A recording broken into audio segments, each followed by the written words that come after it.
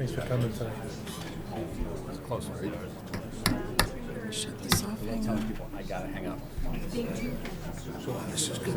It is 6 o'clock, and I will call the September 26, 2022 meeting of the Chelmsford Select Board to order. Would you please join me in the pledge? Allegiance to the flag of the United States of America and to the republic for which it stands, one nation, under God, indivisible, with liberty and justice for all.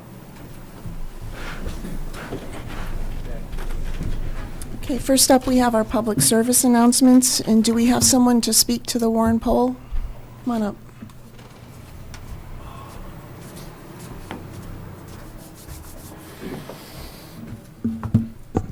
Good evening. I'm Carl Bischoff with the Conservation Commission, and Chris Garahan, who's the chair of the Conservation Commission.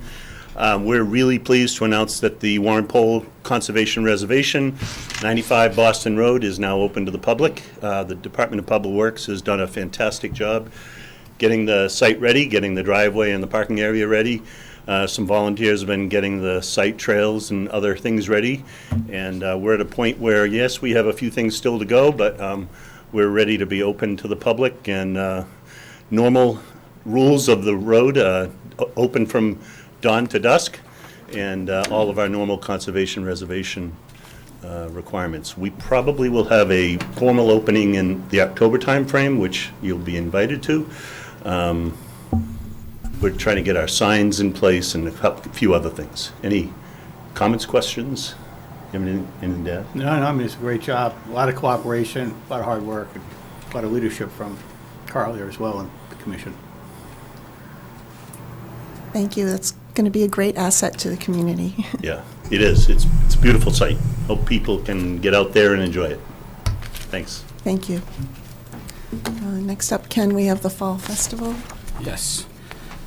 So the Chelmsford Health Department is presenting the Fall Festival October 1st, Saturday, from 12 to 4 p.m. It's to be held in the Chelmsford Town Common. The rain, for a rain location, if it rains out, just across the street over to the Chelmsford Arts.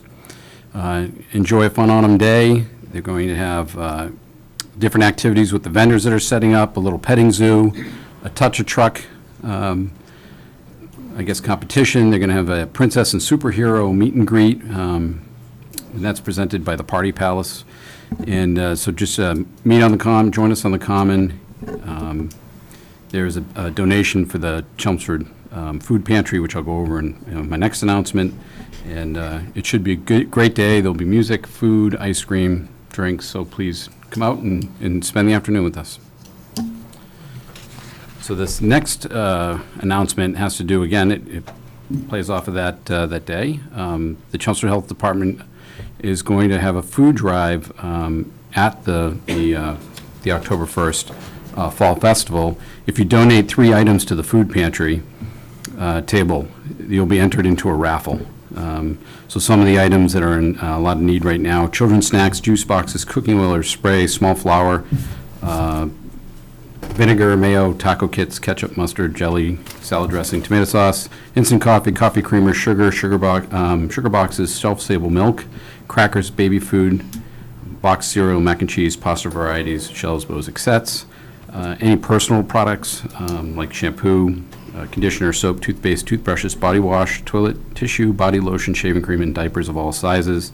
Right now, they're a little full of canned soup and vegetables, so if you pick from the first list, that'd be great.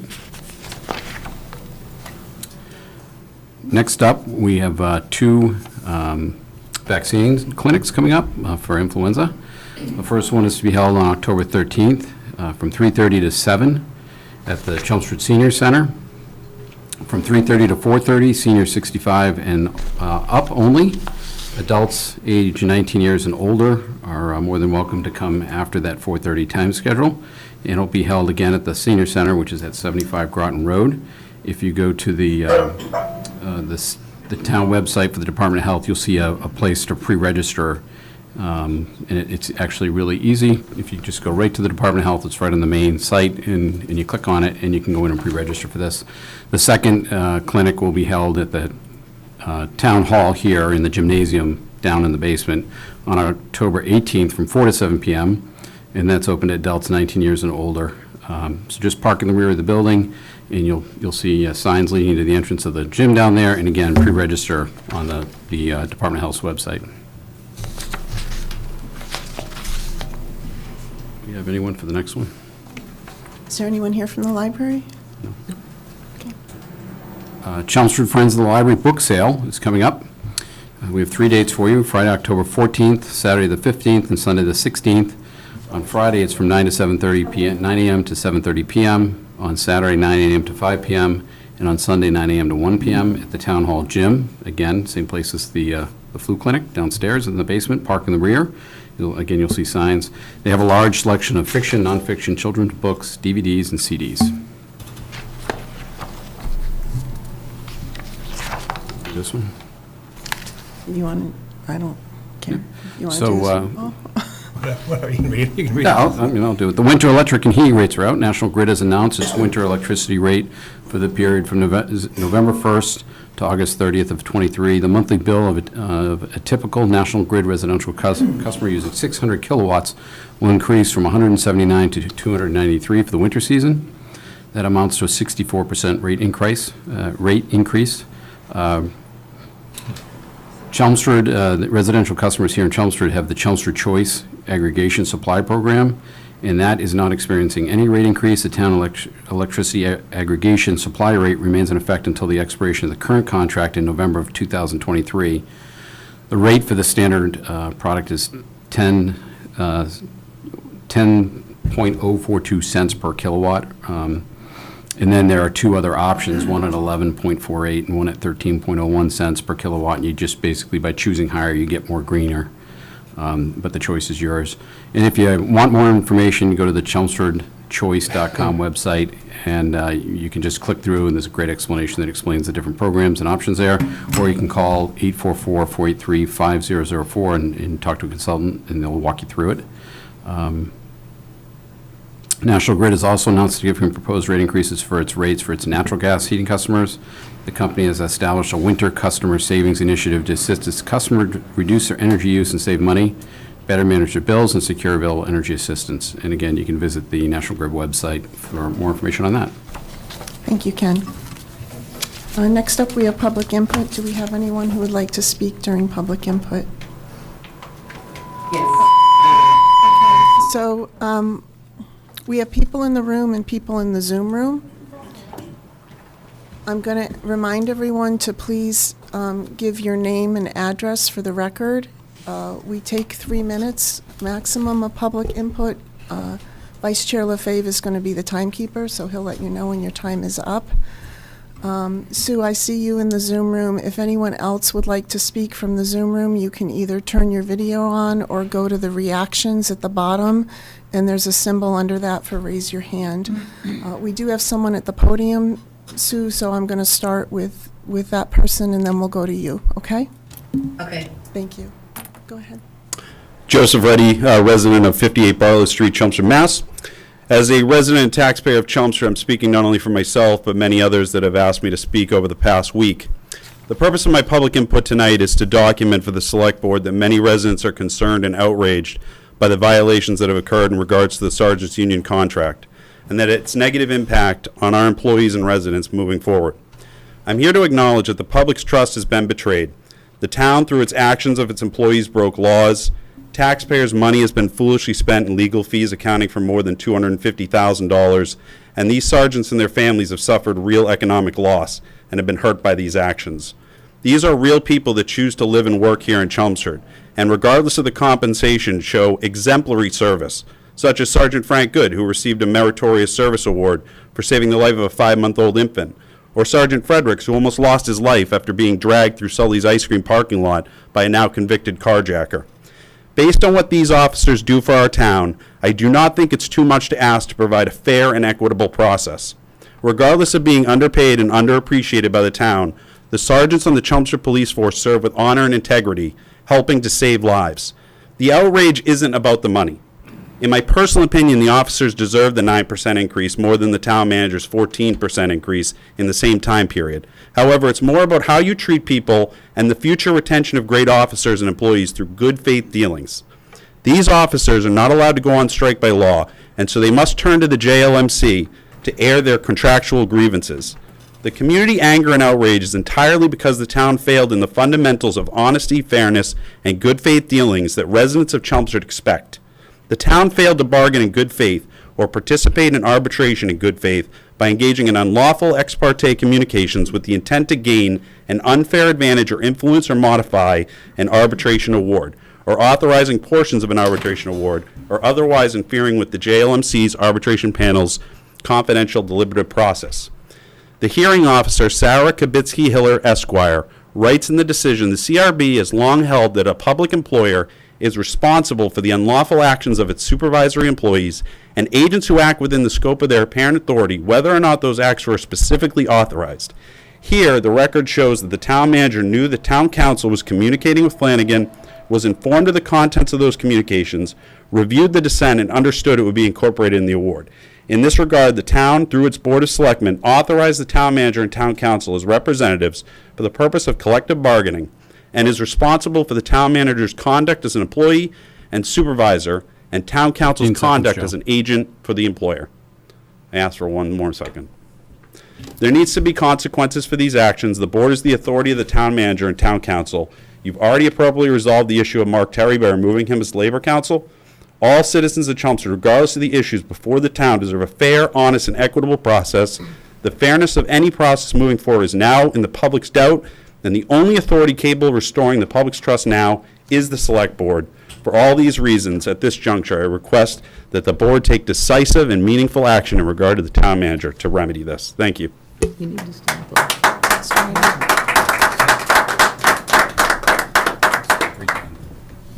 We'll go to Sue Olson in the Zoom room. Hi, good evening. I wanted to speak Could tonight you give your briefly about... address, please? Oh, I'm sorry, 140 Groton Road. I wanted to speak to the board tonight regarding its August 22nd meeting, where there was a presentation by the DPW director, the town engineer, as it relates to the truck exclusion on Swain Road, and its potential impact on Dunstable and Groton Road. During the discussion, the video was shown depicting what the impact truck traffic could have at the intersection of Dunstable and Groton Road. Videos showed that the turn lane would not accommodate large trucks entering the intersection safely. In giving this some thought, I spoke with Deputy Chief Spence and asked if the rumble strip that's at the end of Dunstable Road, if that was removed and the road straightened by, just having the yellow line and straightening out that intersection, that would then allow the trucks to go straight through into Vinyl Square. In addition to that, the Vinyl Square Committee had recommended that the stop bar coming down Groton into Vinyl Square would be moved back, therefore stopping the traffic up higher. Also, Tingsboro Road, Route 4, is a truck route. In my opinion, at this point, I don't care if the trucks have to travel an additional 2 miles to get up to Durham Hill and get onto Route 3. I don't think any of us living here worry about that at all. I wanted to ask the board if it was possible to appoint a committee of North Chelmsford residents that the board would appoint, that would come from all the neighborhoods here, all the streets that are impacted by this truck traffic. And we could sit down as a group and talk about alternatives that we might come up with, make a presentation to the board. There might be things that we think about that the town hasn't thought about yet. And have this done before a decision is made on a truck exclusion on Swain Road. And also, once the implementation of the Vinyl Square Committee is put into place, that could make an impact too, that it would be a viable option. We've had speed studies, traffic studies, lighted speed signs, Sue, you have 15 speed seconds. bumps, police patrols conducted over the last 5 years. we are in the same position that we were 5 years ago. Nothing has changed. I would appreciate getting some answers to questions that I have had for at least 4 years now that have not been answered yet. You're at time, Where to Sue. go? Okay, We'll take the input under advisement. Thank you. thank you. Yep, go ahead. Rob Albon, 1 Driftwood Drive. I'm also the president of Chelmsford Firefighters Local 1839. I do apologize. The select board should have received a letter early this afternoon that was sent on behalf of the local, and I'm here to make sure it gets read into public record. It states, Madam Chair, in light of the Commonwealth of Massachusetts Department of Labor Relations decision regarding the New England Police Benevolent Association Local 20 in the town of Chelmsford, Chelmsford Firefighters Local 1839 formally requests that the select board execute its powers to find a suitable replacement for Town Manager Paul Cohen in all collective bargaining meetings between the town and Chelmsford Firefighters Local 1839. Chelmsford Firefighters Local 1839 do not have confidence in the collective bargaining process as long as Town Manager Cohen is involved in any way. As proven by the Department of Labor Relations ruling, Town Manager Cohen has a proven history of not bargaining in good faith by circumventing the collective bargaining process. We feel it is the duty of the Select Board to appoint a representative on behalf of the town to collectively bargain in good faith according to Massachusetts General Law, Chapter 150E. Chelmsford Firefighters Local 1839 look forward to a decision from the Select Board on this matter. This decision does not come lightly. The bargaining table is a place that has to be built on mutual trust and respect. And currently, we do not feel as though that there is trust with Mr. Cohen as part of the town's bargaining process. As always, we are available to discuss these issues with the board, and we'll make ourselves available at your earliest convenience. Respectfully, Rob Albon, President, Chelmsford Firefighters, Local 1839.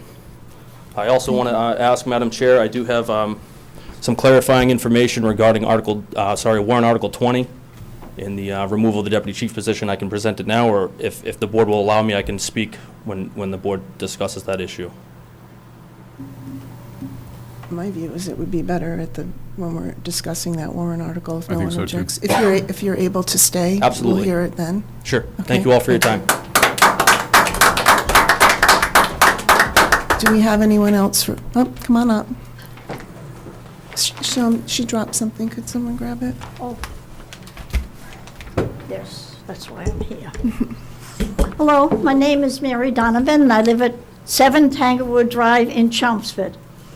I'm here tonight because I realize there is an awful lot of people in town, and every town in the state of Massachusetts.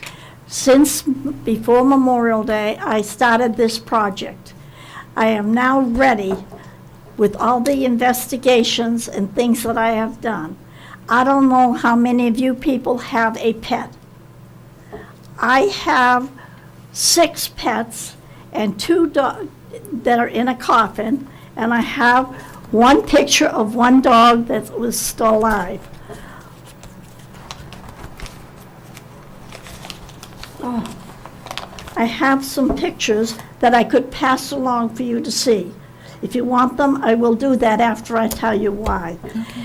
There's a pet cemetery, was in Tingsboro. The sign has been removed, and they've sold the pet cemetery. Right now, that's a dog for me. Okay. My daughter wanted to see one of the dogs. For 15 years, I have been burying my pets up there in a coffin, never realizing that the land could be sold. There is a 2-family house being built on it right now.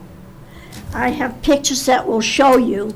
You can't even find my dog cemetery and their grave. It has 3 feet of weeds on top of it. You can't pull in the driveway to see it. If you go up there now to go to your grave, you gotta have an insurance. And if you decide to put another pet in the grave up there, which I have another 3 grave plot, you gotta bring the person to dig up the grave and go find a coffin somewhere else. I Ms. have Donovan, you're called going the to State run out of House. time, so sorry. you're going to run out of time shortly. What's the request that you have for the Okay, board? my question is, the town of Chelmsford has cemeteries in this town. You go and you purchase a plot. You pay the plot, you pay a maintenance fee. Half the maintenance fee goes there, but some of it goes into escrow, as long as the pets are there. Sorry, I forgot about that being there. I'm nervous, so I'm sorry. It's okay. That, when they buy a plot, some of the money gets invested. And I was hoping that maybe Chelmsford Selectmen can help me have a pet cemetery here in Chelmsford on one of the cemeteries. Because the money that we buy our plot, we pay to put our dogs or our animals in the ground, in the coffin. Yeah. Some of the money goes into the escrow in the town, so the town will not lose the money. They will gain the money. I'm working to put a law in the state of Massachusetts, but I cannot put it in until January because all the state reps are on vacation till So then. you're at time. There is no bylaw in any town. There's only one town, which is a neighbor of ours, is the only legal pet cemetery that will be there. And it's run by the town of Littleton. Thank you, Ms. So I Donovan. was If there's other material you would like us to review, How we can go about maybe taking a piece of land like on River Neck Road. we can't do it at this meeting, but we can put it on as an agenda item for a future I'm a little meeting. deaf, so We can't do it at this meeting as part of public input, but we can put it on as an agenda item at a future meeting. If you have research that you said you've done. I have a lot of paperwork, I even got a If there's shovel. anything relevant that you would like the town manager's office and the board to look at, you could drop copies off there. Well, I have to Please. tell you this much too, so a Well, lot of this we- information you'll be able to read tomorrow night in the Lowell Sun. Okay, thank you. So I can show you pictures of how my dogs are buried. They're buried in a coffin like you and I would get. They're toys. I and understand, thank you. things. I'm sorry, but That's okay. I have lots of We material. have a time limit for I didn't public input. realize so- that, even though I watch it at home on 99. Thank you very much for coming in. Thank you, and if you want to see the pictures, I'll be glad to show them to you. Okay, thank you. I don't think I'd win anyway, but I thought I'd try, just like in Go ahead. Glen Thorne, Precinct 7 now. It used to be 5. I hadn't really intended to come up and speak tonight, but I've heard some comments from the So, audience that... Glenn, we need your address, please, not your Oh, precinct. I'm sorry, 18 Pinewood Road. Thank you. Yes, I remember that. I hadn't intended to come up and speak now, but I've heard some comments this evening, and I've gone through a lot of information. The packet that was sent out by the town to the town meeting reps for the October 3rd meeting was very prodigious. I mean, there was a lot of stuff in there and a lot of legal writing. Fortunately, I did take law at Cornell University, so I could read it and understand it, and yet I've heard some things today that were not in sync with what that opinion actually said.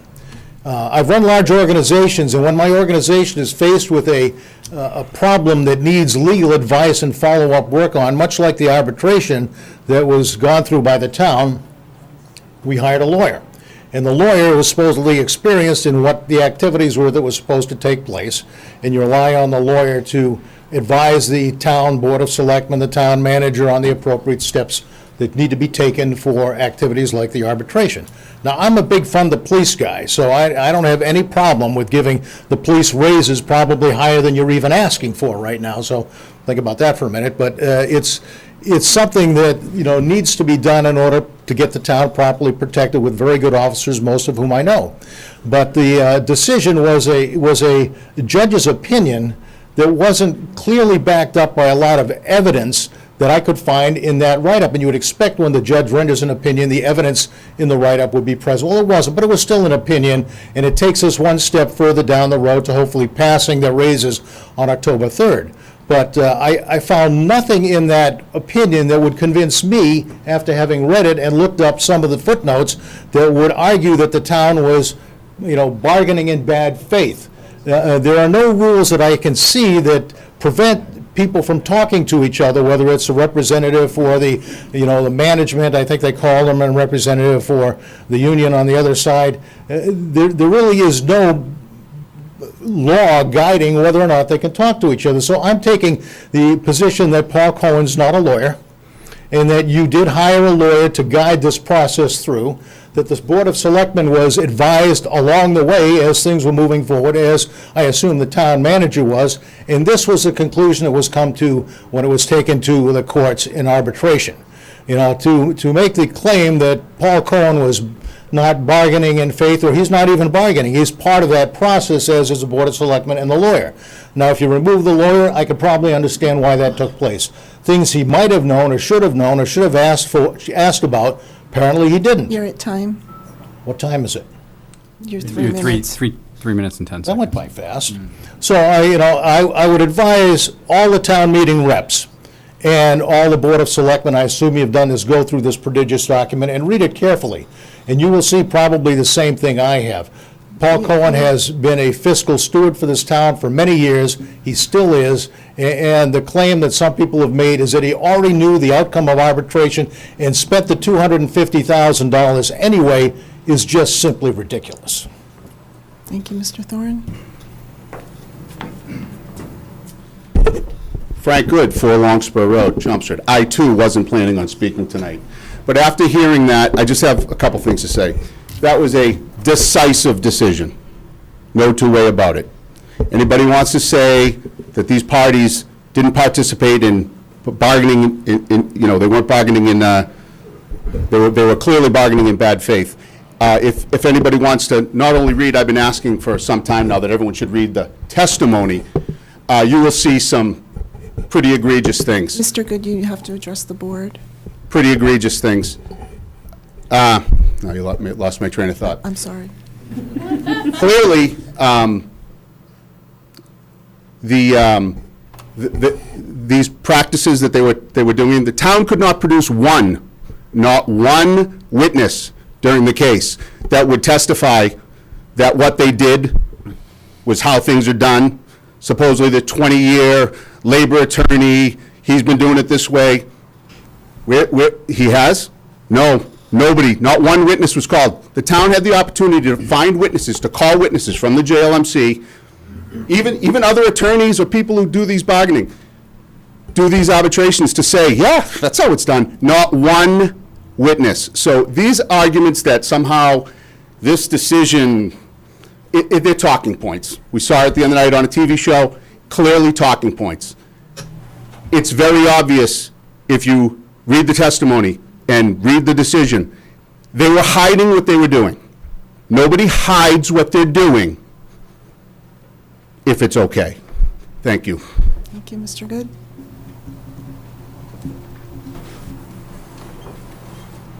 Hi, good evening. Robert Walton, 33 Janet Road, Precinct 11. That particular night in question, I was a town meeting member in Precinct 9, still on Janet Road, 33 Janet Road. And I was one of the 20-odd town meeting members that didn't buy into, quite frankly, I considered at that moment an attempt to pull the wool over our eyes. I'd never seen collective bargaining conducted on the town meeting floor before. It was like, let's make a deal. We're going to vote against this because if this group gets a raise, town's going to go broke. Everybody else is going to get twice as much money, and we'll be selling pencils on the street corner, which hasn't happened. People start to believe their own press releases. And I think this is what it's a case of.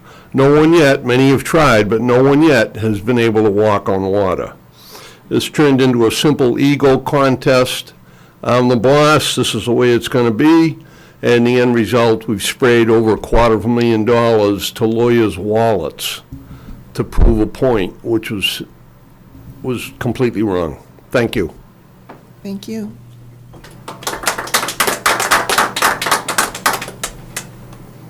I'll read my remarks. My name's Claire Janot. I'm a 29-year resident at 3 Hawthorne Lane and a current and long-time town meeting representative. I've also served the town for several years on the Finance Committee previously, one term on the Select Board, and I'm currently serving as an alternate school committee member at Neshoba.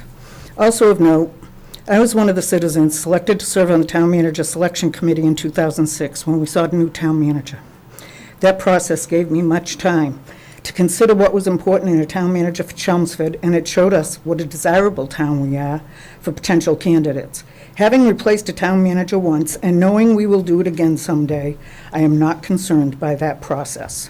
Like many, after so much time contributing service to the town, I feel a vested interest in the future of it.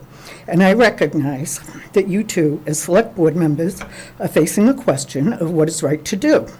Please consider this question not for the town manager, but for the people of this town who rely on and desire a fair and open form of town government.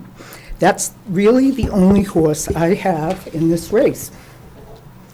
I didn't want to speak in public, so I contacted each of you individually after reading the hearing officer's decision that was rendered on September 6th. I have changed my mind and decided to speak publicly. I can't believe how nervous I am, because of the recent expression of opinion on local cable TV by another former select person, Sam Chase. Sam presented a theory that this hearing decision is just one person's opinion. It isn't. It is the opinion of a hearing officer who has done this work for years and reached a decision based on testimony and facts. There were days of testimony presented as evidence. If we just dismiss all the decisions that we don't like, we're throwing out the rule of law. The process of collective bargaining going to JLMC is not unusual. The determination of the 3-member panel is meant to be final, and all that's left is for town meeting to take a vote to fund the settlement. In theory, the decision, if it's unaffordable, the town meeting turns it down and the parties return to renegotiate. The 2000 town meeting took this highly unusual vote. We now know, based on the hearing decision of the hearing officer at DLR, that the town failed to bargain in good faith by misleading the town meeting and the finance committee. Specifically, the town, represented by the town manager, quote, misled the finance committee and town meeting when considering a request to fund an arbitration award, and quote, I could read it, but it's been read already, violated sections 10A5 and 10A6 and derivatively 10A1 of Mass General Law 150E by 15 failing to seconds. bargain in good faith. Pardon? 15 seconds. I'm not going to finish in that time, and neither did some others. I'll skip reading the rest of the information because I know you've all read it. I was glad to see the hearing officer address one of my concerns on page 34. Quote, here, the Finance Committee's conduct shows that it was heavily influenced by the dissenting opinion, which is indicative of the town's bad faith during the arbitration panel's deliberation period. In this respect, the town misled the Finance Committee and town meeting by leading them to believe that the award was independently reached by a panel of arbitrators. Good faith implies honest, integrity, and open, fair mind. This decision, which we've patiently awaited while everyone could be heard on all sides, has left me with 2 questions. First, since Paul Cohen was found responsible for breaking the law that requires bargaining in good faith, and also was found responsible for misleading the Finance Committee and town meeting, how are we, as the legislative body, to trust the future presentations of the manager or the Finance Committee's recommendations?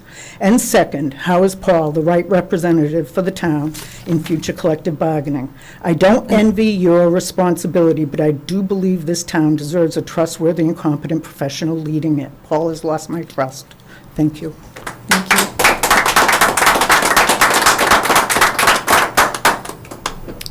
Is there anyone else who would like to speak during public input?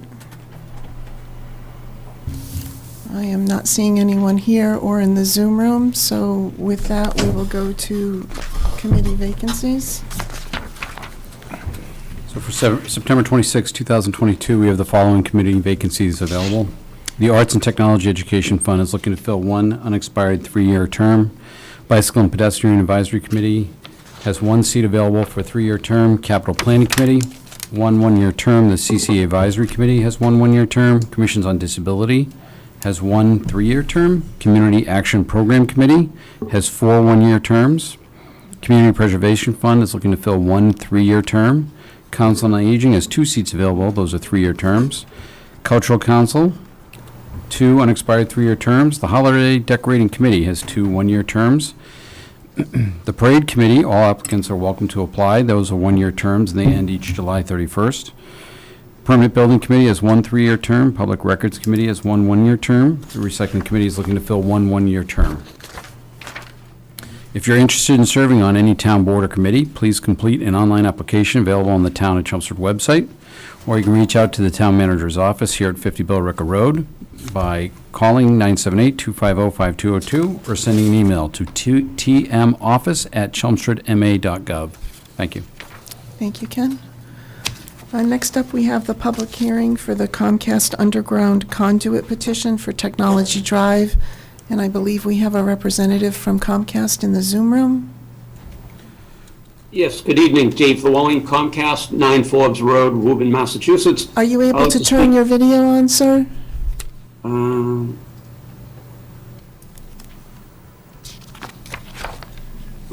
on. How's that? Didn't work, but go ahead and keep speaking. Okay, sorry. I'd like to speak in favor of the Comcast petition for Technology Drive, starting at existing Comcast vault located at number 8 Technology Drive. We will be excavating to place 2 4-inch PVC conduits, 382 feet plus or minus, and 2 24-inch by 36-inch vaults to provide Comcast service to number 10 Technology Drive. Okay. Are there any questions from the board? Paul, did you have any questions about this? No, excuse me, Madam Chair. The DPW town engineer has weighed in on this. The DPW does not have any concerns with the proposed project for the newly developed property at 10 Technology Drive. Okay, if there's no other comments or questions from the board, this is a public hearing. Would anyone from the public like to speak on this topic?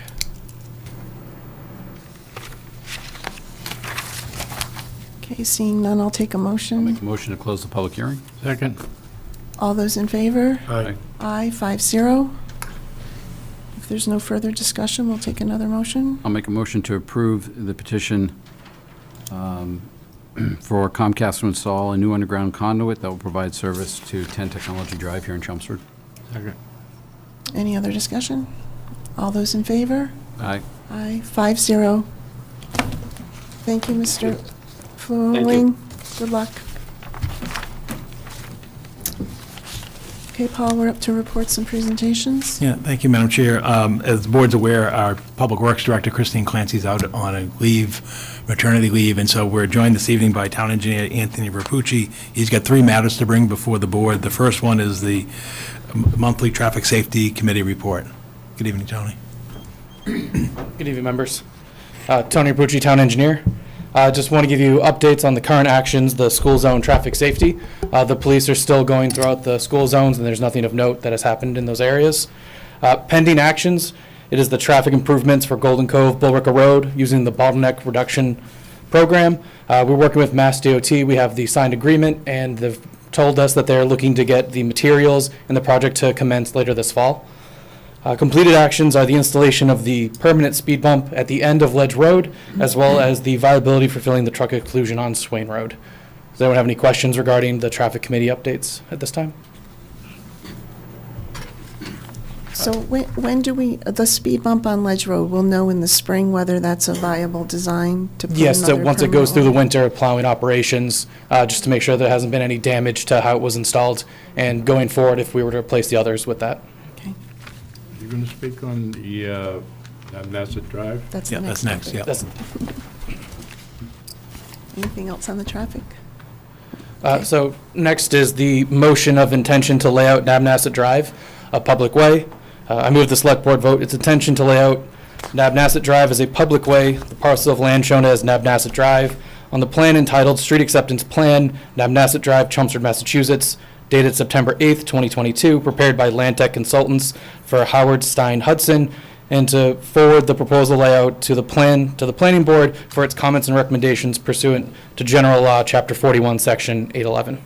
Yeah, members of the board, this is the standard process for a street acceptance, as it's a three-step process and then town meeting. The first step is if the board were to vote this evening to vote its intent to lay out Nabnasa Drive as a way, then it would go to the planning board for a recommendation, and then it would come back to the board for a vote to lay out the way, and then it would go to town meeting for a decision on whether to accept the public way. The matter with Nabnasa Drive is a bit atypical. The road was a subdivision approved by the planning board. I see the planning board chair and another planning board member are here in the room this evening. And I did invite Town Council Paul Haverty to be here this evening as well, but he has a conflict in another community. But the concern with Nabnasa Drive is, and it was known, it was identified when it was presented to the planning board, and again, perhaps Mr. Raisbeck, Chair of the Planning Board, will address the board on this, is that it would provide frontage for commercially zoned property in the town of Westford. And so, this is the concern would be is, we've had concern on Ledge Road, not far from here, about the issue of providing public access to commercially zoned property in neighboring town, in this case also Westford. And so that's the paramount issue that I want to bring to the board. I believe the town engineer, as indicated by the engineer who performed the project, the road has been built to subdivision standards, and and everything is complete. And they've worked hard, and they requested that this be put on the warrant for the fall town meeting. So, that is correct. So it's been built to The road is already built? Oh, yeah, the road's constructed, yeah. So we have no option to not build the road to the Westford town line? No. The decision the board has is whether the town will accept it as a public way. So the planning board approved this, at least a year or so ago, easily. And so the road's built, it's constructed, there are houses out there, it's a subdivision. The distinction is does the town wish to accept this as a public way, which, again, creates an issue of frontage to the land that is located in Westford. And that is the decision that this board will weigh, the planning board will weigh in its recommendation, and if it gets to town meeting, the town meeting would weigh in its decision of whether for acceptance. And so I don't know, Mike, if you want to speak, do you want anything from the planning board, or are you guys going to discuss it after the board, if the board sends it to you? Why don't we have our board discussion? Okay, all right, no, because I think this is very unusual, and I know in light of what we've experienced as a community with the Ledge Road situation, we wanted to point that out. Thank you. Who approved the initial layout of the road that got built? Planning board. That's their job. The planning board's responsible for approval of subdivision roadways and the form of those roadways. That's a responsibility under state law that falls with the planning board.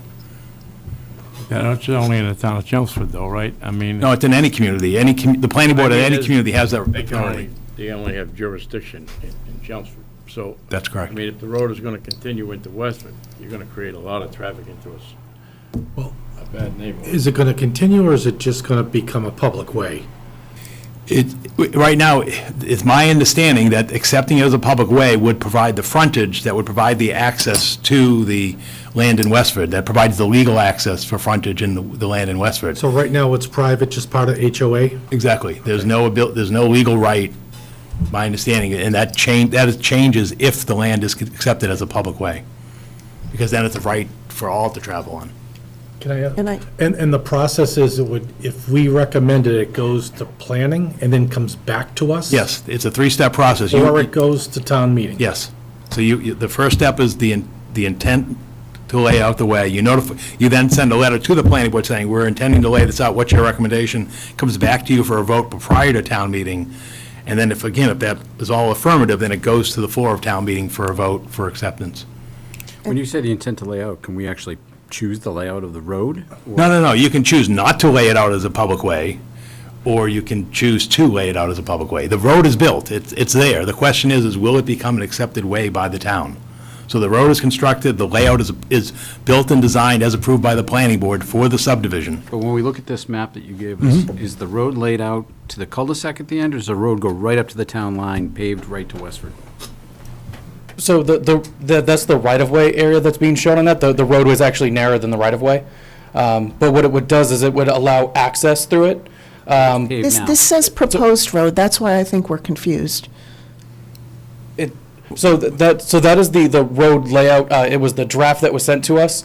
Everything on here has been built and constructed the way that the engineering standards are for the town of Chelmsford. And so we had one comment where we wanted the stone bounds to be labeled differently, and they were sending that back to us today. That's why that just has the engineering company. You have the as-built plans. I mean, if you slide a couple next slide, pages down, you'll see the as-built plan, but as the town engineer is pointing out, the as-built plan isn't always the area of the right-of-way, it's the area of we also have paved roadway within the as-built. So there's page one of the I don't know which as. drawing you want me to go to, Paul. That's the first one. There you can see the intersection with Dunstable Road. And if you go to the next page, there's the cul-de-sac. So the cul-de-sac, you can see that there's the paved right-of-way area, and there has the proposed 50-foot right-of-way that then heads out into Westford. That's not like a paved area currently, but it would be an area that, if it was accepted, would bring access to Westford. So If it that was section's accepted, not paved now. So this section right here where my cursor is not paved right now. that section is not paved, nor is the section to the, if you move your mouse up. Up top This there, where it one? says Yes, Stonehill neither of Road. those are currently paved, So the only thing that's paved is what's labeled as Nabnasset Drive. is the roadway. That's correct. Exactly. And so what are we trying to accept right now? So the whole road thing is- or just Nabnasset? Well, so it's a private road that would be accepted to become a public right-of-way. So once it becomes the public right-of-way, my understanding is now that allows frontage on the road in the town of Chelmsford. If it's a private road, then there's no frontage in Chelmsford. I Would believe that is someone the have to main come back difference between in the front of two. us to get that little, I don't know if it's an easement or what's there. These were kind of small, I had to take a picture and kind of blow them up, but the proposed road, that dogleg that goes into Westford, would they have to come back and get an easement across that, or do they have every legal right then to put more road in? It's my understanding they'd have the right to, they don't have to come back to the board. Who has the right? The property owner in Westford would have the legal right to utilize the connection to Nabnasset Drive. So therefore, no, they would not have to come back to the select board or So we're planning not- board. Build a commercial piece, commercial piece of property then on. Well, right now, the property in Westford is zoned commercially. Community Development Director Evan Belansky reached out to find out if there was any plans of development for that, and we were told there are not any at this time. But that's, Yeah, right. but, so again, we've done everything, we've done our outreach to, That was a wasted phone call. right, but we had to make it. Well, I tried to do a little more, Right. you know, I know when I went on the GIS map, you know, and how you can click and it tells you each, when you get to these parcels, nothing shows up on our GIS map. It does not tell you the ownership. Right, and I think it's because of the recentness of the layout of the A and R lot. I don't believe the lots have been conveyed either at this point in time. Have the lots been sold? I believe some are in the process of being sold. I don't know if they've closed yet or where they are on that at this point in time, because there are issues, in addition to the roadway, there's Title V, septic issues and other things out there. I don't know where it stands. So but- 4 and 6 had not sold. All the other lots have sold. Right. And so boil it down, how does this help Chelmsford? It doesn't matter. I I had to go do that. don't believe it does, which is why I'm bringing this issue to the board's attention. But end the conversation. it's not my place to hold it from the warrant. It's not my place to. It does affect Chelmsford, because, Oh, I just asked, how does it affect so Chelmsford? here's what we're faced with. If How does it benefit Chelmsford That's is what what I he asked. That's what he's trying to get at. How does he benefit? Yes. So what's the benefit for the town? I don't see any. and I get, I don't either, and Well, but it maybe would- I'm it missing would- something. It would be limited. I mean, So it'd be why are capped we at 90, wasting the process? Yeah, but that's very minor. Right, it'd be minor, yeah. And again, if it's turned down this time, it doesn't prevent them from coming at a future date for acceptance. But all that we can do as the town professionals is raise the issues of awareness. I don't, and I don't know if we need to get counsel here next week or next meeting, but I still don't understand why does a approval of taking of Nabnasset Drive as a public way, why does that then imply that the proposed roads are also public ways that Westford could connect to? Because if the property owner has the right to connect to the proposed road, that provides them with the legal right to get to the frontage in Westford. What I'm asking is why does a vote to make Nabnasset Drive a public way give the property owner the right to have the proposed road? I don't understand That's the again, legality of that. That's my understanding of how it works under state law, is the acceptance of it creates it as a public way, which allows the public to travel along along the roadway as a public way, which then creates frontage. And It's very procedurally, similar to an issue we're dealing with on Charles Way, where the issue of frontage on Charles Way. I'm showing at the bottom two lots that are already sold, not to the owner that's in Westford. So if those bottom two lots are sold, how does he get, the owner in Westford, have ownership and right away? I have not done, I'm not an attorney, and I haven't done the title examination on the rights of the frontage to their property in Westford. I mean, unless there's an owner there that Right, that I don't don't know. understand, but- Right, and we were caught off guard with the whole issue on Ledge Road as well, when there was not. Because I did also go to the Westford GIS map, and it does look like you could, I mean, and again, this is total conspiracy theory, connect the dots down to Ledge Road, skirt by that old rest area, and get to this road if the purchases were made correctly. Yeah. That's the part that makes me nervous. That's a lot of cut through. and One lot, I two guess lots. I also just don't ownership. understand, I don't understand the procedural aspect of this letter that has my name on it, where it says we give the planning board 45 days, but they really only have until October 17th. Like, we collectively only have until October 17th to turn this around. So we're like, I don't, unless there's a really compelling reason why we want to give that access to the Westford Town Line, I don't support acceptance of this as a public way. I'll just say that right now. And I don't, if we have questions outstanding, I think that we need the time to get town council here to answer them before we act on this and send it over to the planning board. And town meeting, I Right, agree. I mean, the exactly. timing is just too tight. I think. Exactly. Nothing good ever comes from rushing Right. something.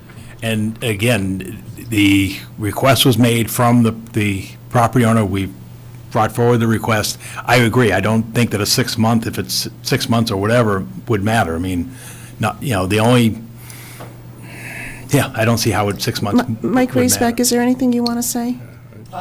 You would have to come to the podium, please. Yeah, Mike Raisbeck, Planning Board Chair, and the only thing I have to say is I completely agree with you, Virginia.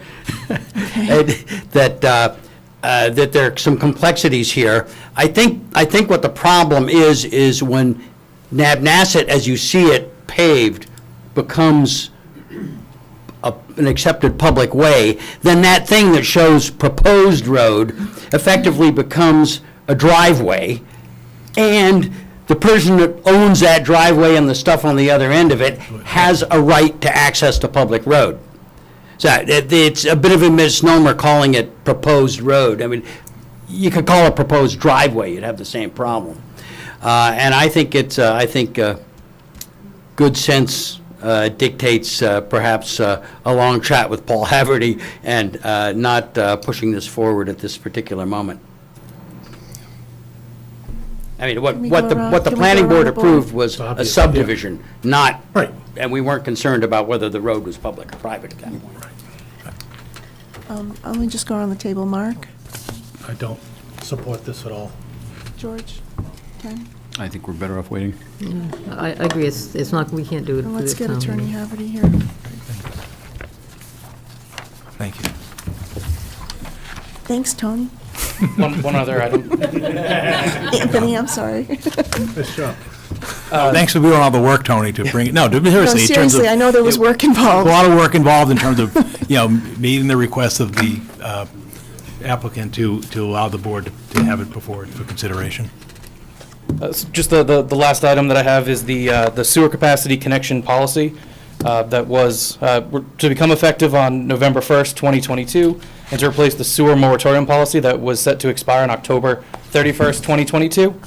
There are a few exceptions to the restrictions on the new connections for the increased flow for the town's sewer system. To go through some of those few exceptions would be an attached limited accessory apartment per zoning bylaw to an existing single-family dwelling, any increase to an existing residential developed property or an existing residential undeveloped property with an existing sewer stub with a total daily water usage of 500 gallons per day, any increase to an existing non-residential developed property, non-residential undeveloped property, or dual-use property with an increase in existing daily water usage not to exceed 500 gallons per day, and non-residential developed, undeveloped, or dual-use properties utilizing capacity through the town's sewer bank capacity program as defined in the section, under section 3.0. Does anyone have any questions regarding the new sewer, or the sewer moratorium policy replacement? I just have one question on, what section? What's on the second page, right ahead of the non-residential developed properties, is a new section there. It says detached accessory dwelling units are not permitted to be connected. How would you define a detached accessory dwelling units? I mean, doesn't there have to be a certain distance from the main building or something? Is there a definition somewhere for a detached? So the detached accessory dwelling units would be if you were to have a second home essentially on the back side of your property and a home on the front side, but they weren't listed as having two on the property and trying to run sewer to that back, what could be apartment usage. Okay, is there a certain distance it has to be from the, If it's detached, it's not allowed. any detached at all, 1 foot? Correct. Okay, all right. So when I saw paragraph F, expanding property, any property that constitutes a change of use, a dwelling or dwellings built upon the property, additions to buildings, that definition is not in the draft sewer bank policy, and it raised the question for me again. In one of our reviews of the draft sewer bank policy, Paul, I had asked, what about, we had residential and non-residential, developed and undeveloped, but there was no paragraph about redeveloped. And I think your comment to me at that time was that would be like a developed property, but it's just getting redeveloped for a different use. And it's still not clear to me how this policy or the sewer bank policy addresses that situation. And I had a brief discussion with Attorney Haverty this afternoon when I was trying to sort that out in my head. And this may be another topic for when he comes, but the way it was explained to me is what we should make sure is that the policies adequately address whether what the impact of the use is in terms of sewer need. So does the use constitute a greater sewer need? Does it leave the sewer need the same, or does it require a lower sewer need, and is that something that we want to articulate? And I still don't understand where that's covered in either policy, frankly. So, for example, the development on Groton Road right now, right, where there were single-family homes and now there's duplexes going in, and I think they're putting septic in. Mm-hmm. But let's just suppose that came forward next year instead of a year or two ago. That's building within the same use that the property is designated for, but it's creating a greater sewer need. So I'm still confused on that point, and maybe we could just talk about that when Attorney Haverty's back, unless. I think that's what Tony's trying to explain by paragraphs B and C, which is expanding. It's in Christine's. It's in Tony's cover memo about any increase to an existing property is limited to by 500 gallons per day, and then for commercial, it's also 500 gallons per day. That's correct. And so with that usage. Those are again, they say developed and undeveloped. There's nothing about redevelopment. But that's. A redevelopment would be a change in use. Right. And so a change in use would be an extending property is, number one, is a change in use. And that is where the dwelling causes an increase. Can you give me a page number or something? I don't know. That would be page 3. Section F, I believe is the one you were referencing before, the expanding property. Yeah. So number 1 of expanding property is a change in use. So if it's, by nature of what you're asking is, if it's going from one type of commercial to another type of commercial, it's changing use. And so with that, they would have to support their calculations on what the change would be, and that allowance is only the 500 gallons. If their change in use is actually lower than, then that would something that would be accepted under this. What if it's a change in residential use from a single family or two family to multifamily by virtue of where it's so the zoning that residential it's uses in? are sewer units, which is on the top of the second page, where single family, two family, single family is 1 sewer unit, 2 family is 2 sewer units, so on and so forth. So if you had a single family that was going into a multifamily, you'd only have 1 sewer unit allowed instead of 2. in which case the recommendation would be they could only increase by 500 gallons per day, or they might have to pursue septic system going through the health department.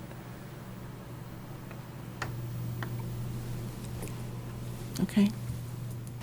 That'd be like an in-law apartment? I'm sorry? Would that be like an in-law apartment or? No, in-laws allowed. In-law apartments are allowed. That would be allowed, that goes into the attached versus a Well, detached. where you- that doesn't affect this then, right? No. Nope, that's also in the cover lever.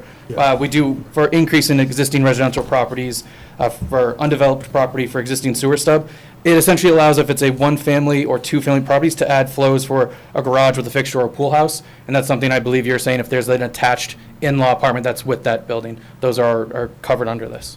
Yeah, I think it's laid out, if you go to section 1-4-1, I think it's sort of summarizing what Tony is speaking of. You go What page? right there. Right there, right stop. Yeah. Sewer connection exceptions that are permitted under this article, and that's exactly what he's speaking to. Attached limited accessory apartments to an existing single-family dwelling, any increase to an existing residential developed property or an existing residential undeveloped property with an existing sewer stub with a total daily usage of 500 gallons per day, or any increase to an existing non-residential developed property, non-residential undeveloped property, or dual-use property with an increase of existing water supply usage not to exceed 500 gallons per day. And then the final paragraph is regarding the sewer bank policy. So, again, this is not going to become effective until the end of next month. We're glad to come back at the board's next meeting with council present, review it all again, because you're right, we all want to get it right, when it becomes effective at the end of October. And I just sanity check this against the bank policy too and make sure they're consistent. Yeah, that's what I was thinking. Yeah. Yeah. That'd be good. Okay. Are there any other questions on that from the board?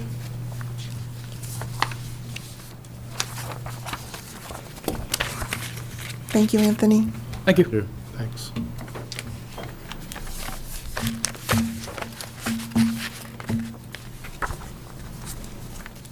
Okay, Paul, we have the, Yeah, the next item is we're going into town meeting actions. The first one is the Select Board's recommendations on the October 3rd special.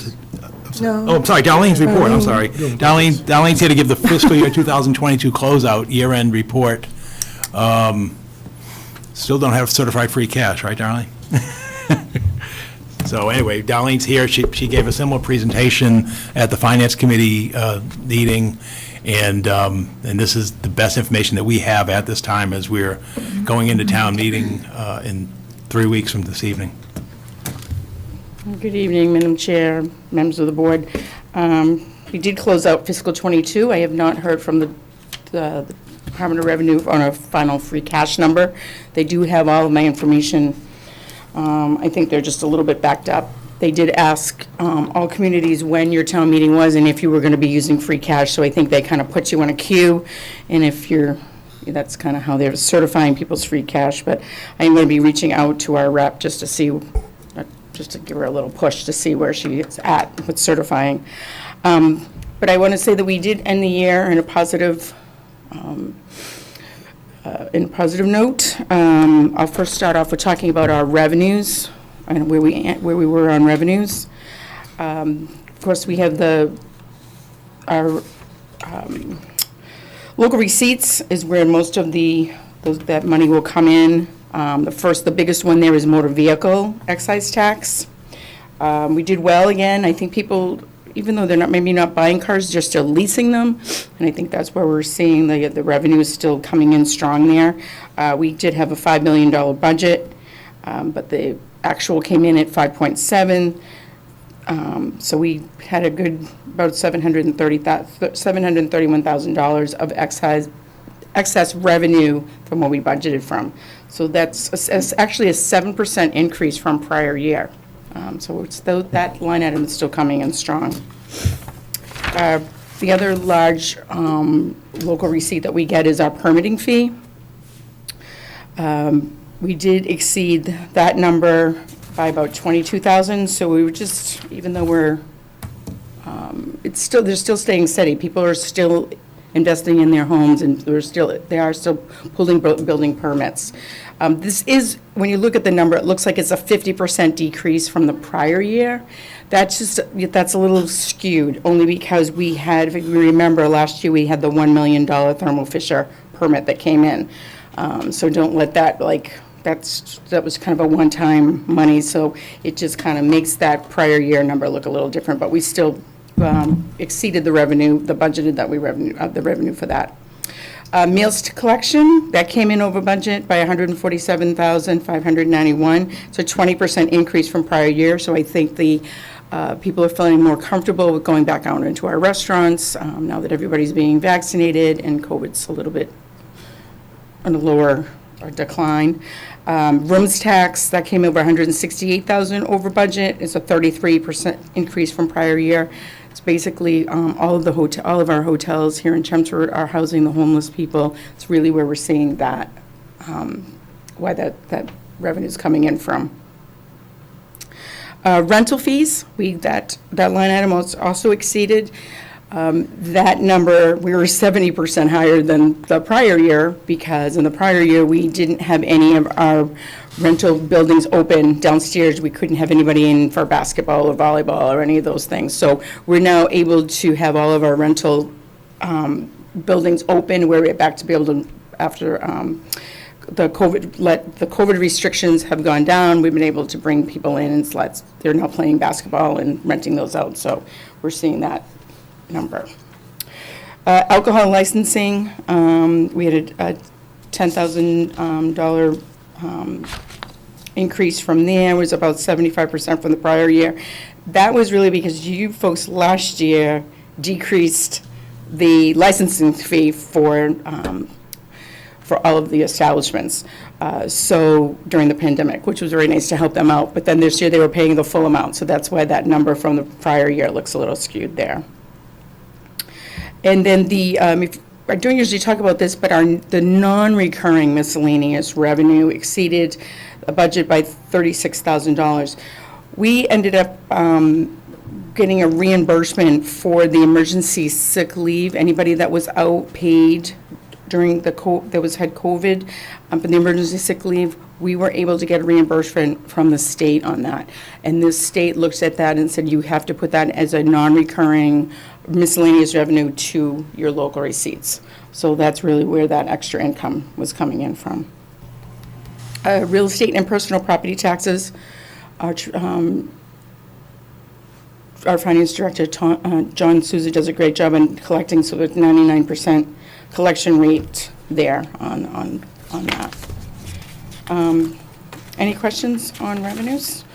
In total, I mean, we actually, for local receipts, we're over $1 million in excess revenue, and you'll see when I talk about our free cash, that's helped out with that free cash number. In our expenditures, I always commend the department heads for managing their budgets. They do very well in managing their budgets. You'll see that we do have an encumbered column there. Departments do get to encumber anything that they've purchased prior to the June 30th timeframe, but they haven't received any invoicing yet. So those all get encumbered. One of the line items there that looks like that we did have a turnback on was on the expenses for public works, and basically that was under solid waste disposal. So our tonnage was just a little bit under, it was left over, but we still had encumbered $200,000, but it was leaving $167,000 that did close down back to the general fund. But basically, all the other turnbacks to the departments, in total, there was a $946,000 turned back to the general fund from departments. Any questions on any of those? They're pretty forward. So then we're going to just go back to where we do my free cash. After I close everything out, we close all of our expenditures and revenues and everything, and we get what we call an undesignated fund balance. That's your starting point for your free cash. This year, our undesignated fund balance ended on June 30th as $4.6 million. You then have to back out any revenue, real estate and personal property that you're expecting, that's on the books that you're expecting to to still collect. So you back those numbers out, any deficits that may be on the books and in your deferred revenue, and then you come up with your free cash. So my calculation, this is uncertified, my calculation is the number will be $3,449,853 if the DOR doesn't find anything wrong with my balance sheet. I haven't really had that happen. They kept me maybe small amounts, but nothing big. So I don't think that number should change too drastically. And one thing I always like to show is where does kind of that free cash come from? Where does that all happen? So like I said, the departments turned back the $946,000. That goes back to the general fund. We had a FinCom reserve. They didn't use, the FinCom didn't use their full reserve. That's an additional $155,000. We had prior year encumbrances that departments turned back. They either decided not to do the projects, or they just some of the things that they thought came in under what they expected that to be. So they turned back $115,000, 804 there.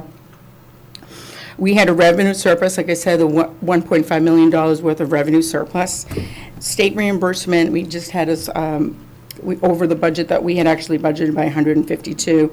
And then there's it's called it's stabilization transfers. The transfers we do at a town meeting when we're moving money from stabilization to the general fund.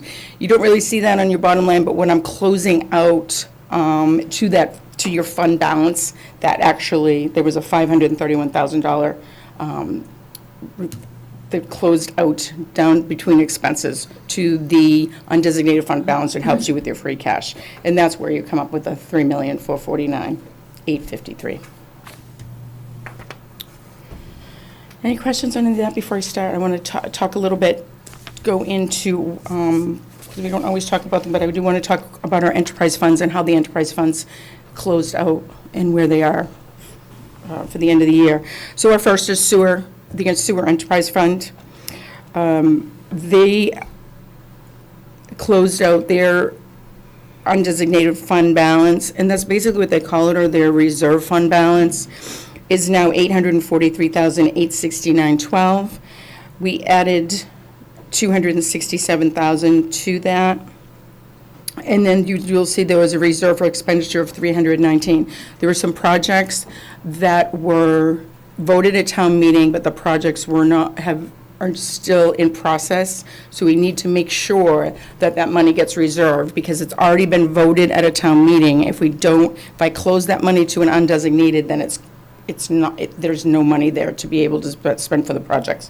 So any projects that are on the books that haven't been used, we need to make sure that we reserve that because it's already been voted. So that's why you'll see reserve for expenditure amounts. And you'll see them on a couple of the sewer enterprise funds. But they ended up in a positive $267,000 between their revenue and expenditures for the close of the fiscal year.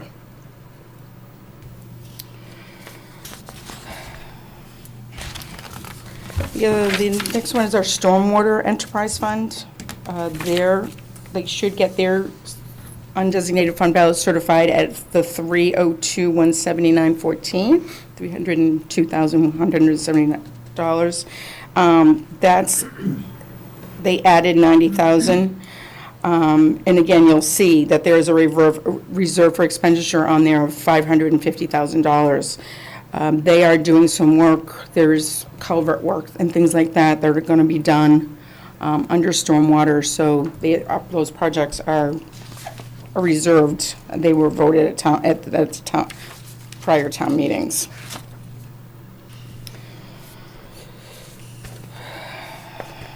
Golf course enterprise. This was probably one of the best years that the golf course has had. This is probably one of the largest amounts I've seen go into their undesignated fund balance, $71,305, bringing their total undesignated fund balance of $257,411. They did very well this year. People were out playing golf and enjoying the outside, and it was a hot summer, but people were out there playing golf and enjoying it. So That was probably the biggest amount I've seen added to the Golf Course Enterprise Fund. PEG Assets, that's our cable television station. Again, they have a reserve for expenditure. At the last town meeting, they had warrant article for $90,000. The project hadn't been completed. Speaking with Pete Badula, he needed to make sure that that was reserved, so we reserved that. But between their revenue and their expenses, was $40,745 was added to get their undesignated balance up to the $420,679. In all these undesignated fund balances, these departments can go to town meeting and use these funds for projects that they need under their enterprise fund. But it needs to go to town meeting. The last one is the farm enterprise. We did have, we've had some issues. We did have some issues with the ice and the refrigeration there, so that we didn't get a lot of rental from them. But they did add $65,855 to that, bringing their undesignated fund balance to $330,775. But that work, that's all the work is being done over there to get all that, all of the refrigeration up and running and all of the things they need to do. That project is being done, so we should be good going forward. Just to let you know where we kind of went, how we ended our balances for some of our trust funds. And one of the big ones, of course, is always our stabilization fund, the general stabilization fund. So we started with started the fiscal year at $10,887,000. We did have a transfer in at town meeting for $2 million. So we ended the year at $12,385,718 is the total that's in our stabilization fund. And you'll probably see for the town meeting, fall town meeting, that we'll be talking a little bit about what the balance is in the stabilization fund. The sewer construction stabilization fund, we have a $2,696,731. Then that's what we'll be using, to continue paying for the debt down on the sewer the sewer construction that needs to be done with the sewer. That would set that aside. And then the OPEB trust account. We had a beginning balance of $17,250,618. Again, there was a transfer in at town meeting, some earnings on that, so we've now at $18,473,287 for the balance on that. So just wanted to get you guys where you are with our fund balances. Any questions? When I hear, hopefully soon, I went in kind of biting up a bit with it, but I'm hoping within the next week we'll have something from the DOR, and I'll let you know exactly what that number is. So Darlene, I'll go to you. On the enterprise funds, that money, so whoever's, in each case, we have different companies managing the golf course, the ice rink. That management, if they decide they want to do either a major upgrade or, like, if they wanted to turn the golf course into a nicer golf course, they can apply, come to town meeting. Yep.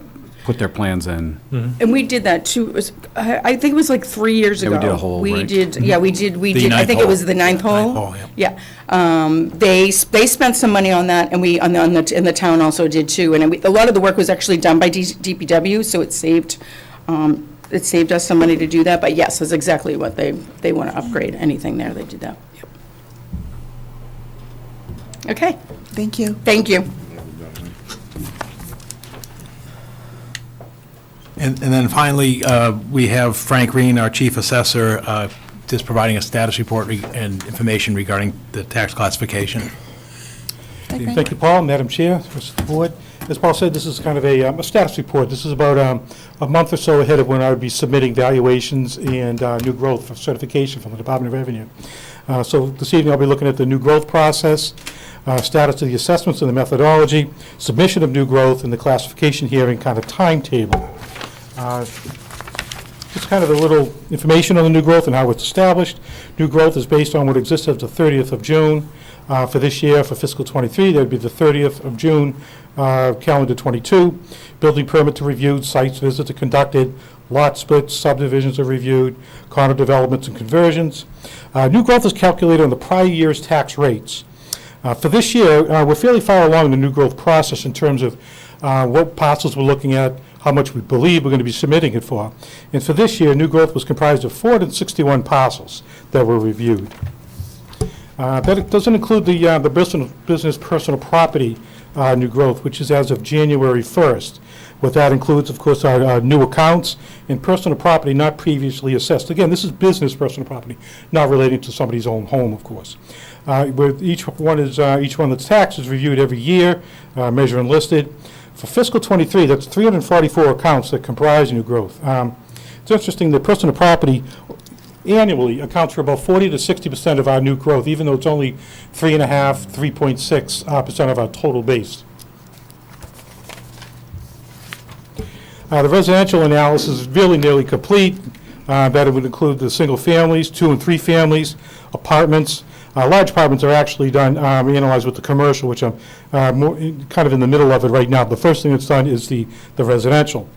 For this year, for fiscal '23, there are 336 arm's length sales that were analyzed. Condominiums, there were 223, which included 40 different complexes. For this year, we're looking at, again, I can't stress this enough, this is preliminary. Single families could be increasing by as much as 15%. It's interesting to note that we had this year 11 homes that sold for over $1 million. I think that might be the most, or the amount that we've had in terms of the number. And these aren't new homes necessarily. These are somewhat older homes, some of them may be 4 and 5 years old, some of them as much as 100 years old. The average sale price last year was $522,000. This year it's up over $100,000 to $627,000. Condominiums, $327,800 to $347,400. Let's see. This spreadsheet here, I think you've seen it before. Again, I can't stress this is estimated. Nothing's been submitted yet. Holding steady, not including any of the $1 million that's being considered for the upcoming town meeting. We're looking at maybe, if we hold to the 120 split, roughly $425 increase from last year to this year. That's assuming the vote is to the 120. If the $1 million does come off at 115.6, 115.7, obviously it's about $70 off of that number. Timetables. What's going to happen now is submission to the DOR evaluations analysis and new growth in late October. Hopefully we'll approve within just a couple of days. Town meeting. The hearing is scheduled, I think I saw around, the 7th of November, I think is the first one, and then presumably 2 weeks later. And then with Darlene inputting the rest of the DOR recap, along with myself, we generally submit the day after classification, or within a day or two of the vote taken here for the classification hearings. Questions? Frank, what was it? What was the percent last year resident versus CIP? I don't know if I have that here. It was higher than 1.2, I think. Yeah. A little bit. 1.2. I'll have that for you, Ken. I saw it. It's one of the. That's all right. Just wondering what the change. I don't think it was much, but No. Okay. 1, 2, 3. So it held pretty. 1.23. 1.23, I think. We went 1.20.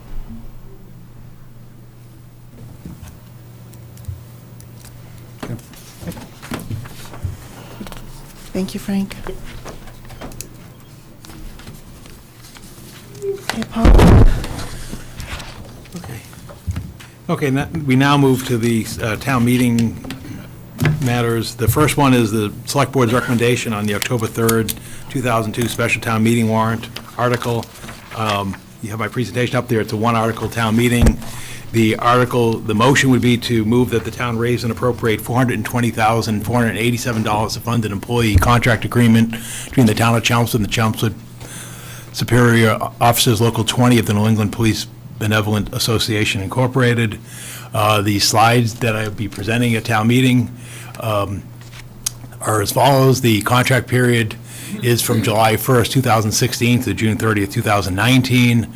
The wage increases per the summary of the award is 2% July 1, 16, 2% July 1, 17, 2% July 1, 18, 1.5% July 1, 19, and 1.5% June 30th, 2019. And then the other provision in the summary award is that firearms training will no longer be paid as overtime, but shall be granted as compensatory time at a rate of 1 1/2 for hours worked. The next slide is sort of the work that was really was performed by the town accountant in terms of how did we calculate the amount for the appropriation. The base hourly rate at the previous contract coming into this 3-year period was $35.44.74, and again, you apply the 2%, 2%, 2%, and then the 1.5% as detailed, and then the final page is the calculation from the town accountant summary of the amounts per fiscal year. And so what you're doing here is you're funding not only that 3-year period, but that then becomes the base for the subsequent fiscal years to bring you current. So you've got the 3 years, which was the roughly 108,000 that was previously brought forward, and then you've got, that's now the new base, so town accountant calculates that into the funds for retroactive to the remainder of this current fiscal year. So you see it's, for fiscal year 20, it's $77,000, for fiscal 21, it's $78,000, for fiscal 22, it's almost $82,000, and then the projection for the remainder of this fiscal year is $85,000. That's how you arrive at the amount of $420,486.99. So that's the presentation, members of the board. And again, I'd recommend funding for this article as presented. Questions? That funding comes out of the stabilization fund? No, it's raised and appropriated. That'll come out of the town's levy. And you say, well, why is that the case? We had set aside funding, $500,000 approximately in the budget to fund contract agreements. That ends at fall town meeting because, as Frank Green just showed to you, we're going to go back and close the year and set the tax rate. We had in previous years put money into the stabilization fund to, anticipation of this agreement being funded because we knew the budgets were, and we're prohibited by the town's bylaws to pre-fund contract agreements. So this is the approach I've taken, and the reason for this approach, by raise and appropriate, it's a majority vote. If I were to fund it from the stabilization fund, that would increase the threshold to a two-thirds vote. And I don't think that's the right thing to do. So the appropriate thing here is to do the levy, and it sort of becomes 6 of one, half a dozen of another, because had we done that and funded from stabilization, we would have then had money on the other side and put it into, so it's sort of the liquidity of money in terms of you raise and appropriate it or you stabilization fund. The net result is the same. It's the funding amount is there, and so that's the request for funding. So it'd be a simple majority vote. We have the funding within Yes. the current fiscal Yes, year because to we raise had- and appropriate? Yes, because we had $500,000 aside, set aside for, that we didn't appropriate in expectation that bargaining agreements would be reached. They have been reached. And so then the question, well, what happens if you do reach agreements and you bring them in April with the library union or other unions? We can't raise and appropriate because the tax rate is set. So therefore, by not drawing the money from the stabilization fund for this article, that money is then in the stabilization fund to fund those agreements. So I Will we hope you then see have to the go to lo- town meeting with that to get the two-thirds vote for the other? If that's the case at the time, yeah. Yeah, okay. But again, don't know if they'll be done by then. So we just take on the information that we have. I think the appropriate thing to do here is to raise and appropriate it. It sets the threshold at, the 50% plus 1 as opposed to 66 and 2/3, because this is where we are at this point in time, and I just think that's the right thing to do. Okay. Would anyone from the union like to speak? Good evening. Bill Carlo, Vice President of the Chelmsford Police Superior Officers Union. The following document is addressed to Madam Chair and members of the Select Board and authored by Attorney Gary Nolan, who's counsel for the Chelmsford Police Superior Officers Union. Document states, I write to you both as a 23-year town resident and counsel for your Police Sergeants Association. As you know, for the second time, you take up a warrant article relating to the Sergeant's 2019 Arbitration Award. I ask that you consider the following information, and of course, we urge you to support the funding article. Who this arbitration award directly impacts, The funding article before you directly affects 13 current and former police sergeants who have served our town for a combined of 306 years, the past 6 of which they have done without even a cost of living adjustment. They are now owed sum of $400,000 as a result of the unlawful conduct that occurred when this matter was first presented in 2019. These are dedicated public servants who are heavily involved in the community. Many have been honored for their life-saving efforts and over the past 6 years, and I ask that you consider their service as you take up funding this article. The sergeants impacted are listed as follows: Sergeant Frank Good, 30 years of service; Philip Doobie, 29 years of service; Stephen Fredericks, 25 years of service; William Carlo, 11 years of service; Craig Walsh, 27 years of service; Stephen Hawkins, 16 years of service; Nicholas Zeminski, 16 years of service; Daniel Gogan, 18 years of service; Francis Tian, retired, 34 years of service; Paul Richardson, retired, 37 years of service. The lieutenants impacted are as follows: Jason Hanscom, 18 years of service; Jason Poor, 18 years of service; Jeffrey Bernier, 29 years of service. This award deserves your enthusiastic and vocal support. The JLMC Arbitration Award is really just a market appraisal of the public safety contract. Police officers and firefighters are not allowed to strike, so the law set up an amicable way to evaluate proper market rate compensation. That is the JLMC arbitration process. Here, the award resulted in a wage increase of 9% for the sergeants. This is not surprising. As you may recall, an arbitration award for the patrol officers had a wage package of about 9.35% around the same time, and it was overwhelmingly approved by town meeting. That award, however, followed a much different path than this one. Many folks paid close attention to the recent legal proceedings surrounding the sergeant's contract. Some of you board members attended all of our days of hearing and testimony, and having done so, I suspect you are in no way surprised by the recent DLR decision that brings us here today. Sadly, the DLR confirmed what we suspected. The town abused the arbitration process, acted unlawfully in an attempt to influence and modify the arbitration award, and misrepresented the nature of the award to both town meeting and the finance committee. We also learned that the first time during the hearing that the town manager actually pre-approved the plan to draft the unlawful dissenting opinion and was even provided with a copy of the dissenting opinion to proofread, which he did prior to submitting it to the cooperating arbitrator. The DLR rejected the town's argument that the manager was not involved in any illegal activities, finding that instead he was involved, and aware in the unlawful conduct. Because of his actions and knowledge, the DLR placed responsibility squarely on the shoulders of you select board members, as he is your agent. So we ask you, what will you do with this responsibility? Frankly, it doesn't take a legal scholar to know that what took place during the proceedings was highly inappropriate, misrepresenting the true nature of the situation to both the finance committee and the town meeting members, particularly when they ask questions to become hyper-focused on the illegal dissenting opinion, shows clearly the town knew its conduct was wrong. This is not merely the union's version of things, but is an established and binding factual record determined by the Commonwealth after years of consideration. Now the question for you as a select board is, what's next? All of the evidence relied upon in this case was known for some time now. Rather than step up and take ownership in the face of that knowledge, the town allowed this legal circus to proceed for years, costing the taxpayers some of $250,000 in legal expenses. Meanwhile, during a time of unprecedented inflation, the families of those dedicated police officers listed above suffered, and for no good reason. In fact, even if this award is funded, these same employees will still be 3 years behind on wage adjustments.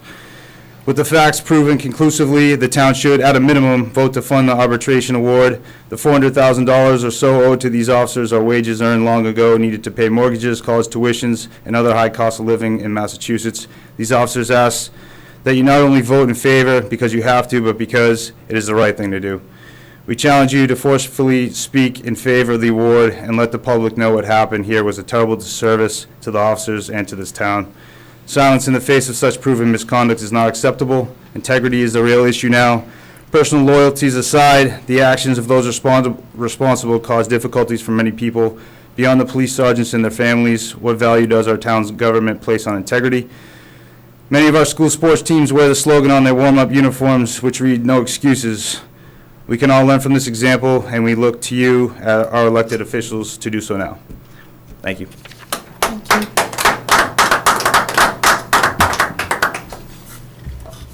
Okay, any comments from the board?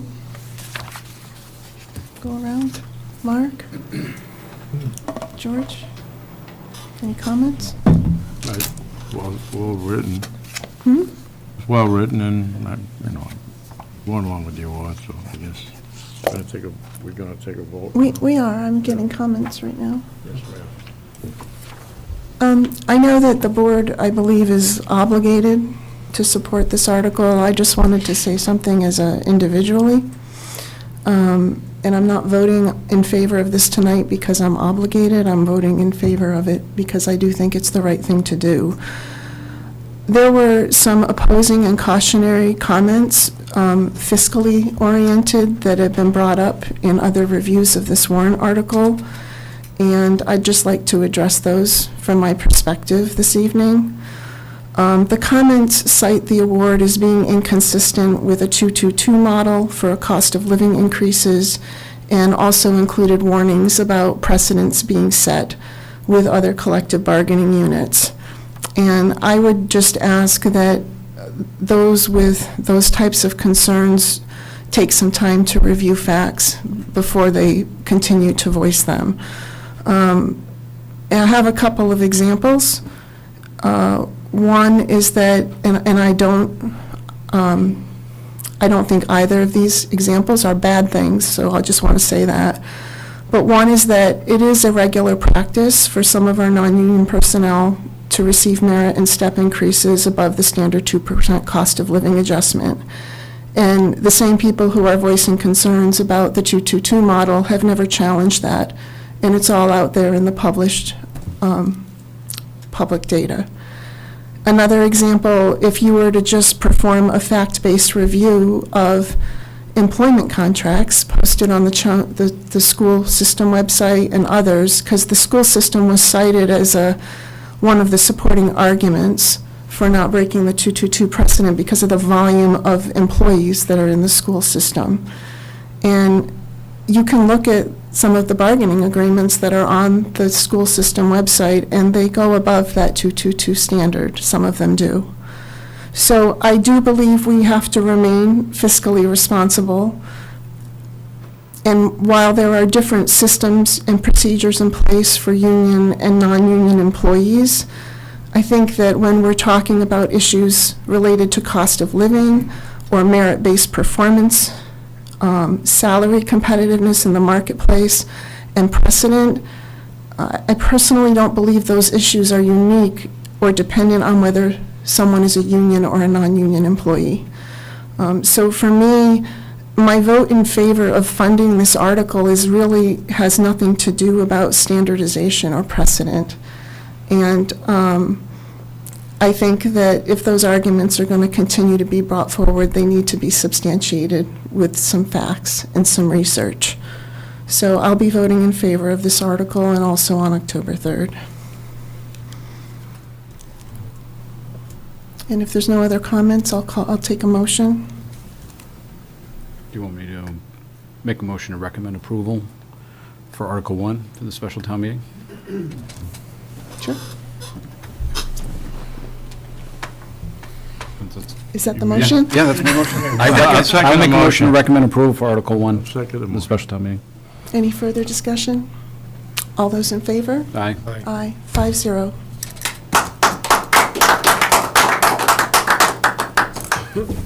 Okay, Paul, now we go to the regular town meeting? Yeah, we now move on to the 26 article special town meeting warrant, which is on October 17th for the fall annual town meeting.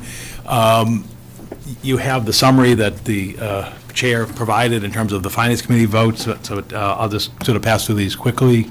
The first one is reports of town officers and committees. Again, there's no vote, no action on this. This is going to be real brief. It's just going to be the 5-year financial forecast as required by the bylaws, which will be provided by the finance director, John Souza. And I'll just, yes. May I just ask a procedural question of the board? Do we want to go through the whole presentations and then vote, or vote article by article, like we've done before?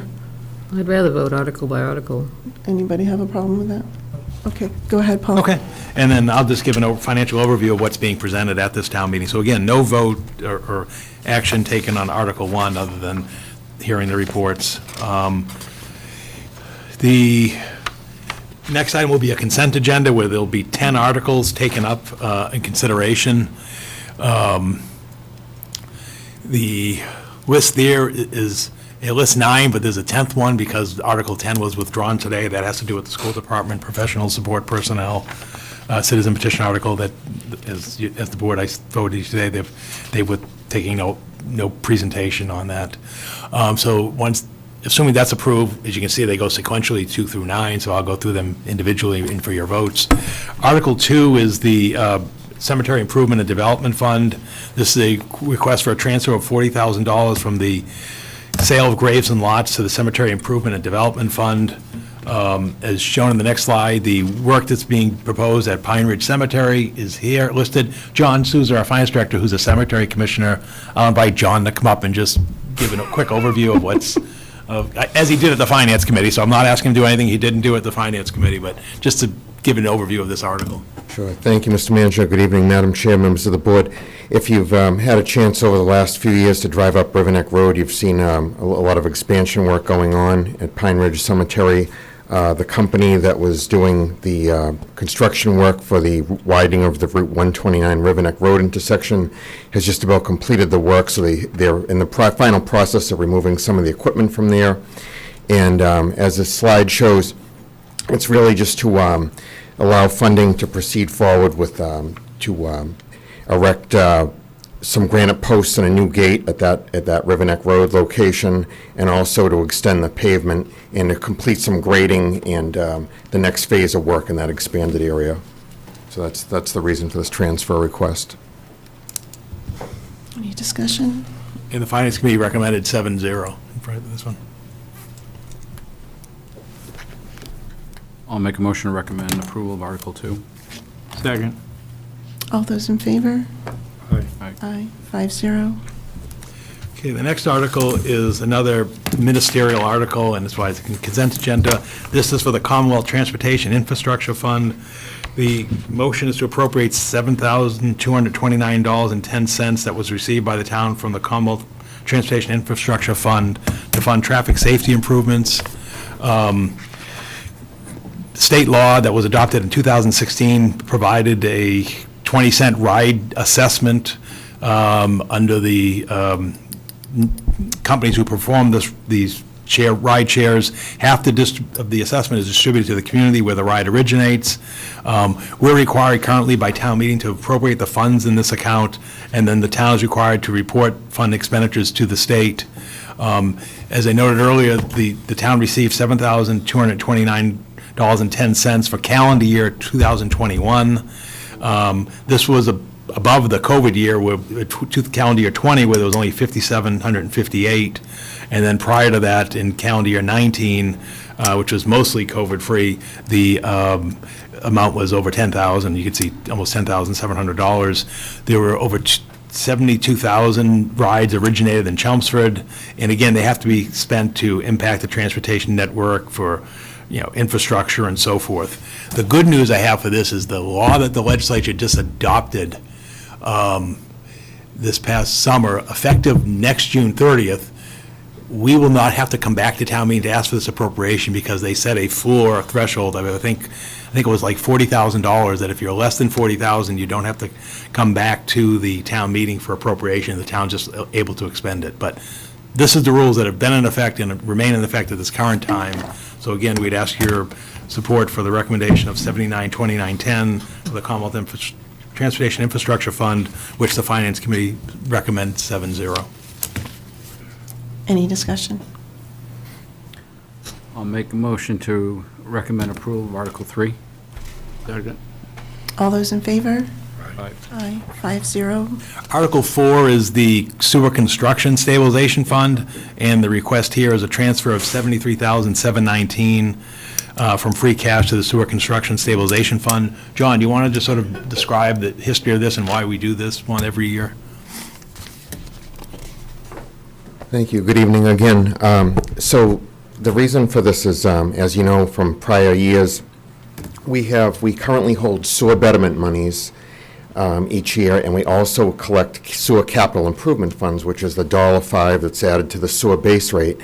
And this is part of our long-term plan to finance the SOAR debt service. And what happens is when the interest money is initially collected, it has to be deposited into the general fund. So it takes this town meeting action to be able to set the interest earnings aside into the SOAR construction stabilization fund so that we can begin drawing off of that stabilization fund in round fiscal year 25 to pay the debt service. Any questions? Take a motion. I'll make a motion to approve, to recommend approval for Article 4. Second. All those in favor? Aye. Aye, 5-0. Thank you. Article 5 is again, another ministerial act. This is for the Affordable Housing Stabilization Fund. The request is a transfer of $40,000 that has been received by the town under the town's inclusionary housing zoning bylaw to the Affordable Housing Stabilization Fund. The town code or the bylaws provides that a development project can make payments in lieu of monies of constructing affordable units, and that therefore those monies get transferred to the Housing Stabilization Fund. The town meeting vote, of 2/3 of town meeting vote is to appropriate monies from this fund for a particular purpose. The current balance in the fund is only $3,440. That's because, you may recall, last February, we transferred basically essentially the fund to support the construction of the affordable housing units at 255 Princeton Street by the Chelmsford Housing Authority choice for the redevelopment of the former UMass West Campus. Since that time, $40,000 in funding came in from the redevelopment of the former Glenview restaurant site at 248 Princeton Street. So again, this is the ministerial act of under the bylaw, the planning board negotiates the payment in lieu of fund, the funds received come in, and then town meeting has to vote to put it into the stabilization fund, Affordable Housing Stabilization Fund, and then again, when such time the town wants to expend it, it goes back to town meeting for a 2/3 vote to expend the monies. Again, Finance Committee recommends this one 7-0. Any discussion? I'll make a motion to recommend approval, Article 5. Second. All those in favor? Aye. Aye, 5-0. Thank you. Article 6 is no action. That was a placeholder to fund collective bargaining agreements. Article 7 is no action. There were no unpaid bills from the prior fiscal year. Again, we keep that as a placeholder in case something pops up unexpectedly. And then Article 8 was amending the current fiscal year operating budget. Again, there's no action being requested under this article. So that brings us to Article 9, which is the statewide opioid settlement abatement fund.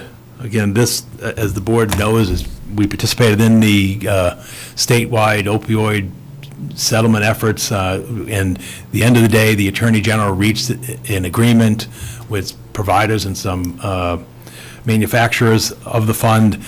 Under the funding schedule, the town is scheduled to receive $139,844 on that program. The request is to have that money be appropriated to the Board of Health to be expended in accordance with the provisions of the statewide opioid settlement funds agreement. This is another one where the legislature didn't finish the work because there was talk about just, again, avoiding the necessity of a town meeting vote, but that didn't get completed and may get completed in the future time. So at this point, it's treated by the Department of Revenue, which again is our guiding authority for fiscal affairs, as well as the approval of town meeting votes and tax rates and so forth. They're treating it as a local receipt, so we have to appropriate the funds at town meeting. But however, the funds are restricted and have to be used, and the town has to report the use of the funds to the Attorney General in accordance with the provision. So again, all the funds have to be used to supplement and strengthen resources for prevention, harm, reduction, treatment, and recovery related to opioids.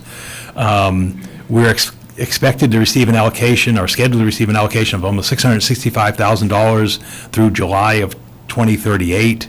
The initial disbursement of $140,000 comes this fall, and then there are annual appropriations that vary between $24,000 and $41,000 through July of 2038. So again, we have to report this annually to the state. So again, we ask your approval on this article, and the Finance Committee voted 7-0 in favor. Any discussion? I'll make a motion to recommend approval, Article 9. Second. All those in favor? Aye. Aye, 5-0. Article 10 is now no action. As the board, I shared with you today, we received the petition as a no action. Article 11 is roadway and sidewalk construction.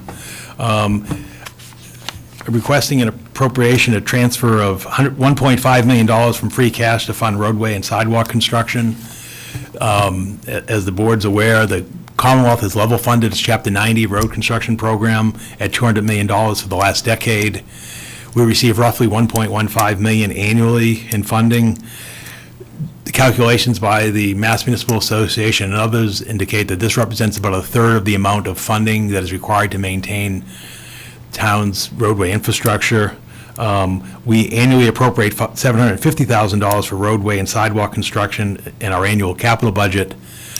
The appropriation of this $1.5 million in free cash would provide for an additional 3.25 miles of road reclamation, which is basically road reconstruction under our roadway plan.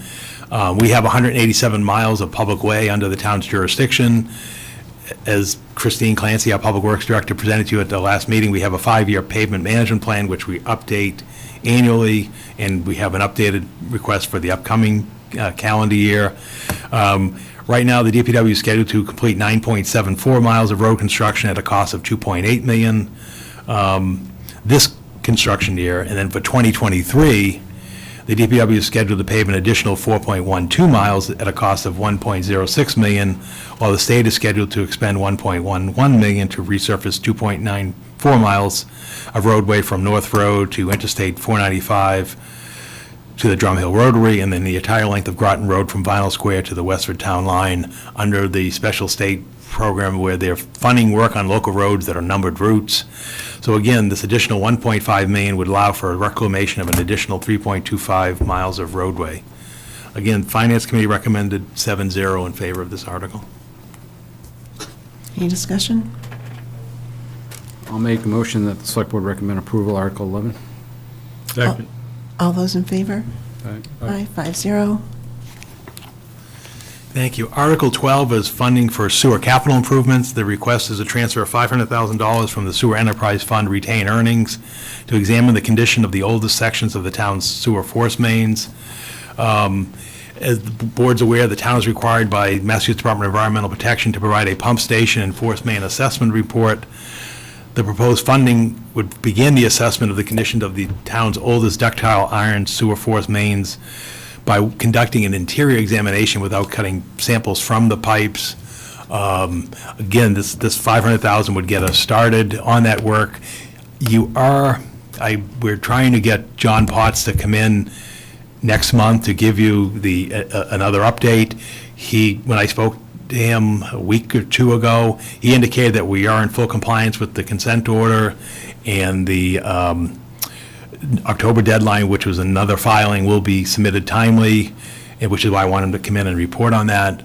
But again, this would allow us to go in and examine the concerns about, are there any failures in the oldest ductile iron lines in accordance with that. And as I mentioned earlier, all these efforts we've taken with the cameraing and the testing and now this examination, again, we will continue to provide feedback to the Department of Environmental Protection, and then again seek guidance on how best to go forward, with the town system.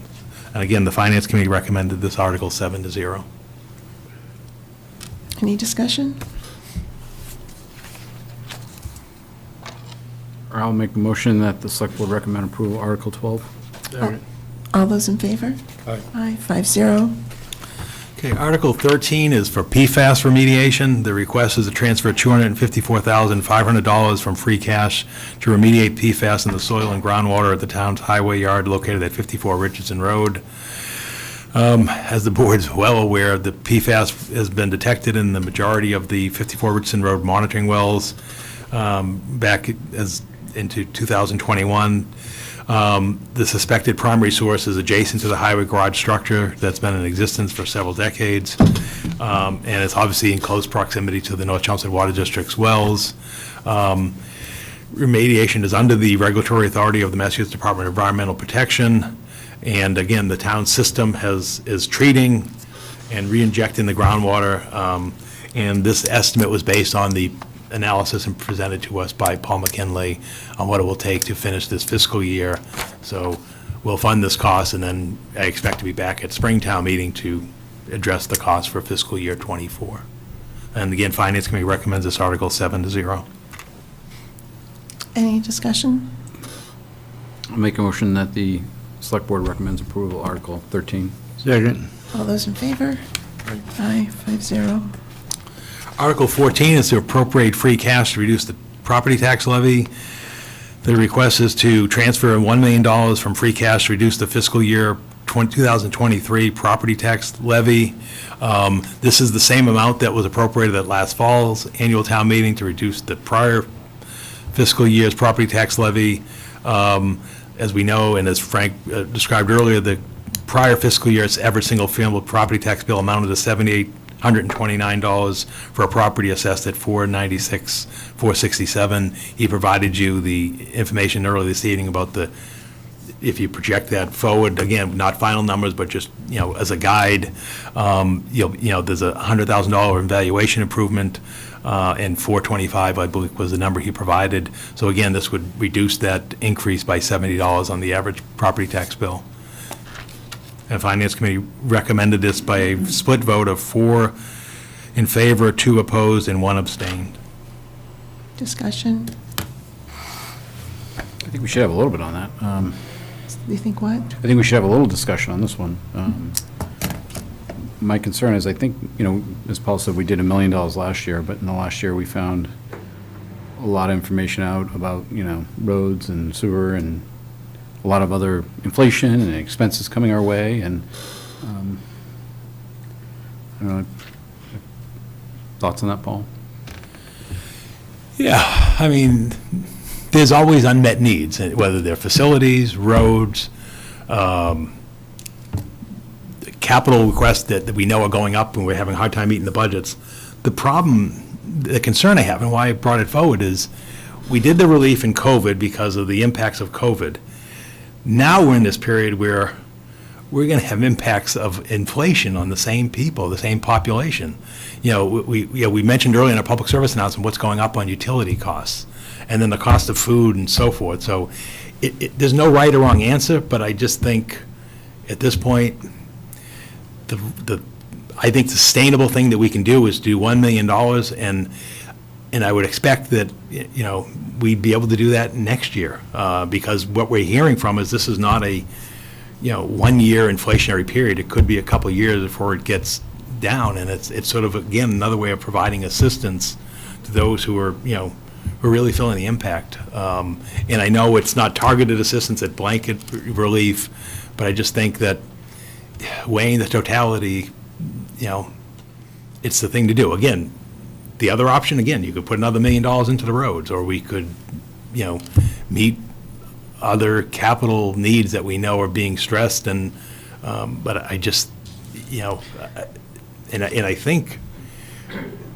given that the board hasn't changed in the prior year, I kind of thought that was a sense of the board as well, and that's, one of the reasons I put it forward on the warrant, because it's always been asked whether it was Paul Regazio at that podium or others saying, well, why doesn't the town get a chance to use the balance of funds, to reduce the levy?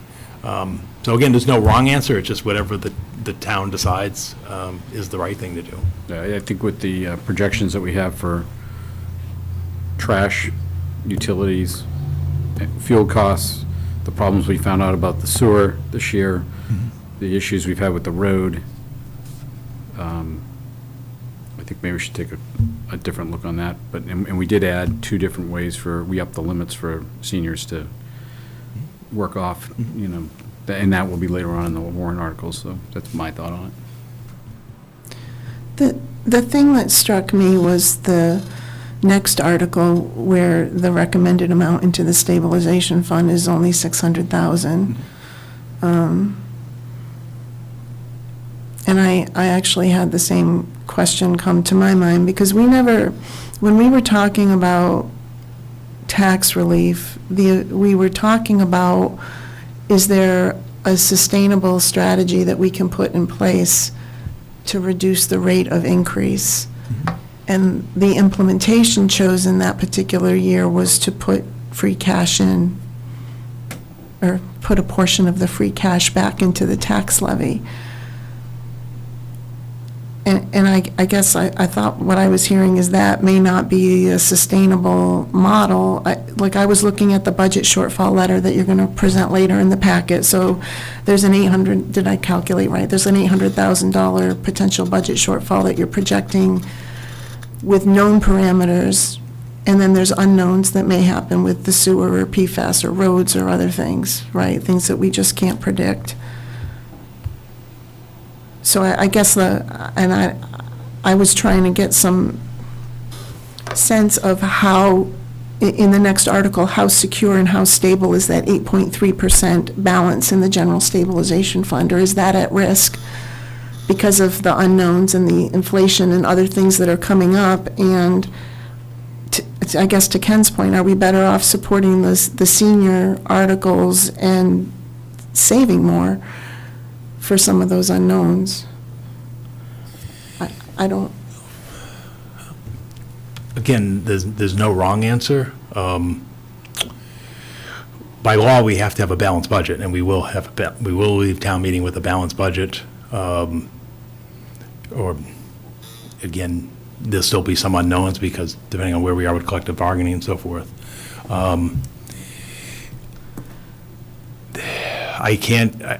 Here's the problem with drawing on your savings account to fund your ongoing operating costs. That you get in that hole, it's hard to dig out of. And the town experienced this when I arrived back in the mid-2000s.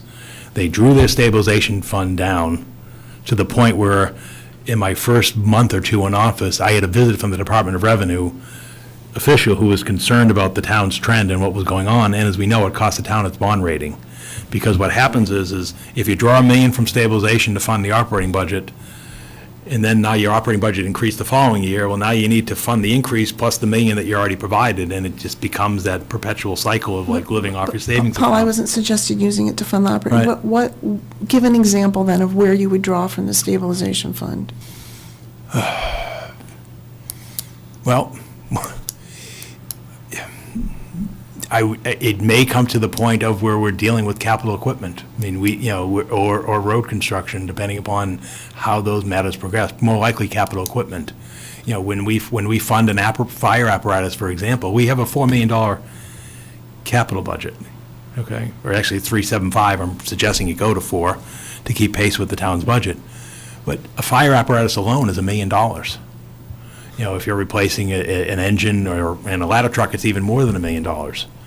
So there becomes a point where if you have those needs, it just hinders the town's ability to fund other needs. So the last meeting, we saw the Littleton Road sewer issue could potentially be $5 million. They don't have that in the enterprise fund to cover it. So are we going into debt on that, or? Yeah, I think you'd go into debt, and the reason for that is because there's a difference. The sewer users, in terms of their volume, are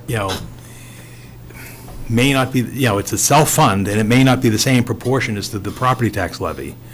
So, for example, I think it's better to keep the sewer funding with the sewer rather than funding sewer from the property tax levy, because even though most users use sewer and the property tax, I think it's a fair apportionment to do the sewer by the sewer volume than to do it by the property tax levy. So, for example, an elderly couple may have a house that's worth $800,000, but they're probably very low sewer users. So if you apportion sewer costs by the property tax, or free cash, which comes from the property tax, then they're paying more than a similar property owner, who is using more sewer for either residential or other purposes. I just think that that's a fair apportionment. And we've had these discussions, internally with the finance director, John Souza, and town accountant, Darlene Lucier, and I just think that that's the better way to go. And so I'd be hesitant to use free cash to fund stormwater or sewer or along those lines, because I just think that it's the fairer allocation is to do it through the sewer fees, and quite frankly, our sewer fees are rather modest compared to other communities. So that's where I fall down upon it. I guess what surprises me is this board has struggled and will continue to struggle with the rising property taxes, which will now exceed $8,000, and the whole discussion on classification and I just think that this is a way to sort of continue what I thought was the board's trend and policy of saying, we're going to provide some modest relief that we believe is sustainable for the foreseeable future, because if we're running that budget. Do you feel with only $621,000 going into the stabilization fund in the next article, that we'll be able to sustain our 8.8% relative balance, or do you?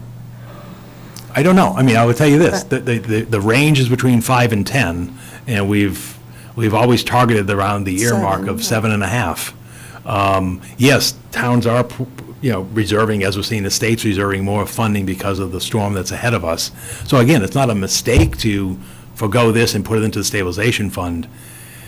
I guess it just comes down to a judgment call. There's no right or wrong answer. It's just a question of where you want to use the money. Yeah, I mean, when we were, so I understand your perception that the board is trying to keep the tax bills in line for residents. I get that. We've had a lot of conversations about that over the last few years. But already this year, we were talking about the budget and getting sort of updates from you, and it's been helpful. And, and one thing you had mentioned on several occasions is what you think our trash charge is going to go up by. And then also what it's going to take for snow removal this winter.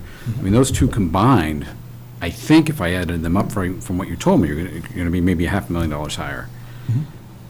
That's where I get worried, where you're giving us a deficit load of $800,000 later on tonight, plus we have these unknown expenses that potentially could go up by $500,000. That's why I guess I was a little more nervous with the $1 million. Right, but I don't want to use, I've repeated, I don't want to use stabilization fund to fund regular operating budget. I'm just talking about the $1 million extra. Trash collection is the operating budget. I'm not talking about stabilization fund. You want to put $1 million, you had mentioned $1 million into, from that into the stabilization fund. Yep. I'm just saying $500,000 and keep the other half for the trash charges and the whatever might be coming up that we. Well, the request for the stabilization fund is the balance of 621, 634. That's whatever's Saying left. $500,000 to the tax levy? I'm just saying put $500,000 to the tax levy and put the other $500,000 to the stabilization, and then just make sure we stay strong. Okay. Yeah, I don't disagree with the approach. Like I said, it's just a question of where you land. And as you saw, the Finance Committee landed in different places as well. So there's no right or wrong answer. It's whatever the side. I mean, I guess I would go with what is, I'm going to vote in favor of this article, in favor of recommending approval, because it is the $1 million that we're voting on. At this table, we can't amend that. At town meeting, somebody could. And if somebody were to lower it, maybe I would vote in favor of that. I mean, I would also suggest that Article 15, instead of having a set number, just say everything not allocated somewhere else, because in case some of the other numbers are changed, because I think we ran into that last year. Yeah, we'll change the number on the fly if something does happen, but I have to put forth a motion that has a dollar amount. Okay. But yeah, so. I see what you're saying. Last year at town meeting, And the other thing, I'm also going to vote in favor of the articles that help the seniors, but it's not just seniors that need help with their real estate taxes. We seem to always focus on that when there's lots of other folks that are struggling to pay their real estate taxes, and that $70, even though it might seem insignificant, can help. Oh, you do make a good point. I mean, it's got to go to town meeting if they want to amend it. Right. Yeah. Good way to shirk our duties, but we're not shirking our duties. No, but I know. last year, the board wanted $2 million to reduce the levy. And so the last thing I thought when A little different circumstances last year, I think, too. Yeah. We weren't faced with the inflationary concerns that we have today, and what my concern is that the budget is going to go up by these inflation rates, and I'm concerned that the percent that we have in reserve is actually going to get less, just by the fact that the budget's going to grow. And if we put more into that, we can at least keep that 8 to 9% in there to make sure we stay strong. And Like I said, that is my concern. Like I said, it's as it always, it's a judgment call of weighing the town's interest versus the residents' interest. I don't know what the right way is or not. Yeah. No, I understand. I totally get it. But I just think with I don't know what next year's budget's gonna look like, but I'm assuming it's going up Oh, yeah, significantly. significantly. So if our stabilization, if we kick that up a little bit, at least percentage-wise, it will still be in line in the 8 range where we want it, I would think. And that may help that. And normally I'd be a person that said, shoot it back, but I'm really questioning it with all these question marks. And, I know you said it might be a better way to do the sewer differently. I understand what you're saying. I agree with Ken. I was concerned about the waste and all the other expenses. I heard what you said, but, again, maybe plowing it into the stabilization fund might help us for the following year. My sense from the Finance Committee's discussions is I don't think they would oppose if we took no action under this article, and I'm prepared to do that if that's what the board would like me to do as sponsor of the article. I mean, I can take no action, which basically would mean no action, if that's what I'm trying to work, together and trying to bridge a very challenging decision amongst different boards and different perspectives. So I'm curious as to what you'd like, what action you'd like under this article, if there is a consensus. And Well, so Mark, or Ken or anybody else, was your head at putting the whole million into the levy, or proposing an amendment on the floor, or having Paul propose an amendment to do 500, like Ken had suggested? Well, I have a question, since we don't have the option right here to change this, correct? We don't have I do. I have the option. I'm the sponsor of the article. I can. And we have not amendments come forward and we vote based on the Yeah. assumed amendment. We've Yeah. done that before. Yeah, I mean, I can change it, but again, I'm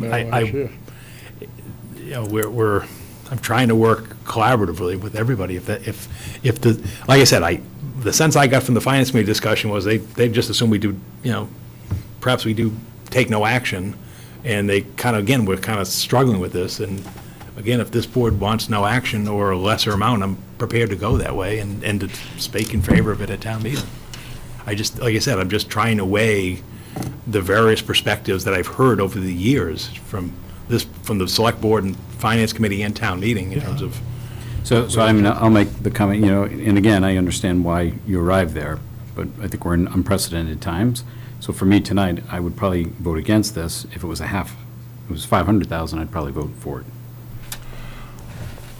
What was the vote with the Finance Committee? 4-2-1. Can you refresh, what's in the reserve now? Not the percentage, what's the dollar figure? 12.4. 12.4. 12.4. Yeah. So if it goes up the same, say it goes up 9% next year, our budget, it's going to be 13.04. Well, the town can't go, the budget can't go up 13% because we don't have 13% revenue capacity. No, I said if it goes up 9%, our costs do. Yeah. And so we're going to be squeezed. Right. So it's going to go up some, but it's not going to go up that much, obviously. So we're going to get squeezed. So I'm really concerned about turning this back. Okay. Yeah, because 75% of our revenue comes from the property tax. Right. That can only go up by 2.5%. Yeah, I get that. And I get the concern. Yeah. It's just, yeah. So if this consensus is 500,000, I would gladly change my motion to 500,000, and if that gets this consensus support of the Select Board, and like I said, I expected the Finance Committee would be asked, I would expect they would support it, and then town meeting will ultimately, as you said, decide, they can amend it, whatever they want to do. But I'd like to at least go in with support of the Select Board, as part of this process. And that would give you at least just over $1 million to put into the stabilization fund to address the other concerns? Yeah, I think that would probably be fair. I'd be okay with that. Yeah, I think I would too. All right. So I guess, what's the board's recommendation on a motion to transfer $500,000 to reduce the property tax levy? So, You want me to take a poll? Yeah, or you can take a motion, because that's now how I'll amend my motion to 500,000. All right, so I'll make a motion to the town transfer $500,000 of free cash to reduce the 2023 property tax levy. Second. Any further discussion? I just want it known that I wish I would prefer that it stay at the million, but I'm going to support that, obviously. Okay. We'll note that, Pat. All those in favor? Aye. Aye, 5-0. Okay, thank you. And then Article 15 would then become $1,121,634 to the general, from free cash to the general stabilization fund. And again, it would be whatever, as Pat said, this is the last free cash article, it's whatever's left. But as was noted, the current balance on the stabilization fund is $12.4 million. The budget is $149.5 million, so we're at roughly 8.3%. We try to keep it somewhere between 5 and 10%, and as was noted and been discussed, in a period of high inflation with uncertainty of a pending recession, we're seeing state and local governments increasing their cash reserves. So again, the request would now be $1,121,634. You want to just do a motion? I'll make a motion, the Select Board recommends approval of Article 15. Second. Any other discussion? All those in favor? Aye. Article 16 is the Historical Commission Property Inventory Program. This is a request from the Community Preservation Committee to transfer $15,000 from the Community Preservation Fund General Reserve to contract with a professional preservationist to perform historic inventories on properties across the community. This article has been recommended and discussed at the Community Preservation Committee.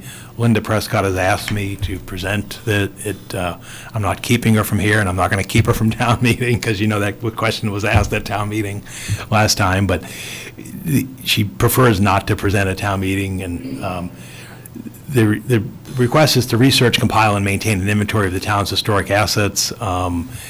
Traditionally, over time, it was done by volunteers, and that information is on the website where you can see the homes from the 1700s, detailing their architectural and cultural components. This will do some of the work into the early 1800s, and it does flow from the Historic and Cultural Preservation Implementation Plan. So again, the Finance Committee recommends this 7-0, as was unanimous vote from the Community Preservation Committee. Any discussion? I'll make a motion, the Select Board recommends Article 16 for approval. Second. All those in favor? Aye. Aye. Article 17 pertains to the Senior Citizen Property Tax Work-Off Abatement Program. Again, what this basically do is this would eliminate the cap, the $100,000 cap that was previously established and been raised over time by town meeting. This program provides people over the age of 60 the ability to perform services to the town in exchange for a reduction of their property tax bill. The hourly rate is capped at the state's minimum wage, which is increasing to $15 per hour. We provide the minimum wage for our program participants as a sign of respect for their contributions and to, again, assist elders who are senior citizens under this program. The maximum reduction to the property tax bill is $1,500 per fiscal year. We have over 100 people participate in the program. The current funding cap limits the 100 people to $100,000, which means you only have $1,000 per person. Removing the cap would allow the seniors to increase their property tax reduction, assuming the same number of participants, to $1,500 or an additional $500, and the expected cost would be an additional $50,000 per fiscal year. And the funding for this comes from the property tax overlay, which is the money that's set aside for this program, the property tax abatements and so forth, and we can absorb this into that funding program. So again, Finance Committee recommended 7-0, and we've discussed this here previously. So. Any discussion? I'll make a motion, the Select Board recommends approval of Article 17. Second. All those in favor? Aye. Aye, 5-0. Article 18 is to increase the senior citizen property tax exemption under Chapter 59, Section 5, Clause 41C, from $500 to $1,000 per fiscal year. The requirements of this are pretty strict in terms of the program eligibility. One has to be age 65 or older, have to provide evidence of ownership, domicile, and occupancy, and they have to provide their income tax returns, banks, and other asset account statements.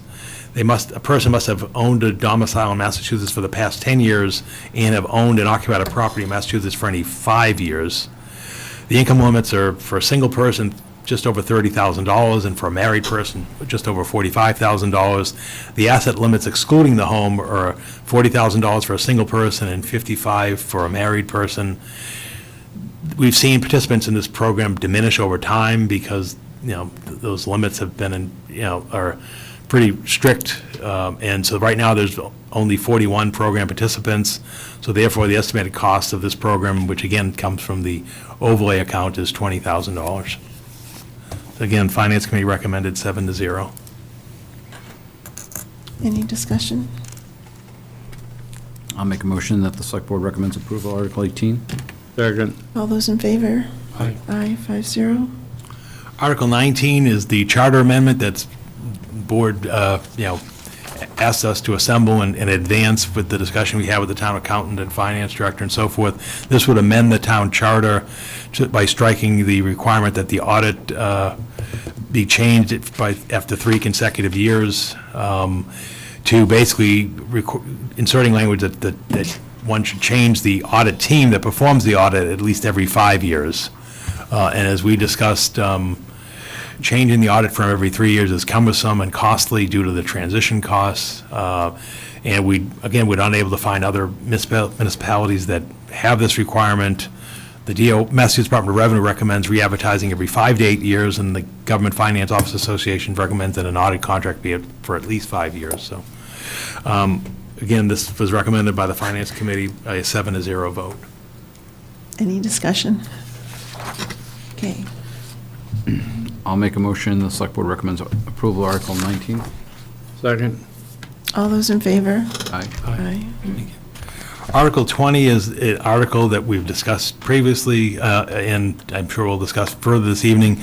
This is to authorize the Select Board to petition the General Court of the Commonwealth to enact a special act to exempt the position of Deputy Fire Chief from Chapter 31 of the Mass General Laws as set forth on the screen, which basically is to exempt the position from Chapter 31 of the General Laws, but it would not impair the civil service status of the person holding the position on the effective date of the act, and which would become effective on its passage.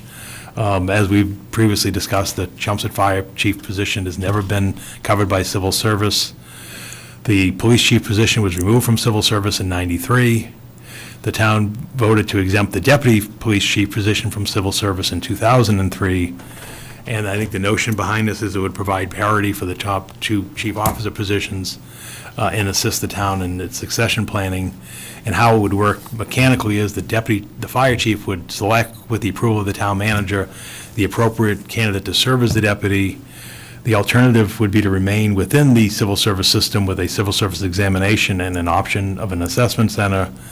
If, under that system, if a majority of the candidates, captains do not participate in the examination process, then it's made available to the next lower rank, which currently is all firefighters. Again, as this was discussed at the Finance Committee meeting, my sense is, and I'll summarize it as I did last Thursday night, is the town chooses a public safety chief, whether it's fire and police, non-civil service, that position is made by the town manager with the approval of the select board, and it's my position that that chief, whether it's police or fire, should have the ability to choose amongst the candidates who the appropriate person is as that person's deputy. And the challenge is that if you remain with a civil service position, and as I said, there'd be an assessment center expected in each scenario, because I would insist upon it, and who knows who our successors would do. Certainly, there's many qualified people who can perform that job, as we've seen in the police department over the years. But I think the difference is you want the right fit with the chief, and perhaps not all the time the person who scores the highest may not be the best candidate to serve as deputy. So that's it in a nutshell. I think either way the town's going to be well served, but I just think it's appropriate for the town to consider this at this time. Well, I've watched the police for a long time, and I'm not singling out anybody, but I've seen some moves with the police department where somebody's taking their butt, somebody that maybe, but not going through a process. I pick you because we buddies, we go to games together, we do this and we do that. Not necessarily going to get the right guy. You know what I'm saying? As part of the deputy police chief? The chief picks the, and I'm not, it's no disrespect to anybody, it's just, I've seen it. I mean, George, you've been around longer than I have. I haven't seen it in the 14 years, 16 years that I've been here in the community. Well, plus I mean, I've between lived there too, you know what I mean? Dana Hearn I'm and not- Jim that isn't Spinney a and shot, That's the truth. Colin I mean, Spence, yeah. And, and you see, I would rather leave it alone, to be truthful with you. I think it's fairer, and then you can always take the top three, one of the top three anyway. No, you have to bypass, you have to justify the bypass of the top scorer. You can't choose one of the three. You've got to, if the person at the top score is bypassed, well, you have to submit documentation, and that person has the right to appeal the bypass, Okay. which would take some time. Well, And obviously create some hard feelings, too. Well, Do you mind if we get Sure. Mr. Albon's Yeah. input? He said he wanted. Got Chief Ryan here as well. yeah. Yeah, it's nothing personal against anybody, it's just. Thank you, Madam Chair. I do have some, I'm up here to clarify some of the things that Vice President Josh Abbott did a great job. There seemed to be a little bit confusion regarding the dates and the time frame for how the most recent deputy chief exam was implemented. So I have handouts here. I'll pass them on to the board.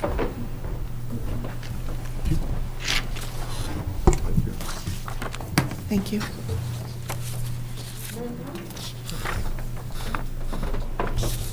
Can I look at yours, Pat? Thank you. So what I'll do is I'll just briefly go over the dates and how we as the union have come to the realization that the dates may have been improperly spoken upon as opposed to the correct manner and the correct date and timeline as we see it. So there did seem to be some confusion regarding the civil service testing dates between the finance committee as well, so this is why I'm here. I understand that civil service rules can be kind of difficult to understand. Sometimes they are to us as well, so please stop me if you have any questions. Also, please note that the deputy fire chief exam is given every year. However, some communities do sign up on an every other year basis. So this is why some communities are not listed for an exam every single year. The complete timeline of the most recent testing issues as follows. On November 23rd, 2021, Civil Service posted the departmental promotion exam for deputy fire chief for municipal departments.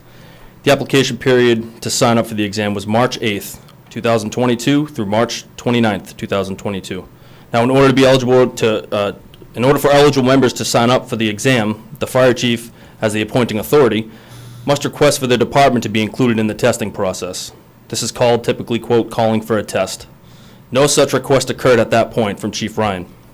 When Civil Service first publicly posted the communities that called for the promotional exam, 22 municipalities were included at the time. Of those 22 departments, 6 had the test open to ranks lower than captain, including lieutenants and firefighters. Opening to lower ranks is not a circumstance that's unique to just Chelmsford. On November 24th, the State Human Resources Division released the statewide reading list for deputy fire chief. This is the list of books from which candidates can be tested on. The list was then amended on December 9th, 2021 to include additional material. On January 21st, 2022, the town of Situate was added as a participant in the examination process. On February 22nd, 2022, the cities of Chicopee and Framingham were then added. I mention these to show that communities can be added throughout the open process. It's not just you have to apply by November and you're done. You can add as you go. When the March 29th, 2022 deadline to sign up for the deputy chief exam was reached, the town of Chelmsford was still not listed as a participating community, yet 25 other communities were. This is even though the reading list and initial open period for departments to opt in for the test occurred in November of 2021, a full 3 months prior. On March 30th, our captains were then notified by the department via email of a special sign-up period for only the Chelmsford Fire Department to be included in the deputy's exam. No explanation was provided by the fire chief as to why. Following that, on April 7th, I personally emailed Civil Service inquiring about the deputy's exam. And the following day, I received a response that states, quote, "This exam is a new request and only open to the first eligible title, which in our case would be a captain. The final date for captains to apply or pay is April 19th, as it was not opened until after the initial period. Should there not be enough captains to apply or pay for this exam, it will be posted until next year. It will be postponed until next year, of which the department will have the option to cancel or move forward with the next eligible title, which would in this case would be privates, firefighters. Where Civil Service writes it was not opened until after the initial period, we are unaware as to why the appropriate steps weren't followed during the process of calling for the exam, which led to the special sign-up period allotted only to Chelmsford after the statewide deadline had closed.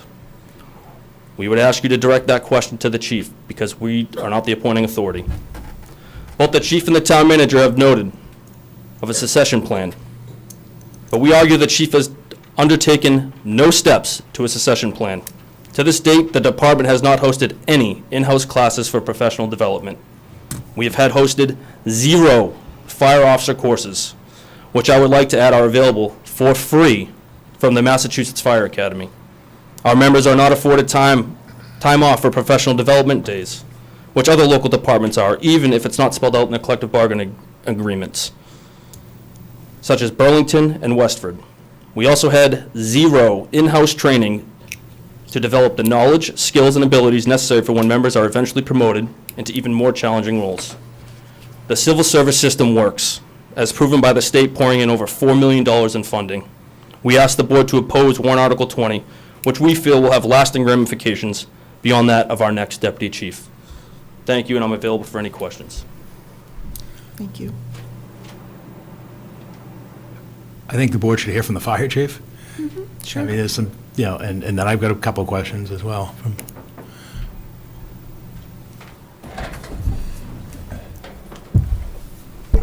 Good evening, board members, Madam Chair, Mr. Manager. I also have a document that I got from Civil Service, which will show that we have not had a deputy chief's list, an active list, since 2010. Why is that, even though we have called for it? Because the test has been canceled quite a few times. If nobody signs up, or not enough people sign up, a test will not be held. And I have a document, I'll be happy to share it, showing that the previous 2 tests, 2016 and 2014, were canceled. They were canceled because not enough members signed up. And I understand why. Because if you don't have a position open, or an expected position open, and you heard from the union vice president, it's a lot of time, expense to put in to take that test. That did not happen. So I asked Civil Service the same question. And we have a document here, and Anna Griffin manages this program, and she does a very good job. She does it for firefighters coming into the department, she does it for the promotional captain's exam, and she does it for the deputy chief's exam. So why the late date, as they say? Because right now, because the test was canceled, we don't have to put in a requisition. It is automatically scheduled for next year. We don't have to put in a requisition. It's scheduled unless we cancel it. So I asked Civil Service, what happened back early this year? They were working remote. The answer I got was, we may have told you you don't have to put in a requisition form.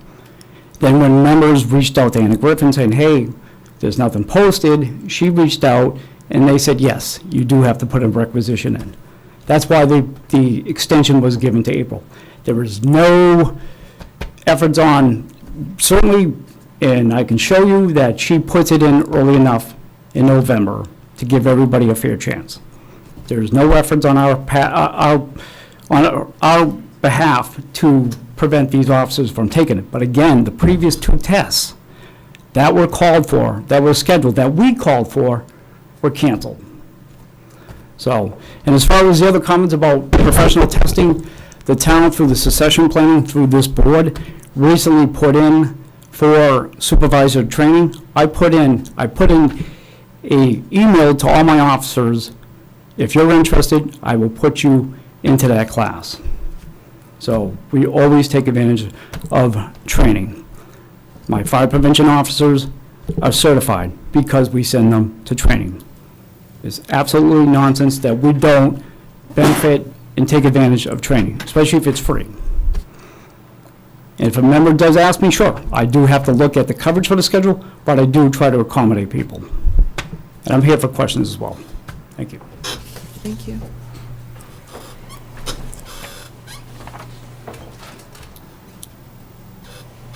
Paul, was there something you wanted to say? No, I mean, I think we're getting a little distracted, in terms of the exam from what the request of the article is. The request of the article is to remove the deputy fire chief position from civil service going forward. And again, as I said earlier, I don't doubt that the town will be served going forward. I just think that the better approach is to allow the chief of department to choose the person who could best facilitate his completion of that position as that person's deputy. Doesn't mean the person who's deputy is going to be the next chief. And if you look at the two departments over the years, we've had issues where we had to go outside of the department for the next chief. In terms, Jack Parrow, the most recent fire chief who was out of the department.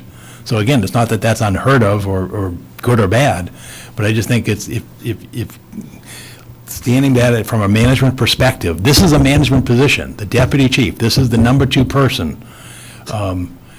In my mind, and I hate to use analogies, but, and maybe I won't, but the point is, I think you've given that we're in an election season, you see the same thing. You had races for candidates for governor and lieutenant governor who were elected separately. You could see scenarios, and there were, particularly on one side, the Republican side, where there wouldn't have been a good fit, okay? You look at that system as opposed to what happens when you elect a president, you're electing a team. The president gets to choose his vice presidential candidate, and then that thing goes forward. I think it's the same thing. If a duly appointed chief should have that discretion to choose the person that is best able to complement him or her to fulfill the management responsibilities of the department as the, as the deputy. So. Comments?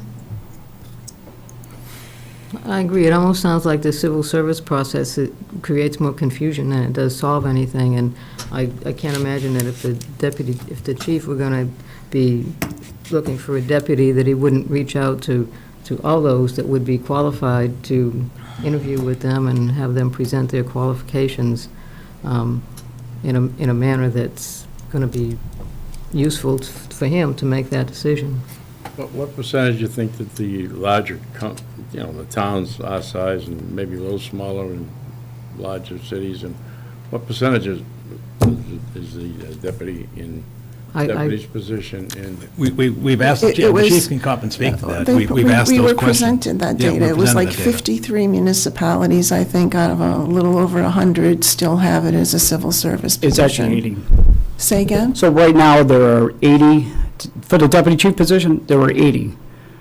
There's 367 fire departments that protect 351 municipalities. You wonder why there are more fire departments, because you have Logan, Massport, you have joint, you got Cape Edwards on the Cape, South Hadley has a couple of different districts, Westfield, so there are more. So you're saying 80 of those 350? So out of the 367 fire departments. How many of those are eligible for civil service? I thought it was like 100 and something in the state. There's 102 fire departments out of those that are covered on civil service. And of those, it was like 53 still had That a were on deputy chief. I believe that were on the exam, but there were actually 80 for the deputy chief's position. So out of the 102, 80, the deputy chief is civil service? Oh, civil service, So correct. it's 80%? So it's like actually, it's 80 chiefs out of the 102 that are covered under civil service, but there are 367 fire departments. For me, And they're mostly, correct, they're mostly your larger fire departments. But there are larger departments like Barnstable, Marble just pulled out, Swampscott just pulled out. I know they're not larger than us. Lexington's not in it. Well, I don't think we always need to base our decision on what a majority of other communities do. And has been, if I could finish, and as, has been noted, the police chief has been appointing his deputy for years this way with, I think, good results. I have faith in the fire chief. Every fire chief that I've known since I've been on this board. I have faith that person will appoint somebody that's going to be qualified and going to be able to do the job. I did think it was interesting, though, because in theory, right now, your civil service person would be union in a management position. Do I understand that? They right? are now. No, that's what I'm saying. Like, right now, if you have a deputy chief, is he in the union? He's not in the union. Not in the union. But he comes out?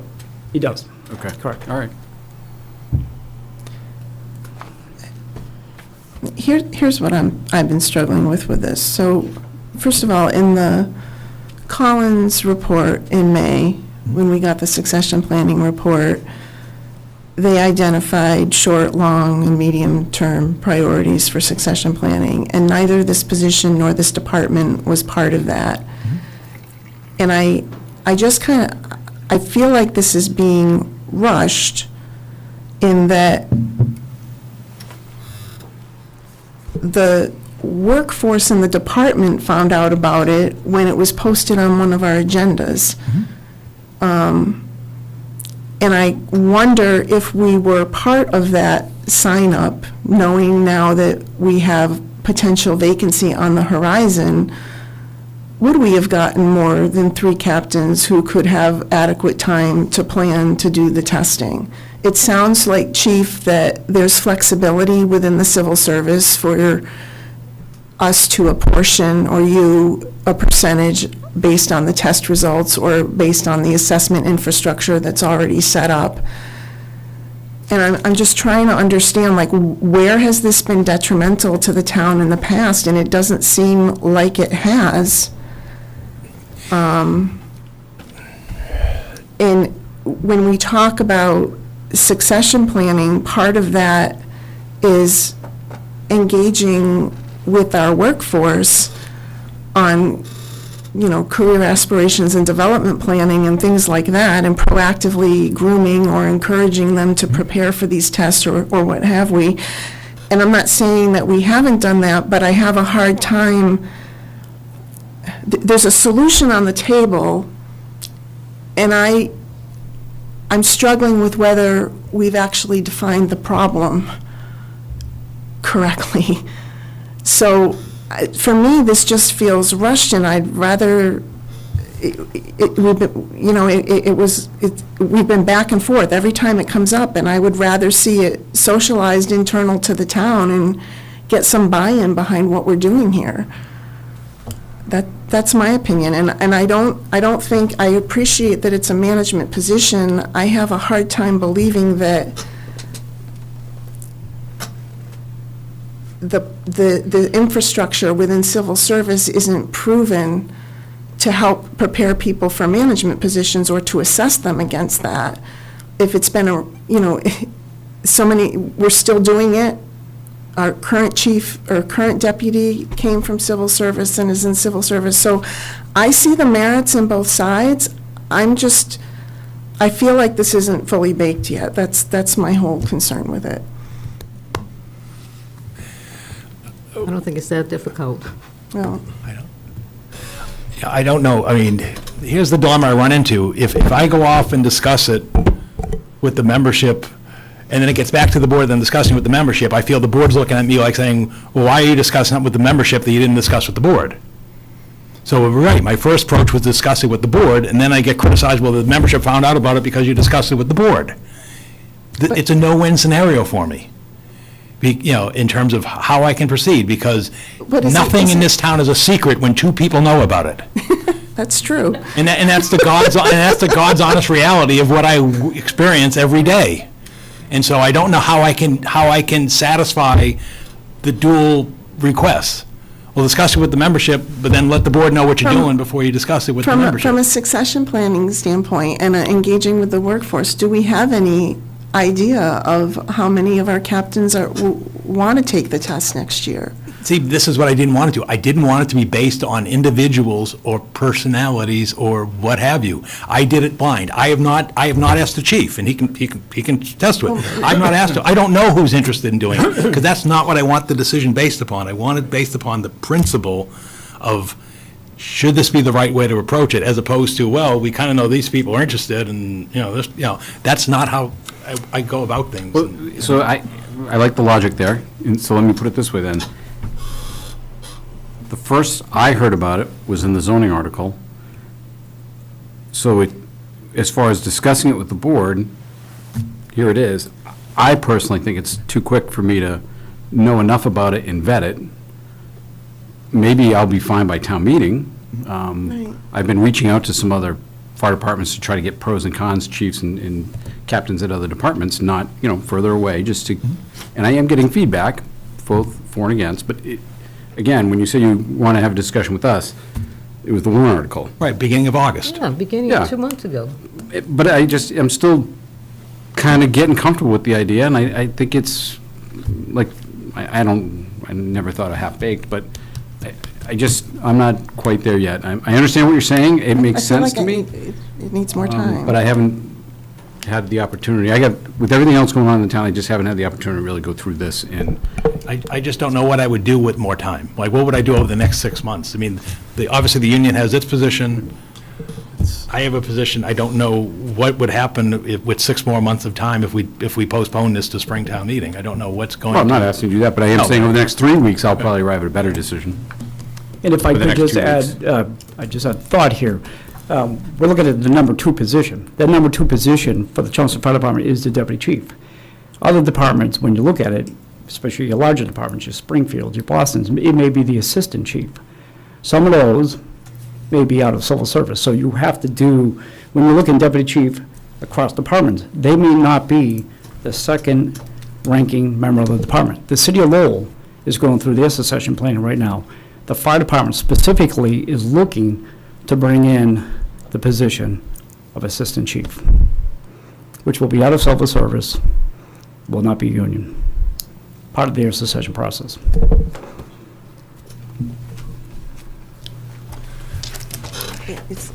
Every meeting, there's new information. That's why I just feel like I'm... Unfortunately, it goes so far back here. My grandfather was one of the first fire chiefs in the whole town, right? He was on what they call the Board of... District yeah. chiefs. There's Yeah. 3 of them, and they rotate, like 10 years, I think.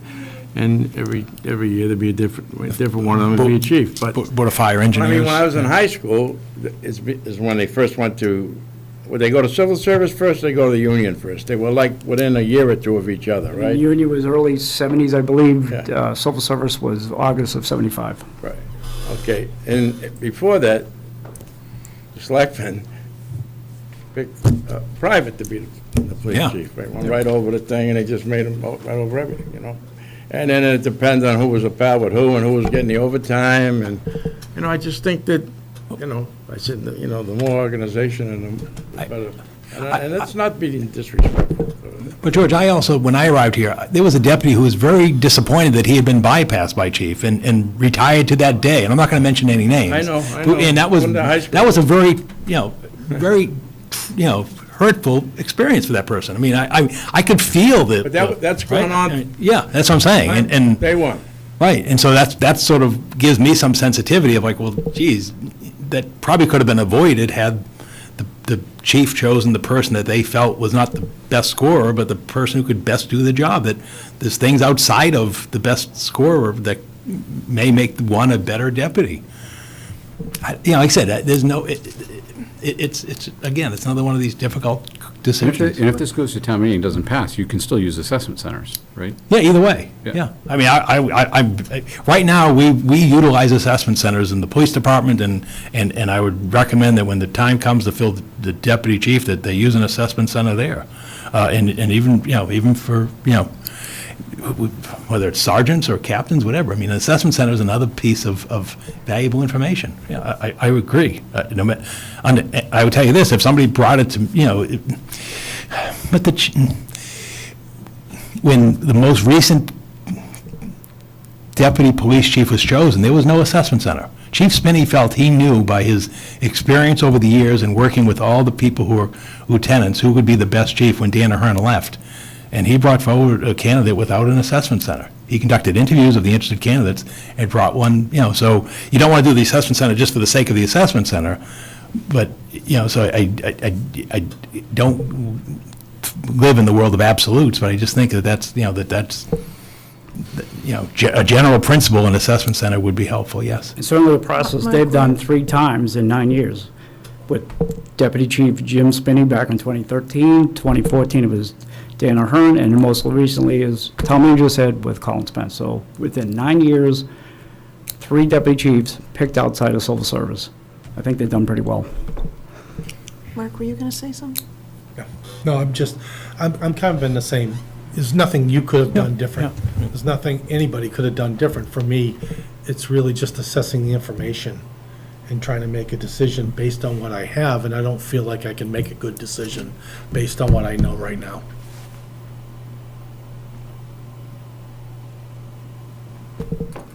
So do we vote? One way or another. One way or another. Well, you can abstain if you don't have enough information. Exactly. All right, so that's you where want a I'm at. motion? Okay. I'll make a motion, the select board recommends approval of Article 20. So we're on 20. 20, yeah. I'll second. Okay, any further discussion? All those in favor? 1. Opposed? 1, 2, 3. Abstain?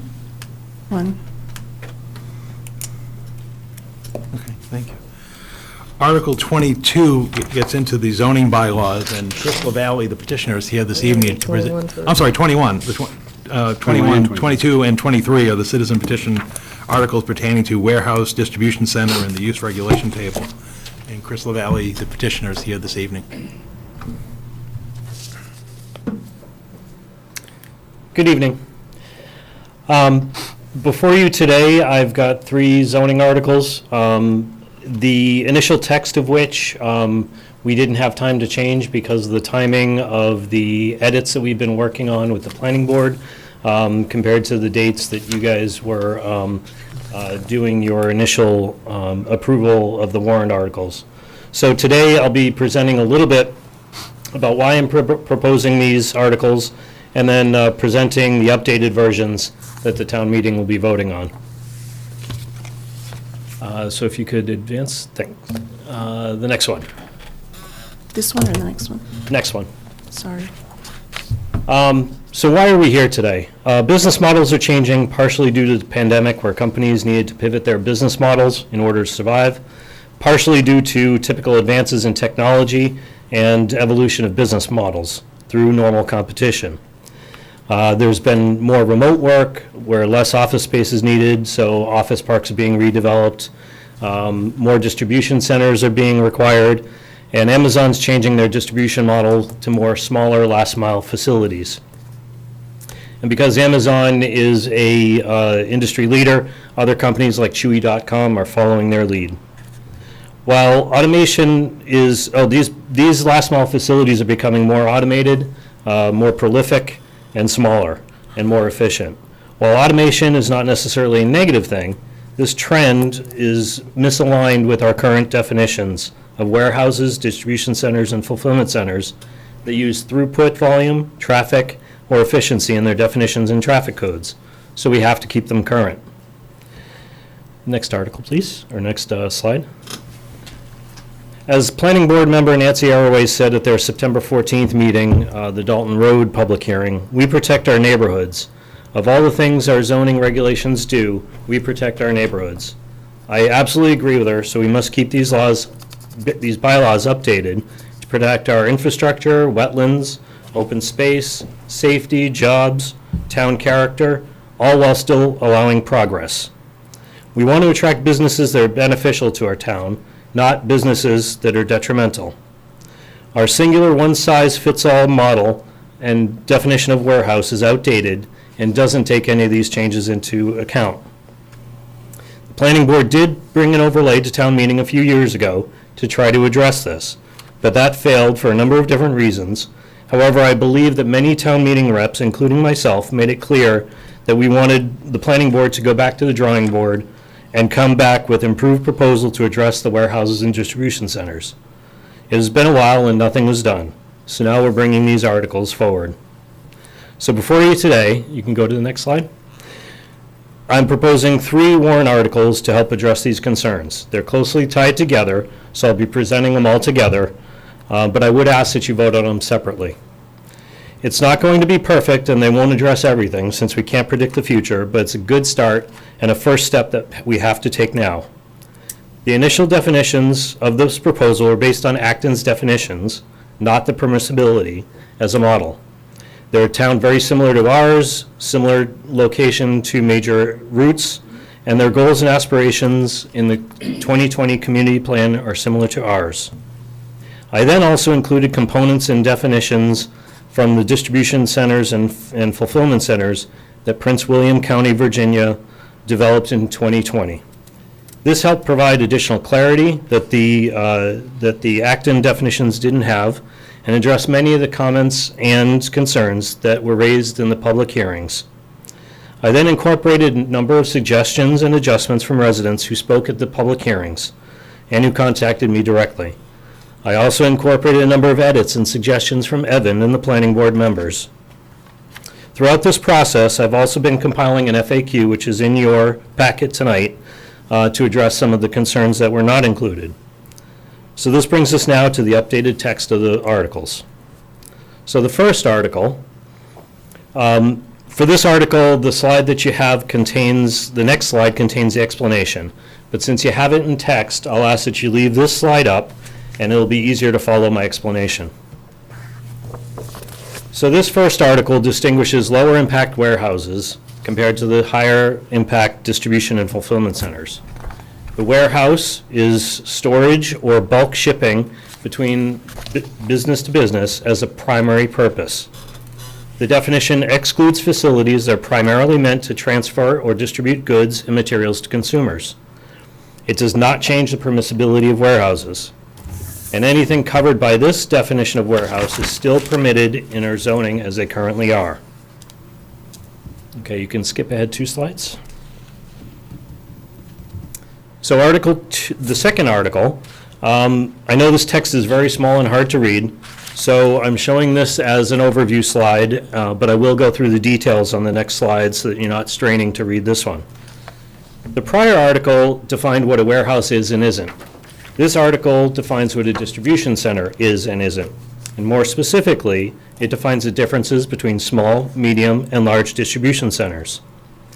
This article and the one before are only about definition of uses. It's not about what is allowed or what is not allowed. That's the third article. You can go to the next slide.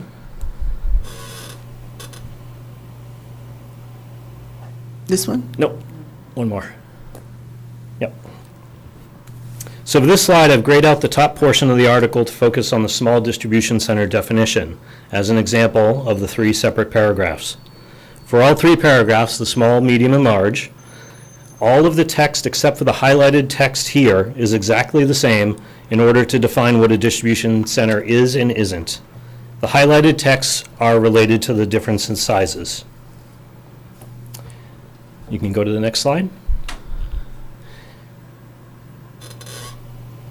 Yep. If we remove the size differences for a moment, and look at only the text that defines a distribution center, all 3 paragraphs use the same text to define the distribution center characteristics. It defines distribution centers based on their primary use of moving goods to consumers rather than storage as a primary function. For the purposes of these articles, distribution centers also include fulfillment centers. The definition does not include warehouses. That's already defined in the previous article. And it does not include transport terminals. Those are already defined in zoning definitions that are already on the books. While not called out specifically by name, it includes the parcel hub and sorting facilities because those facilities transfer and distribute and fulfill to consumers rather than storage as a primary use. This also explicitly excludes retail uses with accessory delivery components like grocery stores, Kohl's, and similar facilities. Next slide. So looking at the text related to the sizes, the changes between small, medium, and large centers are key because these are where they're allowed in town. This zoning article needs to be forward-thinking in preparation for future changes in models and efficiency, providing flexibility for the town to respond to changes that may be happening. I've used gross square footage since that's often used as a key distinguishing characteristic in zoning, traffic studies, etc. And the town's major business complex zoning bylaw used by the planning board is one of the many examples where size of the building is a factor in determining how it's managed in the bylaws. Size does have a rough correspondence to potential impact on the town. So the next question is why the 20,000 square foot as the cutoff between small and medium? That is also aligned with the major business complex and related special permit sizes. 75,000 square feet was chosen as the cutoff because in researching many of these last mile distribution centers, most are currently ranging between 200 and 250,000 square feet. But one of the newest facilities in Bridgewater from Amazon is 155,000 square feet. That's a significant recent shift in business model from Amazon that reduced their last mile footprint by roughly 50,000 square feet. It won't be long until another shift in business model reduces it even further. Another aspect of this is that many of the larger 200,000 square foot buildings offer space for multiple tenants. So a 150,000 square foot building could easily be divided to 2 tenants at 75,000 square foot distribution centers. If you could go to the next slide. So this last article is the article that proposes the use restrictions. So for this article, you can leave the slide here, and I'll explain in the next slide. The way this article is structured, it provides flexibility for the town while still mitigating negative impacts to the town from the large distribution centers. The permitted use for the small and medium distribution centers by special permit in the industrial zone, IA. And it allows small distribution centers in the commercial zone, CC. However, large distribution centers are not allowed in any zone in town. So the question has come up, why not leave this to the planning board special permit process? Well, this is aligned with some of the other uses in our town that we've excluded as part of town when people feel that the detrimental impacts cannot be overcome and mitigated through the special permit process. A couple recent examples in the bylaws are heavy manufacturing excluded in 2012 and asphalt manufacturing plant in 2017. It's also been asked, wouldn't a warehouse or distribution center be better than an empty office building on Route 129? If these articles pass, a warehouse could still be there, but a large distribution center, according to these articles and many in town, is not better than an empty office building. Just like heavy manufacturing or an asphalt plant would not be better for town on 129 than an empty office building. So special permits for the small and medium, while banning the large distribution centers, offers a balance between the flexibility of the planning board special permit process and the mitigation of the largest impacts to town. The granularity of the definitions and the use table allows town to adjust these bylaws as things change in the future and as more impacts are understood in the future. If we find, for example, that the efficiency and business model of distribution centers changes, we can adjust the sizes. So the next question is, why not do an overlay? Overlays usually add uses and don't take them away. If a use is still allowed in the underlying zoning, but prohibited in the overlay, A developer can still ignore the overlay and build the project based on the allowed use in the underlying zoning. So, overlays would still require us to define the uses and not allow it in the underlying IA zoning, which is essentially what we're doing. Then, once these articles pass, we could do an overlay in places in town that would allow these back in, if the town so desires. But doing it this way puts the control back in the hands of the town rather than the developers. And the last slide, I'm not going to go through too much, but this is the proposed impact of these proposed articles. The question came up, how would it impact current properties in town? And using the GIS information with the building footprint area, we took a look at the businesses in IA, and assuming that all of them are distribution centers and not office buildings, it would impact only 3.64%, or 14 out of 385 total properties. If you actually look at those 14 properties, 6 are office buildings, which would not be impacted by this. 1 is a warehouse, which would still be allowed. 1 is a DPW building, which is not impacted. 2 are manufacturing, which is not impacted. 3 of them seem to be wholesale and manufacturing, so those would not be impacted. And only 1 would be classified as a distribution center, and that would be UPS. So if these articles were to go forward, it would have, if those businesses came in after these articles, only would have prohibited 1 of those buildings from being built. Chris, just so I understand this chart, this is a hypothetical what if. Very You're hypothetical. not saying that they'd be affected. Correct. Okay. Yeah. Yeah, this is only if these businesses were to come in asking for distribution centers at their current footprint. Or if these had been in place 20 years ago. Yeah. This would have been the outcome. Yes. Only 1 business would have not been allowed.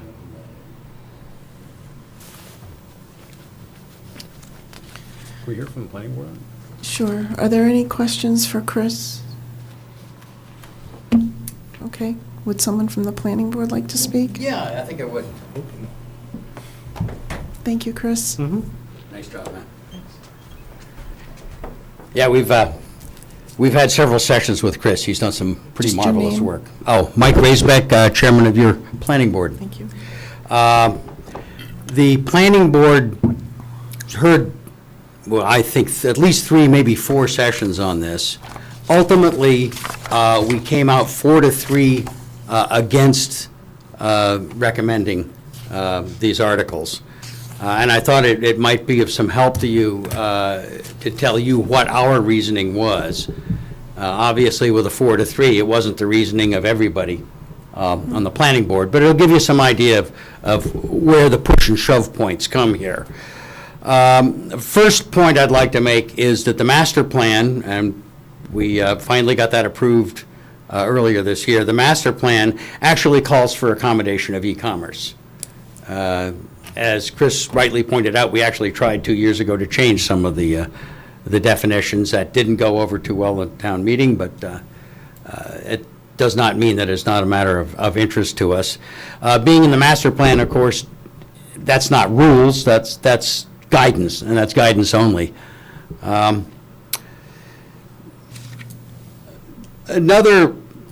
And the next piece of this, and getting down to the reasons why there was some opposition, is we felt the definitions have a lot of fuzziness. Now, it sounds good that you separate a distribution center from a warehouse. If you get down to the practicalities, it's not all that easy to do that. A manufacturer that ships directly to customers from there, well, that's a manufacturer. Maybe there's less manufacturing and more distribution. At what point are you talking about a distribution center? It's a matter that requires some serious thought. That's part of what the planning board does, month in and month out, is make judgments based on definitions that cannot be perfect.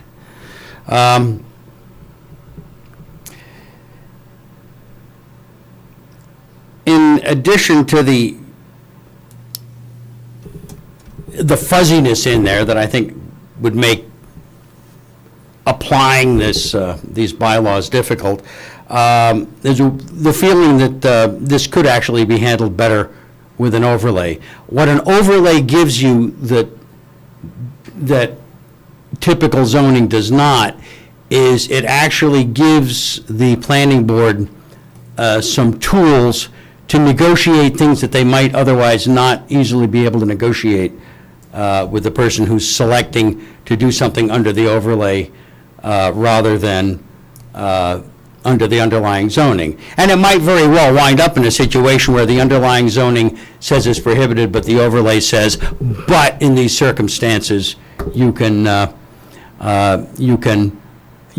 it if you come through the overlay process. But in order to do that properly, I think you have to do the whole package at once. I think doing it piecemeal is problematic. Next point is the feeling that we should minimize regulation of use. We should be regulating the thing that's actually the problem. The problem with the distribution center isn't that it distributes. The problem with some of them, at least, is that they have trucks. It's the traffic and perhaps the noise and other related things that you really want to regulate. And the closer you get to regulating the thing that really bothers you, the more precise your decisions can be. And there are a lot of interesting questions surrounding traffic. We're going through that not only with the conversations with Chris and his citizens petitions, but also in some of the things that are currently before the board. And it's we're learning a lot and we're thinking a lot. Next is the fact that we have the major business complex portion of 195. It's Article 11 that requires a special permit for anything over 20,000 square feet. And it's precisely there because the larger projects are likely to have the traffic problems, the noise problems, the safety problems, the kinds of things that require special consideration and are very dependent on where this facility is and exactly what this facility is. It's a level of control that I think is quite up to the task, and we use it. We're currently using it now. We have some stuff in front of us that's where our consideration and our special permits will be based on major business complex. I would suggest that we leave it at that. Finally, the suggestion was that the three articles be treated separately. I strongly recommend against that. We've already had the discussions with Paul Haverty about this. It is not at all clear what would happen if you were to pass the definitions and not the use table portion. Would you ban all? You might get in a situation where you banned all distribution centers even under 20,000 square feet. Or you might wind up with a situation in which you've effectively permitted them all. We don't know exactly, and there are apparently several different legal opinions on this. One thing that is sure is that if anybody wanted to make enough noise about it, it would wind up in court. So please don't approve a couple and not all of them. We would suggest that you not recommend any of them at this point. There's still more work to be done. That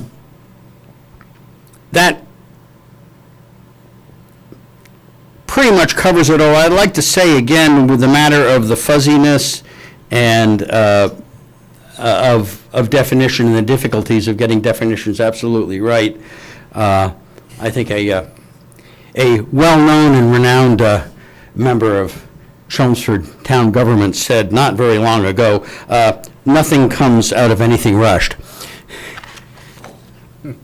So I would suggest that that's probably very applicable right now.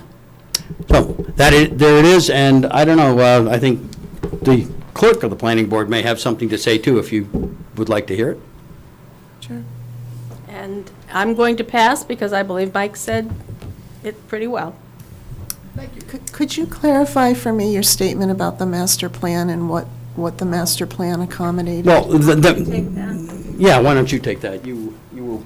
I'll take that one. Nancy Arroway, Planning Board and former past master plan participant. So in this version of the master plan, we were looking at, strengths and weaknesses of the town and opportunities. And we reviewed the past strengths that have been identified, and one of them is the fact that we sit at the crossroads of highways. We have a number of state roads going through us, and we have 2 highways that we sit on.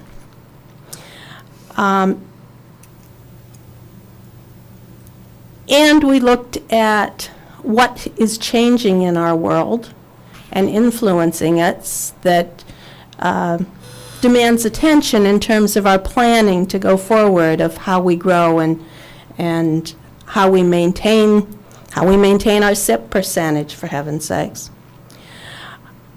One of the really major things that we identified in this round is the abundance of the move to e-commerce and the need to keep up with that if we expect to have businesses here in Chelmsford. So recommendations that came from the master plan involved several tasks for the planning board to go forward with evaluating impacts, studying what can be done, and promoting new zoning that would in turn promote e-commerce in town and the use of e-commerce. So the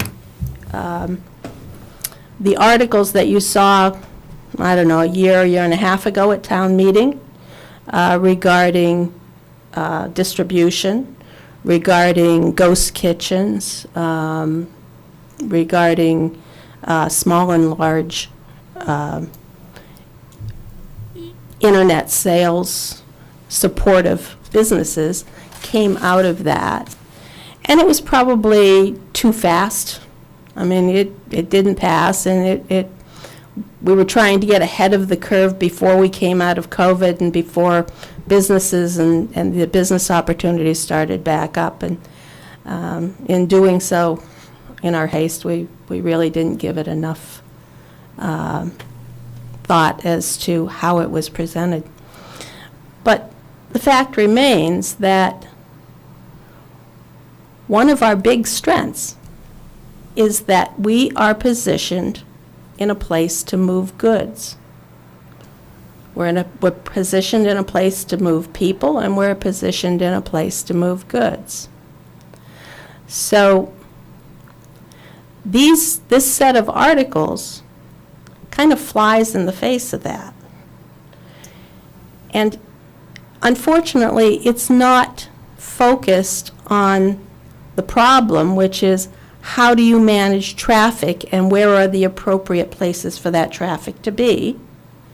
And again, how do you limit traffic from being, truck traffic in this case, from being in places where you don't want it, like our neighborhoods? Because, as Chris reiterated, our zoning protects our neighborhoods. Does that answer your question? Yes, thank you. Thank you. Discussion?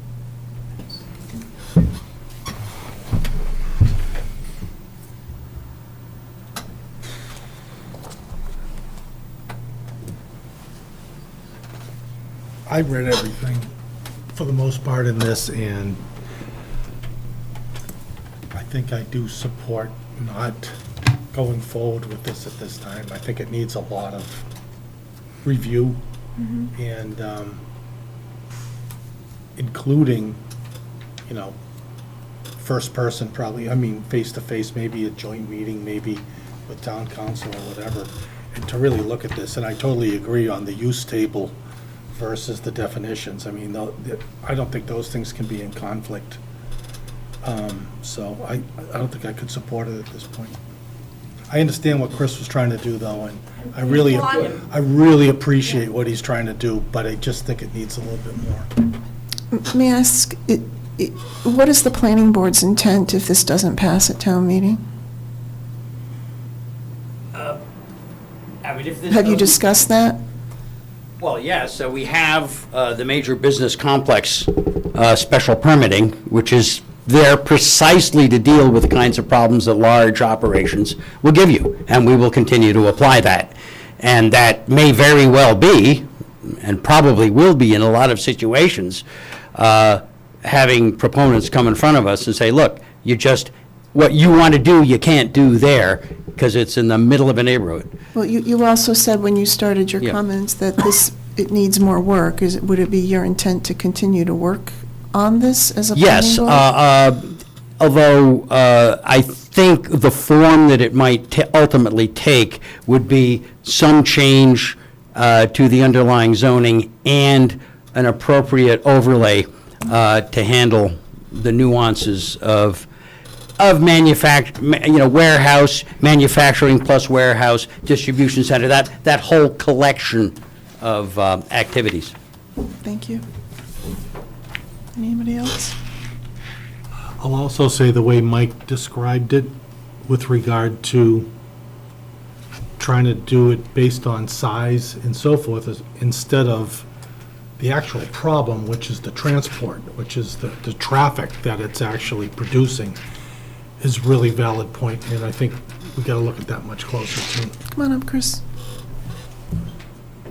Thank you. I just wanted to say a couple things about that last point. I've been working with the planning board now for about 2 months and been asking repeatedly for input on this and additions and amendments. Not once have they talked about the next steps.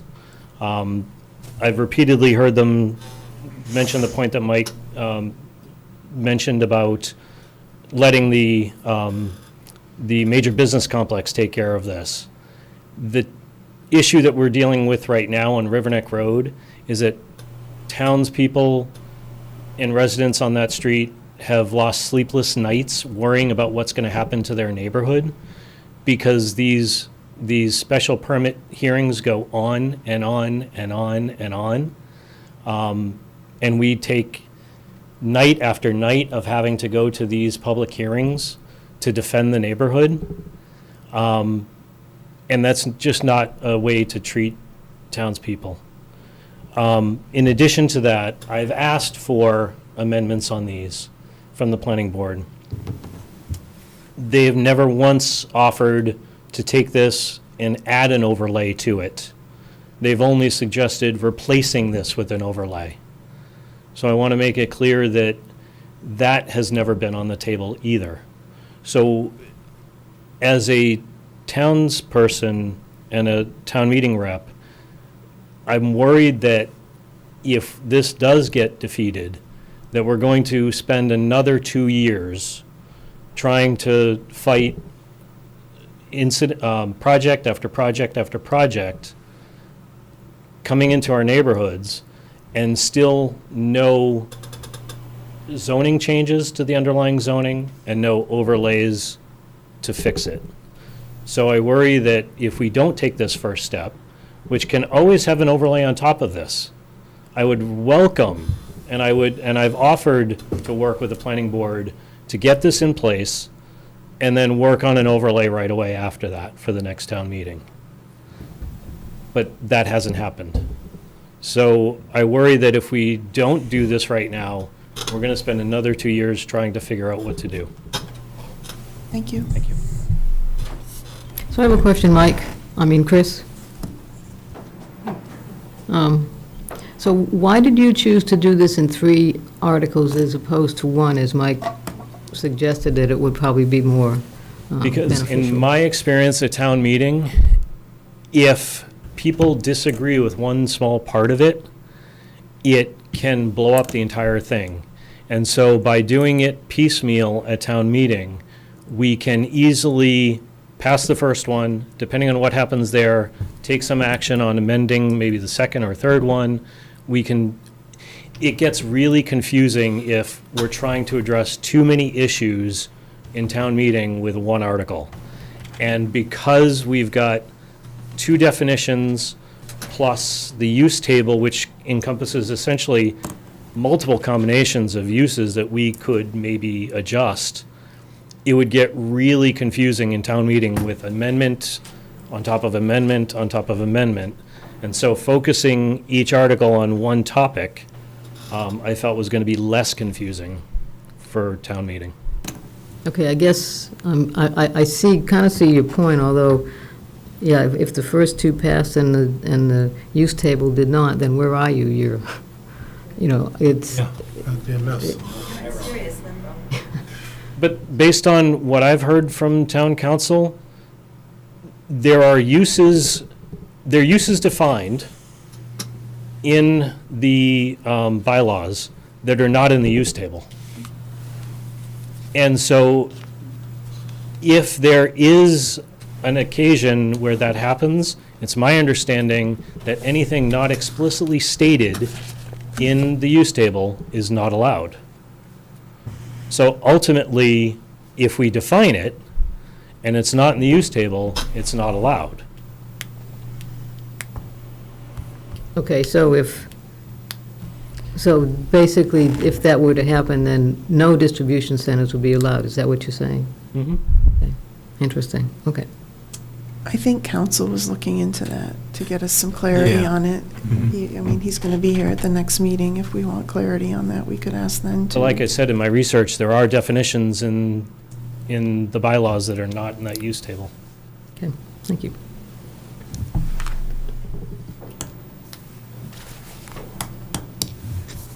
Anybody else?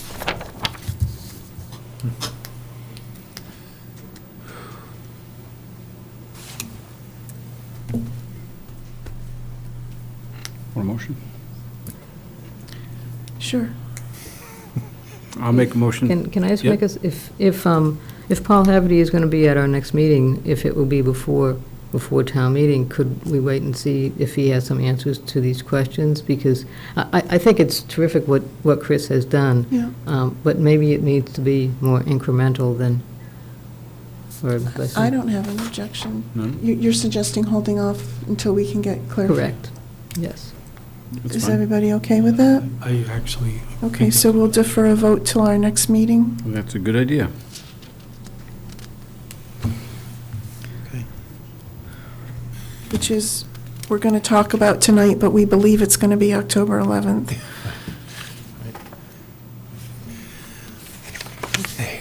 Article 24 is Brookwalk easement. Basically, this is the town to formally accept the Brookwalk easement. Thank you all for That was- staying with us.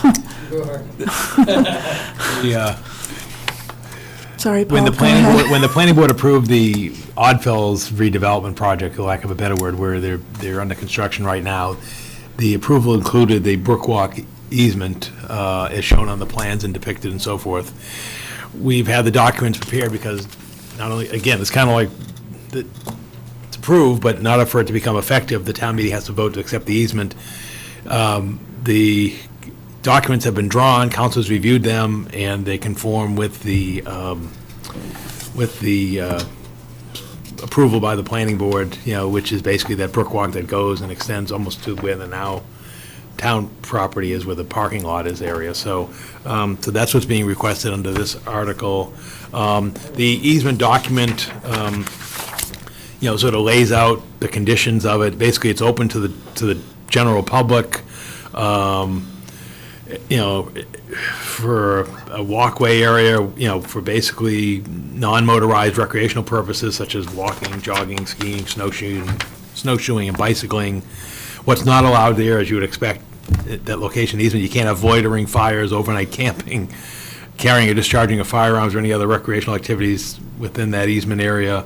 And again, it runs with the successors and so forth. So that's what's being sought here, and the Finance Committee voted 7-0 to support the easement as depicted on the plan, and again, as was incorporated in the planning board's approval for the project, for the Brook Walk. Any discussion? Take a motion. I'll make a motion that the select board recommends approval for Article 24. Second. All those in favor? Aye, 5-0.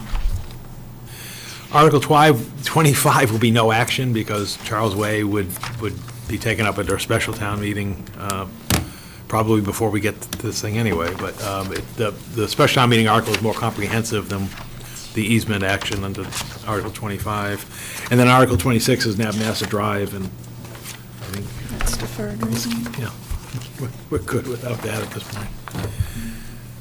So that's the fall annual town meeting warrant.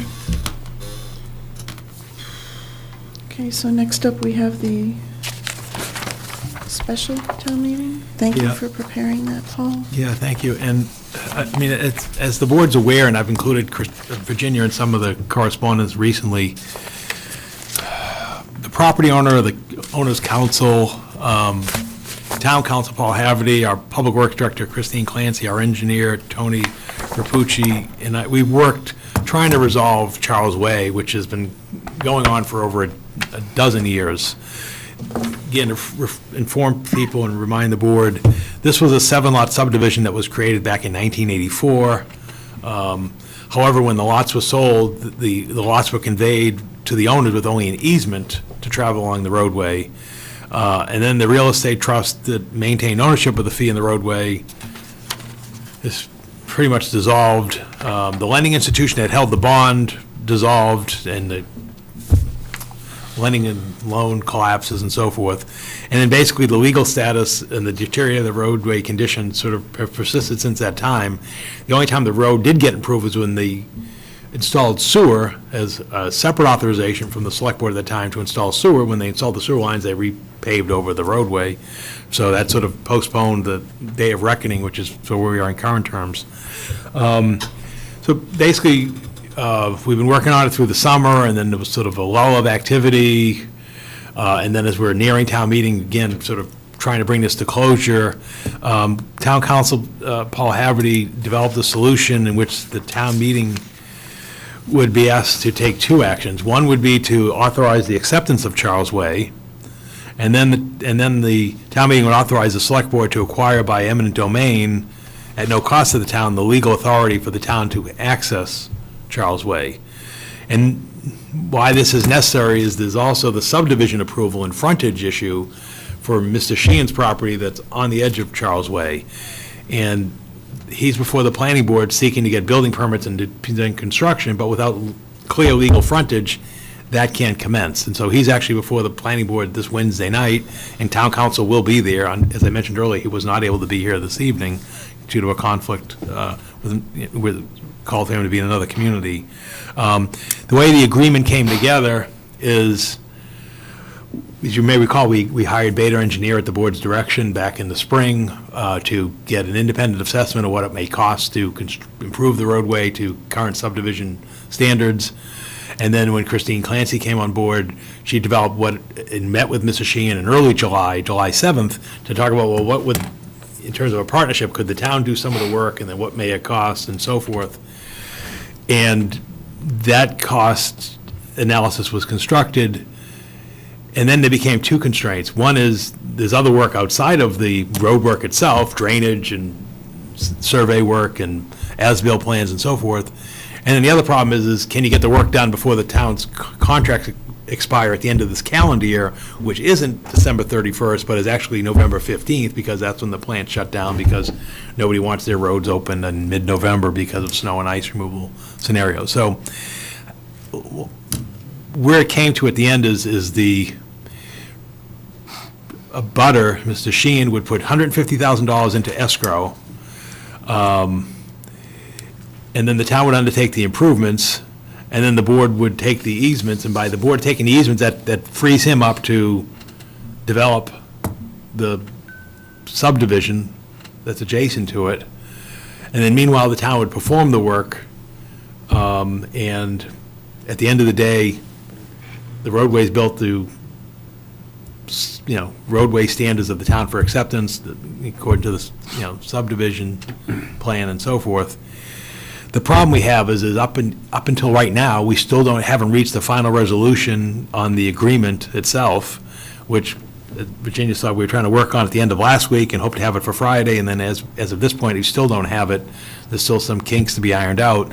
The other problem is the time problem, and there's two time problems. One is October 17th is 3 weeks from today, and we know, we discussed multiple times, we don't like to bring things at the last minute to town meeting, but the other problem is the plant's closed down. If we even try to fathom to do it, which I don't even see how, it's so hard to do between now and November 15th to have the work performed, the grinding, the milling, the paving, and engineering and everything else done. So that creates the wild card if we don't know what our construction costs are going to be next calendar year, because those contracts won't be bid until the end of this calendar year, and for the spring work that would start perhaps as early as April.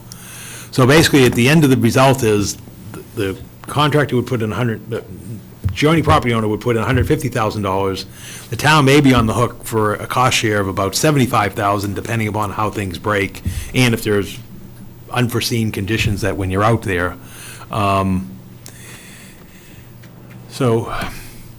And then the other thing is, you also have the process of laying out the way, which, as we noted earlier tonight, is a three-step process, where you've got to vote to intent to lay out the way, you've got to send it to the planning board, and then they've got to refer it back to you, so you can vote before the town meeting can act to lay out the way, all that in 3 weeks.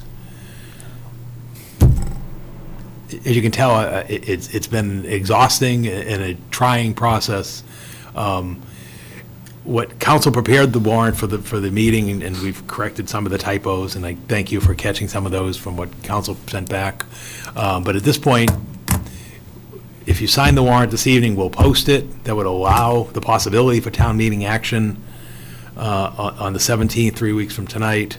I would then I have not even formally notified the people who live on Charles Way as to where we're at, and I would do that as soon as tomorrow, saying, hey, look, there's going to be a town meeting on October 17th, and you should be pleased, because the last information we had from you is you wanted the road acceptance for the maintenance and everything else. So that's where we're at. So again, kind of disappointing that we don't have the agreement in place this evening, and also, we don't, we haven't even initiated the process for the layout of the roadway, and then not to mention, as you said, providing the information out to the community, including the planning board and finance committee, before action on October 17th. So what happens if we sign this warrant tonight and then we're not ready? We just withdraw? Yeah, there'd be no action. Yeah, we would basically, he would open up the meeting and we would dissolve it.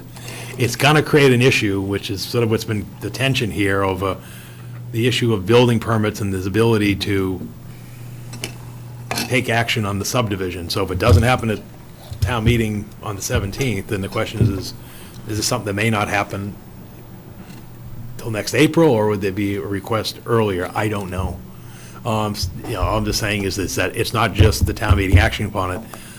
The other side is, seeking to resolve the issue, as I said, with the planning board about the ability to get the approval not required lots, and then pulling a legal building permit from the building commissioner. So again, it's, as you know, it's been a trying process in terms of. Do we know how much time the planning board typically needs for something like this? Is it a one-meeting thing, or is it? I would assume they could do it in one meeting. I mean, the Charles Way is. But you still don't have the layout. We have the town engineer working on the layout plan, because there was a little bit of confusion about the actual layout in terms of, because there were two plans shown, but we're confident we would have a layout plan for the board to do the layout, but it's not happening this evening.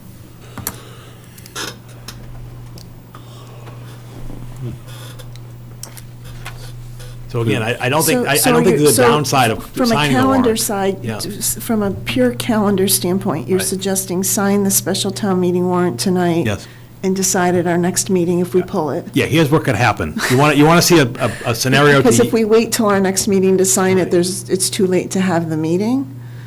Or we wind up, or should, Yeah, it's too late. Yeah, you or need- do we just you defer need- till we know we're ready and schedule a special town meeting? Right, the thinking here is rather than pulling the town meeting back for one article in November, December, or when have you, the idea was we could probably dispense with this in combination with the fall town meeting. How you would get there is, if you sign the warrant tonight, it gives you the 14 days of posting, because we've got 21 days as of right now. At your meeting in, let's say it's the 11th of October, you could vote the intention of the way, council would be here, the planning board would be meeting the following evening, they could act upon your intention, and then you could probably meet before town meeting, and then formally lay out the way, so you could, there is a pathway that you can get to get this before town meeting on the 17th. But It's just, doesn't the planning board have to vote on the layout before we vote on it? and right, they gotta send it vote back its to record. them? No. That's what we just went through with No, Matt you vote, Lancet. no, the They select voted board votes, first. the select board votes the intent of the layout, you then refer it to the planning board for recommendation, then it comes back to the select board for a vote. So I'm saying is those two select board votes could happen before town meeting with the planning board recommendation vote in between, because they're meeting on the 12th. And I know this is uncomfortable, and I'm not, and, because I just know, because it just goes up. Yeah, I think Yeah. it's. But I just don't know what else to do, because we're trying to work. Do one and then pull it 2 weeks later. Right. To me, I mean, could we vote right before, could we revisit this right before the special town meeting on October 3rd? Would Paul Haverty be there, and maybe see if we're further along and see if it's more likely that it would be ready? But you wouldn't have time to post the Well, warrant. then post it for the Thursday. Not, 17th, posted for the 20th. you're talking October 3rd, so it'd be the 4th, would get you to the 18th to do the 20th. I guess you could. The only risk you run is that, we assuming we're finish not in going one to, you're going night. to finish in one night, which, I don't I think that's going to happen. I don't know. don't know, I didn't think we'd finish the last Springtown meeting in one night either, and they did. They stayed late to get it over with, so that is another possibility. But, yeah.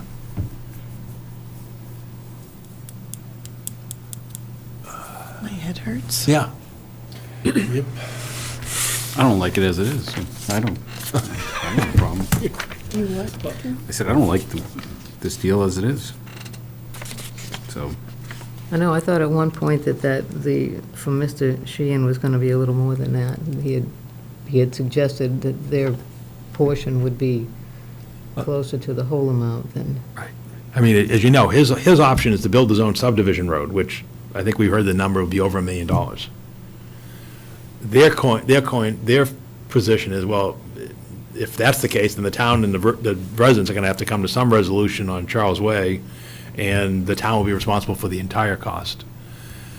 The sense I had, and again, maybe my senses aren't great, is when this was last before this board a few months ago, the sense I had from the board is you wanted some kind of a coordination and partnership with the parties to try to, get this achieved. And so again, the original request was not 150, the original request was the 113, and then we pushed it to 150. So that's where we're at. how many units, how many houses are they going to build? Do they have proposed in front of the planning board? I think it's 7 houses. I thought it was They have- 7, yeah. And they have two sewer connections, and all the land is perked, so yeah, I believe it's 7. But at least a couple of them can have frontage on North Road, right? Yes, right, and they're fronted on North Road, that's correct. Right, but if he has to put in his private road, he loses. Many, yep. Yeah, so. He has to put the road in, He has to put the road in, he doesn't lose the house on North Road. If he has to put a private road in, doesn't he come up, He comes up from North Road. Yeah, he loses a lot on North Road. Yeah. Plus line of sight, Yeah. tough. And that was, yeah. I guess I understand that there's a possibility everything could conclude on the 17th, but I would hope if there's an expectation that we're having reconvening on Thursday, people would come back for that. I mean, Even if it was just for that, I mean. I. If you want, we can table it and I'll come back. If you think we'd know better whether we could actually have our ducks in line on the 3rd, that's what you're suggesting, Pat? Meet Correct. before the special town meeting on the 3rd? Yeah. I don't know, how does the board feel? I'm fine with that. I mean, would it be smarter to list this by, instead of just dollar amount, because we don't know what costs are, if it does spill over next year, by who's going to cover what job, and then leave it at that?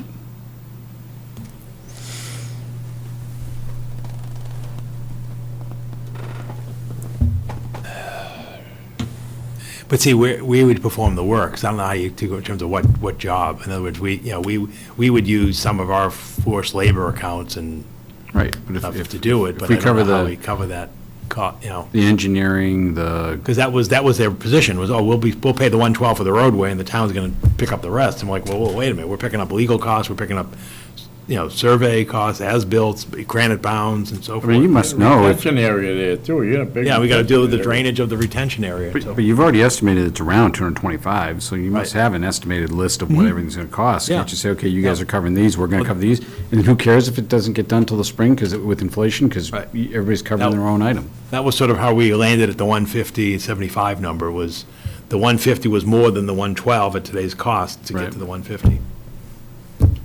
Anyways, that's fine, I think we wait till October 3rd. Okay, we can table this. You guys Okay. agree? All right, that's So fine, great. what time is the special town? 7:30. So what time do we want to meet? 6:30? 6:30 at the senior center? Yeah. Bringing pizza? Yeah. So 6:30 on the 3rd, Guys want dinner that night? I'll bring in pizza.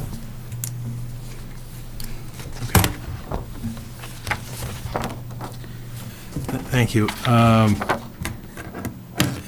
So your next one is the Select Board meeting dates, including a date for public input regarding the draft sewer bank policy. As you said, as we knew, the board was initially scheduled to meet a week from tonight on the 3rd. That's not going to happen. The 10th is Columbus Day. And then, of course, the 17th is town meeting. And so the thinking would be is to meet the day after Columbus Day on Tuesday, the 11th. If that works with everybody. And then I guess the thought would be is we'd provide a portion of the agenda to hear feedback on the sewer bank policy on the meeting on the 10th. I'm sorry, the 11th, as well as the meeting on the 24th. It works for me. So give me those dates again. Yeah, I need that too. October 11th. So, yeah, so your dates, if you want to know all your dates in October, the 3rd is a special town meeting. The 11th would be a select board meeting. The 17th would be fall annual town meeting. Probably going back on the 20th for second night of town meeting and perhaps a special town meeting. And then the 24th is the select board meeting. And then the 31st is Halloween. No meeting. And the 3rd, we just added a 6:30 PM select board meeting. Yes. Remember that one. Yeah. Won't be at one of those. So the public input for the draft sewer policy is expected to be part of both of those meetings? Is that how you're? I think that was the thinking, right? That you wanted. Well, that was our thought, Pat. We could schedule a separate date, but we weren't sure we'd have enough for, I mean, I'm and just give fine. people 2 opportunities to come. Yeah, it's just that already had all at the water district, they asked me about it because they, as you've seen, they have opinions about it. So, About what? yeah. About the sewer policy. That's not going to town meeting. Right. Right, okay. Okay. Okay. I already had all those dates in my calendar. I'm psychic. Except for that extra meeting at the senior center at 6:30. It's still the same night. I didn't have that one.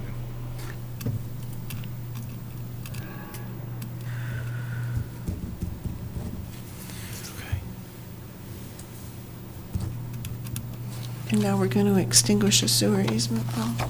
Yes. We have 2 matters that have been reviewed by council and have come on the request of the petitioners or the property owners, and they've been determined by council did not need town meeting action. The first one is the extinguishment of an easement at 255 Princeton Street, more commonly known as the former UMass Lowell West Campus, as they're now moving towards, final permit approval and construction. They came across a sewer, a 40-foot wide sewer easement, even though there's no record of any sewer system within that easement. And what they're looking to do is to just extinguish that easement and keep the title clean. So again, the council has reviewed the easement document, and they'd asked the board to formally vote to extinguish the sewer easement at 255 Princeton Street as presented. Again, these plans go back to 1914. I like how they wrote things. Yeah. They had sewers in 1914? It is amazing handwriting. Said something in the ground. So do you want a motion? Sure. I'll make a motion that we extinguish the sewer easement at 255 Princeton Street as presented. Second. Any discussion? All those in favor? Aye. 5-0. Imagine what happens if you screw up. Do you start over again? And then the next one is the acceptance of a sewer easement at 240 Groton Road, as presented. Again, this is a subdivision plan that was noted earlier, is under construction, and it was approved by the planning board. And again, there's the formal action for the town, select board, to accept the sewer easement that runs, as shown on the plan, to 7 Burton Lane.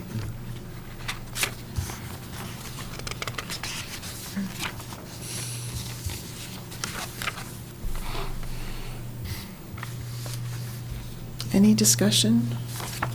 This was already voted at town meeting? Yes, the whole, no, it doesn't require a town meeting vote. The town council has determined it doesn't require, because it's not on a right-of-way. It's a town sewer easement on private property. Oh, okay. That's why it's not on a town meeting warrant. I'll make a motion that we accept the sewer easement at 240 Groton Road as presented. Second. Any discussion? All those in favor? Aye. Aye, 5-0. And the final easement action of the evening is to grant an easement to National Grid to install a utility pole at the Chelmsford Forum as presented. And this has to do with the fact that we need to upgrade the power for the new electric power sourced refrigeration system at the Forum. So they need to set a new pole as shown on the plan, and there's some underground conduit that's out there. And I'll speak to it a little further in the meeting, but the plan is generated by National Grid, and they are coming in the morning to pick up the approved grant of easement because we're desperately seeking to schedule this work. Get that thing. You gotta be booked way behind now. I know. It's frustrating because I'll talk about it a little later in my report, but. Does there have to be a public hearing for a pole installation or anything? No, because it's not in the right-of-way. There's no public hearing. Okay. Any discussion? Okay, take a motion. I'll make a motion to grant an easement to National Grid to install a utility pole at the Chelmsford Forum as presented. Second. All those in favor? Aye. Aye, 5-0. Okay. Recognizing the late hour, I'll try to be brief. Requests are out for the fiscal year '24 capital budget. John Souza, who chairs that committee, has issued the request on Thursday, September 15th, and most importantly, we've asked for updated cost estimates to the committee. Those requests are due by October 26th. So again, we'll keep you updated as submissions come in, and then the capital plan committee will meet in November. Next item I have under my report is the 5-year financial forecast. That's being finalized in accordance with the town bylaws. We present a 5-year financial forecast at the fall annual town meeting. It's not surprising that if we've been struggling with level service budgets in typical inflation, that now we're running with an 8% or so inflation rates, and supply chain issues and so forth that are driving costs, particularly in construction and other areas, significantly, when the town's tax authority, as I mentioned earlier this evening, is 75% from the property tax, and that's constrained by 2.5%. That right now, and with modest state aid increases, given that we're a non-entitlement community in terms of school funding, we're off to a very concerned start. As I mentioned at the last meeting, the Middlesex County Retirement Assessment has been established for the upcoming fiscal year. It will increase by over 7.5%, or almost $800,000, and another 6.5%, or $745 the subsequent fiscal year. The best information that we have at this point in time is that our health insurance premiums for the upcoming fiscal year will increase by 8%. We recently saw that the Mass Health Connector recently announced an average rate increase of 7.6%, and some of their policies went up even greater, but the average was 7.6. The information we're receiving from Blue Cross Meyer is in the area of 8%. And again, the actual rates will depend upon our claim history. We currently budget over $14 million for active and retiree health care premiums. So we take an 8% increase, the worst-case scenario in that scenario, assuming that the retiree and the active rates would increase the same, which they don't always, because the retirees are on a calendar year, and they have tended to lag a little bit beyond the inflation of the active rates. But an 8% increase would be $1.28 million. Where in terms of solid waste and recycling, our contracted tipping fee is going to increase by 4% from $93.60 per ton to $97.34 per ton for solid waste disposal. That increase, that's a $63,000 increase on the same tonnage.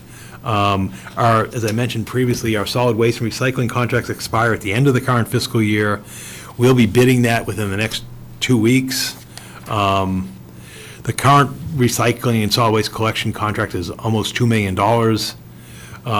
If you look at fuel, equipment, and labor costs, the increase could be over 10%, or $200,000, and in some cases, and we've seen some correspondences that we don't know what realms we're going into. So that's a bit of a wild card. That's why we're bidding it early, so that we'll have the pricing back at the end of December with various options. But none of them may be very good. Again, if you set aside a $2.5 million increase for the Chelmsford Public Schools budget, we don't know what our assessment may be for Neshoba Tech, because they haven't done the October 1st census, which, again, even if the budget stayed the same, if our enrollment changes greater than the district's enrollment, then that would cost us more even on the same dollar amount. Last year was the opposite way. But assuming a $250,000 increase there, and then plugging in $1 million of salary and expense increases for the general government, and then your known increases for Medicare taxes, which are based on your payroll, your property insurance, and facilities maintenance costs. The current ballpark numbers are our additional revenues could be in the realm of $5.3 million, and our additional expenses could be $6.1 million. We are issuing budget requests the end of this week to department heads. We've asked for them to not provide any staffing. We're asking for them to give us level service budgets, and then we'll know more their particular issues by the end of October, and then we'll keep you informed as this is unfolding. But it's just not surprising. It's when if you're looking at inflation, and again, as I mentioned earlier, unfortunately, it's probably going to be a multi-year inflationary period, and we'll see what we can do. Any There's no comments, questions? Okay. The next item I have is there's been an ongoing request regarding the services that the town provides in its budget for businesses. And this, I know this was pertaining to the property tax classification discussions and so forth. I've been thinking on this one for some time, and and probably the answer that was obvious to me some time ago, I wanted to keep kicking it around and so forth, but as best I can determine, the only exclusive service that the town provides to businesses is the salary and expense of the Director of Business Development. And for the current fiscal year, that cost is $125,000. Everything else, and we're not going to get into philosophical arguments, but in terms of the other services that the town provides, whether it's education or public safety and roads and blah, blah, blah, but if you want to step back, say, okay, what is it that we do, for businesses in terms of specifically in the budget, that is the one and sole cost that I've been able to identify.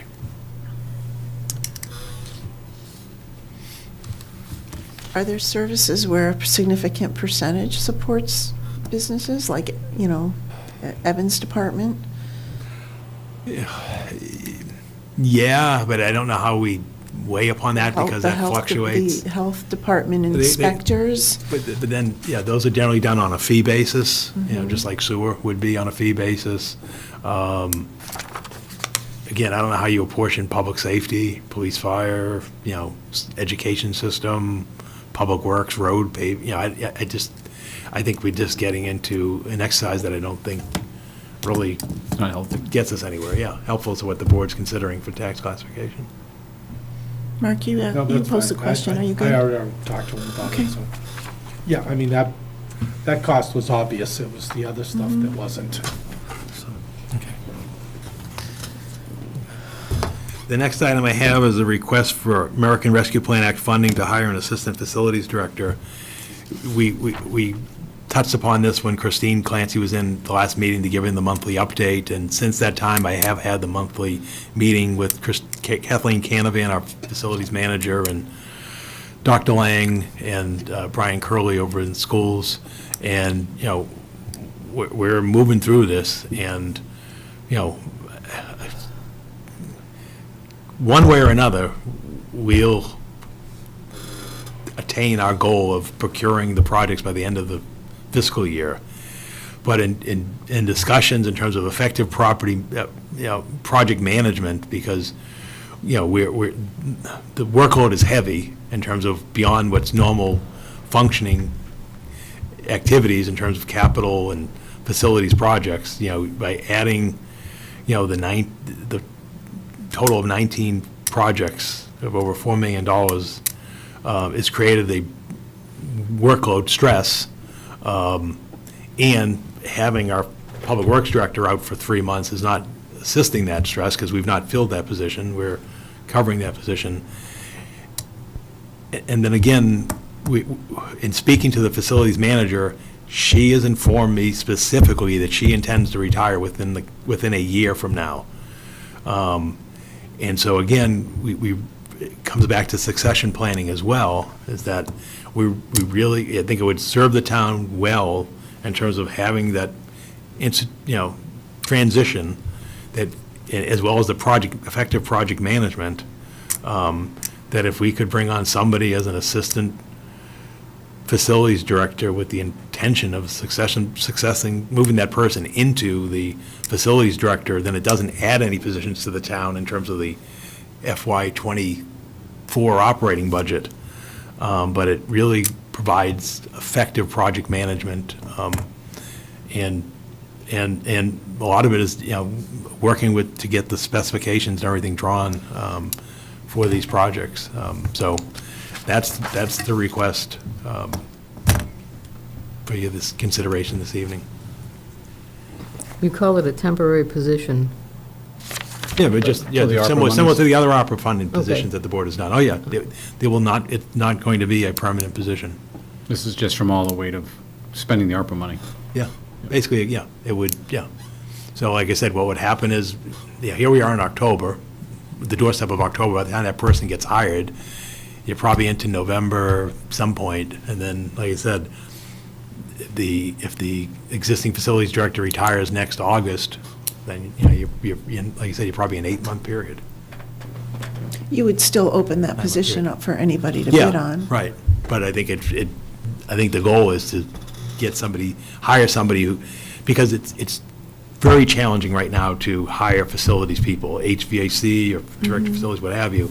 I think if we can let it be known that the intent would be to groom this person to be the facilities director, again, with no absolute assurances, I think it would help our candidate pool of getting somebody coming in saying, hey, wait a minute, I can come in, transition in, and then I've got a facilities, manager position, within 9 months if all goes well and they work hard and they show that capability of producing as they would have on their resume and work experience, then I think it would help us to get a good, good person. Otherwise, we're out advertising next June, to bring a facilities manager in. Can I ask a question? Yeah. We keep slipping from director to manager to director to what do we have?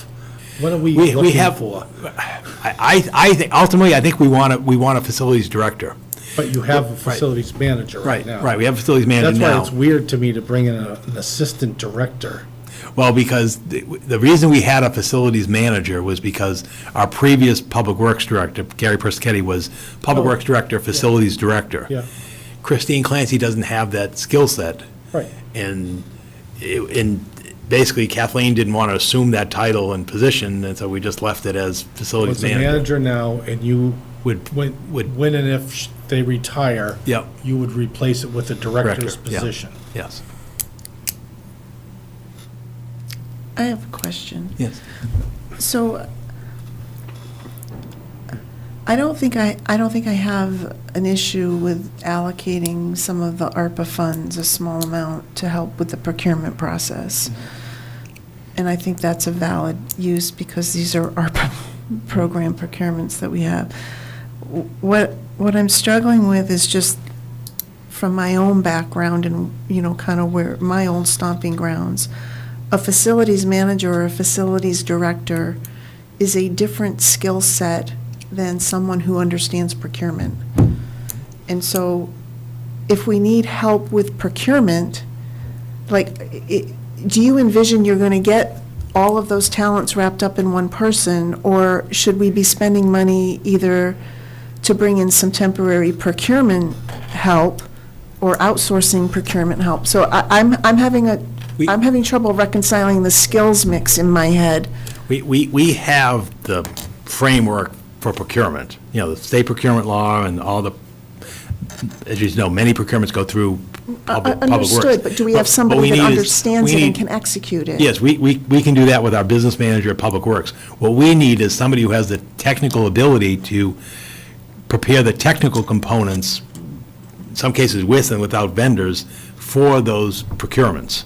It's not the, so it's not the advertisement, it's not the boilerplate languages and so forth. It's the ability to get in there and know what it is we're looking to have, what services we're looking to have performed and specified, as well as the ability to then oversee projects to ensure that they're done in conformance with that's why we're looking for. So it's a project management talent. Exactly.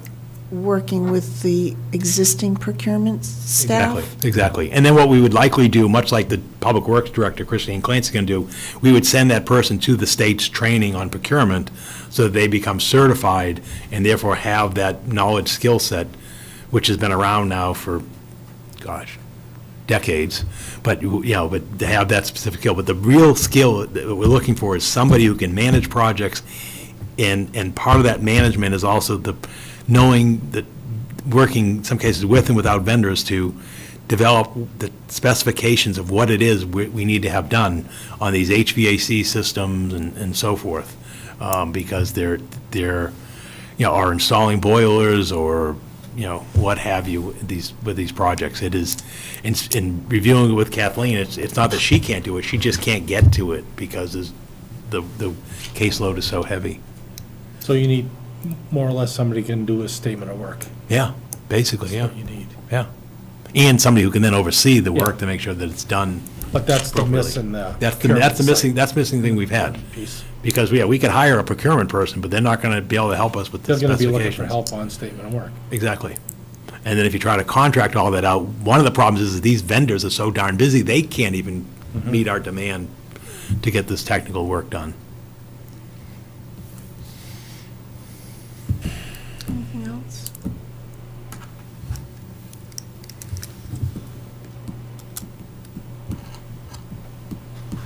We're going to vote on it? Yeah, I think we should. I'll make a motion to approve the request for an assistant facilities director, funding of an assistant facilities director. Second. Temporary for the ARPA, under the ARPA funding. Yes. All right, so I'll make a motion to approve the funding to hire a temporary assistant facility director under the ARPA money with an allocation of $85,000. Second. All those in favor? Aye. Aye, 5-0. The next one is just real briefly, a follow-up from the whole issue of fire hydrant maintenance that was discussed a couple meetings back. At the direction of the chair, I reached out to other water districts. I've only at this point been able to connect with the North Chelmsford Water District, and I provided you the response from Bruce Harper, the superintendent up there, is that they have 410 working fire hydrants that range in age from 1957 to 2022, and they have a fire hydrant maintenance program and an index file where they log all the data for each individual hydrant, and then they perform the same type of routine annual maintenance thing that we heard from the Center Water District. So again, I just wanted to formally share that with the board. I thought this was a great response, and ironically, I saw the guy out painting the hydrants 2 weekends ago. On a Saturday morning, he was on an egg crate out there going to town, cleaning up. So I like this response. This was good. Thank you. And then the last thing I have is an update, as I said, on the $1.53 million ice refrigeration system at the Forum. The contractors are scheduled to finish their work at the end of this calendar week, September 30th. What would happen at that point is you do the startup and commissioning of the system and ice making, which would take 2 weeks, approximately 2 weeks. And so the goal was to start that startup a week from today on October 3rd, and then hopefully be operational by the 17th or so. Much like many others, we've been in continuous contract with National Grid to engineer and install the enhanced 480-volt power line system. That's in, this started back when Gary Persichetti and Melissa Joyce were doing this back in the spring. The plans that we saw prepared by National Grid were dated July 7th. We finally got those last week. I reached out to Susan Griffin at National Grid and Curtis Davis. Curtis Davis himself is going to come tomorrow and pick up the notarized easement that you signed this evening. They can't give me a date until it's entered into their system, which I assume means recorded and entered into their system. And then, as you said, they have told me it'll be a priority item, but I can't sit here and tell you what that means in terms of when that would take place. I mean, again, we're talking setting a pole, a 480-volt transformer, pulling the lines, and pulling not much, installing not much underground utilities, which have already been dig-safed. Realistically, it could probably be done in a day. And again, if there was a hurricane or something that was hitting us, we're hoping that they have transformers in stock and everything else, but I think the problem is getting the material. exactly the material. So at this point, I am keeping in regular communication with the Forum rink managers, because we're already into the time when they would be open for business. Usually it's in September. And also Chelmsford Youth Hockey, which is really struggling to find alternative ice time because it's scarce. And so I just want the board to be aware, because, and I'll keep you updated, because, this work should have been done by now. And again, Susan Griffin apologizes, and but anyway, so I just wanted you to be aware, because I know it's alarming, so that's where we're at. So that concludes my report this evening. I just have one appointment, and that's to the Cultural Council, Elaine D'Alessandro of Turnpike Road, to the Cultural Council for a 3-year term expiring June 30th, 2025.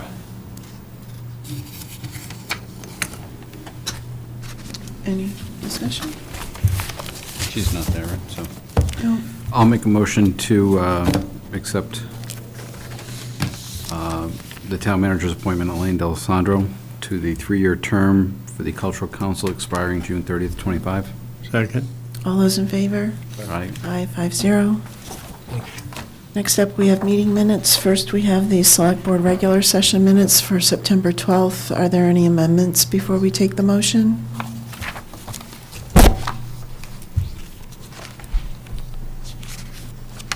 Okay. I'll make a motion to approve the Select Board regular session minutes from September 12th, 2022. Second. All those in favor? Aye. Aye. I have a list of minutes that have been determined releasable. November 2nd, 2020, August 9th, 2021, segments 2 and 6, October 4th, 2021, segments 2 and 3, October 25th, 2021, segment 3, December 20th, 2021, segment 3, January 3rd, 2022, segment 2, January 10th, 2022, segment 2, February 14, 2022, segments 2 and 3, March 14, 2022, segment 3, March 28, 2022, segment 3, April 27, 2022, segment 2, May 9th, 2022, segment 1, June 6, 2022, segment 3, June 27th, 2022, segment 2, July 25th, 2022, segment 1. Liaison reports and referrals. Mark? I'm all set. George? Set. Ken? I'm good. Pat? Oh, yeah, I just have a few. Congratulations to Chelmsford's latest Eagle Scout, Nick O'Donnell. He achieved his certification about a week and a half ago, so congratulations to Nick. Last Friday, I went to the firefighters' graduation at the Firefighters Academy. We had two local firefighters that graduated then, Justin Aubert and Tyler Evans, so congratulations to them for joining the Chelmsford firefighters. And there was also another local firefighter, Trevor Jones, who has joined the Lexington Fire Department. Condolences to the family of Andy Silenish. He was a library trustee, I think one of the original members of the tree committee, and a longtime town meeting representative. He will be missed. And just a reminder about the garden club. Chelmsford Garden Club is having their 100th anniversary this Saturday, October 1st, from 2 to 6 p.m. at the Barrett Byam Homestead. Guaranteed to be a good time, a nice party. That's all I have. Thank you, Pat. The only thing I would add is Paul and I participated in Mark Carrata also in the Thermo Fisher ribbon cutting last week. And it was a very well done event, and I think we're very grateful for the investment they've made in the community. Do you want to add anything, Paul? No, Okay. very impressive to see the inside of that facility. If there's nothing else, it's 10:16 p.m. I'll take a motion. I'll make a motion to adjourn into executive session to review executive session minutes of September 12th, 2022. Review of held executive session minutes for potential release and not to return to regular session. Second. Motion and a second. Mark? Aye. George? Ken? Aye. Pat? Aye. And I vote aye. Quick break Sure. as we wait for